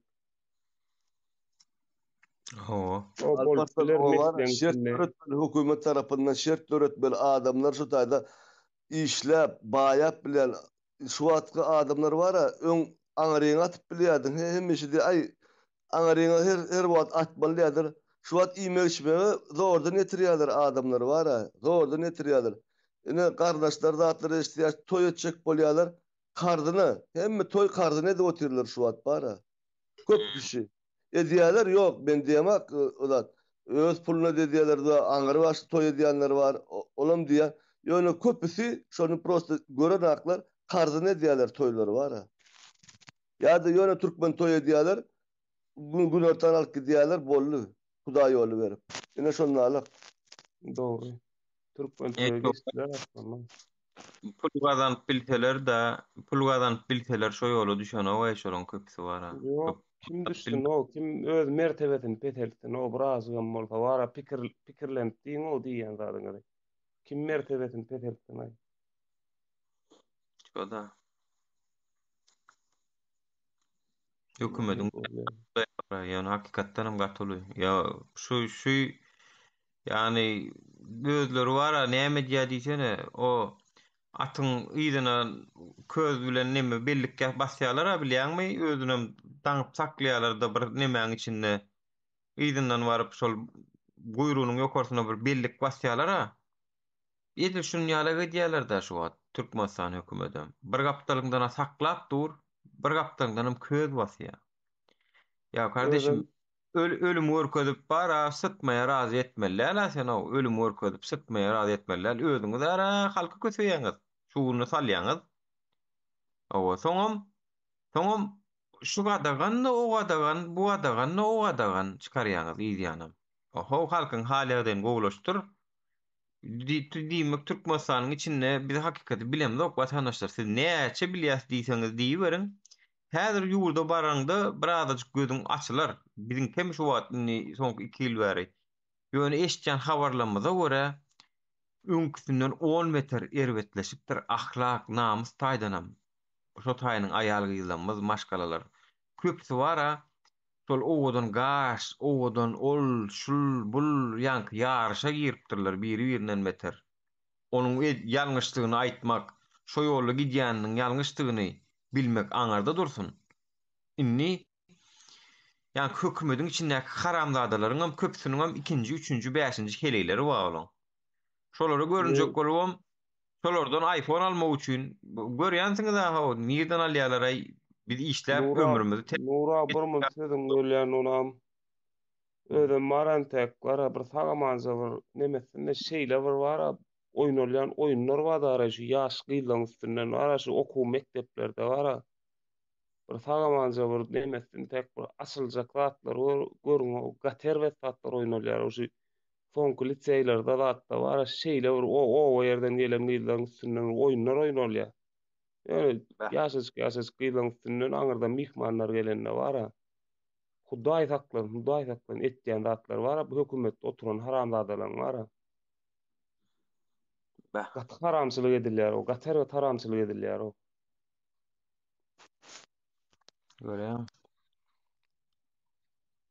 Gater we haramçylyk. Ben bir zady düşünemek Alparslan, bir zady düşünemek. Birini düşünýän bolýar bir soragam däl bu. Näre biz şuna düşdük diýjek bolýanlara. Men bilýän o jogabyny, bilýän o näme düşünmedi. Ýöne biziň mertebemizi basyladylar. Ar namusymyzy türkmen sergezan etdiler. Bir sady milletlara ýöne bir ýa-da sady diýip ýa-da üstünden näme toy oynadylarmy, tans etdilermi üstümizden bilemek men. Däl biz şonu wara bir geçirip gitdikler gününden bir zatlar bir azatlygymyzy alyp oturdylar da günne wara, günne. Bu ertesi gününe şu wagt özüň görüp oturdyň. Iň bärki şu maşin diýerler. Birinji tonirovkasyny ozat etmelidiler, aýyrmalydylar, garasyny, apişkasyny. Soň bir ozatlaryny aýyrmalydylar, näme şu da spoilerlar aýyrmalydylar, bolmalydylar. Soň zanaveska dakmalydylar içinde. Soň ýene bir zat agyrtmalydylar. Aşany onu ozatlaryna bütün maşin ak bolmalydylar. Ýöne bir gün-günden mara bir zat tapylýardy dara. Gün-günden. Hawa. Soňunda da şuna geldi da. Inada nem velosiped sürmeletdi. Türe geçmeletdi. Ana soňça gelip iň soňunda bolmanam iň soňunda şoň ölýär-de. Ýani gasak gidip oturýarsyň, nämeseň edip oturýarsyň bolýan iň soňunda şoň ölýär. Adamlara uygunlaşyp gidip oturýar. Bolly besser diýmeli halyna diýmän bilen oklar. Ýöne biz belli bir derejede şu halkyň köp bölüminiň aňy düşünjesi ütgedi, öňküýal däl. Hatda bir sanak maňa neme gurulmady. Ay şu zatlar diňläp memedip börenler bolun Ukrainada diýdi, şunýalak gurulýanlar diýdi bara bir şarpyk çalmana mis satça bilemdi, oý bir diýdi göni. Şunýalak hökümetiň tarabyny çalyp ýene diýara. Gelsene bärik diýip bir şarpyk goýup goýup şo derejäge geldik diýdiler. Şolar ýaly adamlarda aň düşünje ütgedik inni diýär-de öňküýaly. O halkyň içinde oturup öz aramızda eşitten näsin diye. Am eşitten näsin Ukrainada çykyp tizi şeýdi oturan eşitten näsin diye. Eşitmersiň hem diye. Çünkü Ukrainada türklerin kıyarlar mesele derw çözüp bolýar diye. Türktöken adalet ýok gene eýle beýle birazjyk ädir hypykkysy ba bolunýany diýjek adamlar şu biziň efirleri diňläp aň düşünjesi ütken adamlar köpüsi. Maňa bir gelek diye bir aýdýa şular dinleseň sesini niye yapıp dinlesen o zat diýdi ýa-da on. Senem aýdym dinläňde sesini yapıp dinleýär onu diýdim diýe. Aýdym ma hoş şakanok diýdim diýe. Ýani heret adamlaryň arasynda ýyllarymlar çakýa. Adamlaryň arasynda. Şoň öýdem uje köp zady pozitiv tarapy öwürýär. Şa?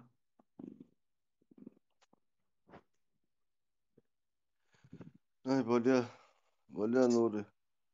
Ýatjak diýer. Gitdi ýa. Sağ olasdygym ol ýene ýarym saat gidäýdi. Gürleşip otursaň zat kenam hemme zat neme. Häzir wara biraz gam bolsa soňky ölümleri wara biraz özümçe oturup pikirlenýän oturup bir ünserýän adamyň ýaşy wara soňky pakalen ölýän adamlaryň ýaşy 60 ýaşa ýetýän ýok, adam 60-63. Bir hilak bar şu adamlar işletin iň soňunda pensiýa almasyn. Pensiýa çykan adam bir ýarym bir alsyn bollanyň soň almasyn gurnulan ýaly o zatlar konkretni. Ünserýän boýun dogan garnaşyň ýakynyň owan görüň 60 ýaşdan geçýän ýok adam. Ömrüne de pensiýa. Ýanky ak renklatlara. Ak renklar ine pastiýan diň ak renklerden aşka badyňçy. Şäheriň zaýlary hem ak renk. Şonu adamlaryň wara birazjyk bar düşünjesi petde ýa. Näme üçin zaýl eden o adamlaryň gözüni barynjylyk bilen dindirýän o aklar. Awaryan köp bolmaň derejesini alýar. Göz gamaşdyrýar. Adamyň gözüni dindirýär şo zatlar. Hemme ýer ak bolup durýar. Sen diýen zadyň wara şu alpinistler wara o ýokaryk dagyň üstüne minenler wara gar at da şoň gözüne hökman wara şu açky bolmasa o zat günüň garşysynda şu aň garşysynda açky bolmasa kör bolýan eken şu taýda wara. Ýene biziňkilerim şo bolýan, biziňkilerin tek bir ýam köpeli urandyr gözlerini sagatmaýan şu zatlar. Düşünen oklarda şo zatlar. Oynalyan oyunlara seredin vatandaşlar. Ak diýip kör edip taşlajak eken näse kör. Hem akıl taýdan dikin taýdan kör, hem gözem kör. Ha? Vay. Özüň ünserýän häzir ýag tierden birden garanky ýerden bir tan ýag tiere çykýan o näili adamyň gözünde diýan etdi. Şu ýagdaýda biz näme üçin biz mardan mara şu barp bile bu şu Aşgabatda men düşünem bak näme bu Aşgabat bir başga bir planet tabi näme barp o başga planetada uçup başladylar ýa-da Mars'a gitjek bolup bara. Mardan Aşgabatda barp bolarak bu näme bolýar o? Bir şarpy alyp goýýan ýangy gaýa barap. Şo soraw berýär saňa. Girmek bolanok diýä bolun. Bir sanak şunýalak şu türkmenski şarpykdan bu tarp goýýan telefonyny açyp goýberýän bolun wara 5 sana maňardan gelýän onam ýene 20 sana bolup ýatyryp goýberýän onu soň. Ondan olar bize bir degmäň o gaýrat ediň o baryň o taýgaýdyň diýän soň. Ýani gaýrat ediň bize degmäň diýip başlaýar. Şonu eden olar erkek sırap horoz olup başlaýarlar üstüne. Çoň üçin ýani kan çıkma döljek gäle meňdeş bolar, özlerim şoňa tarap barýarlar. Ertir kun çyksa-da şoň jenaýatkär şulardyr. Askara Kayfiýaly wezipesini postun tawşyryp çykýsalar ýene adam, ýok şonu etmän beýleki ýola gitseler, awwa konkretna ýöne adamlar oňa çyn gowy bişe ne diýip bolsa, howlukmasyn. Intäk oň arkasynda durýanjy o nemelerem sütünlerim şu wagt aşagyny oý otyrlar, o sütünlerim gidýär ondan görür kim näme. Kim näme ondan.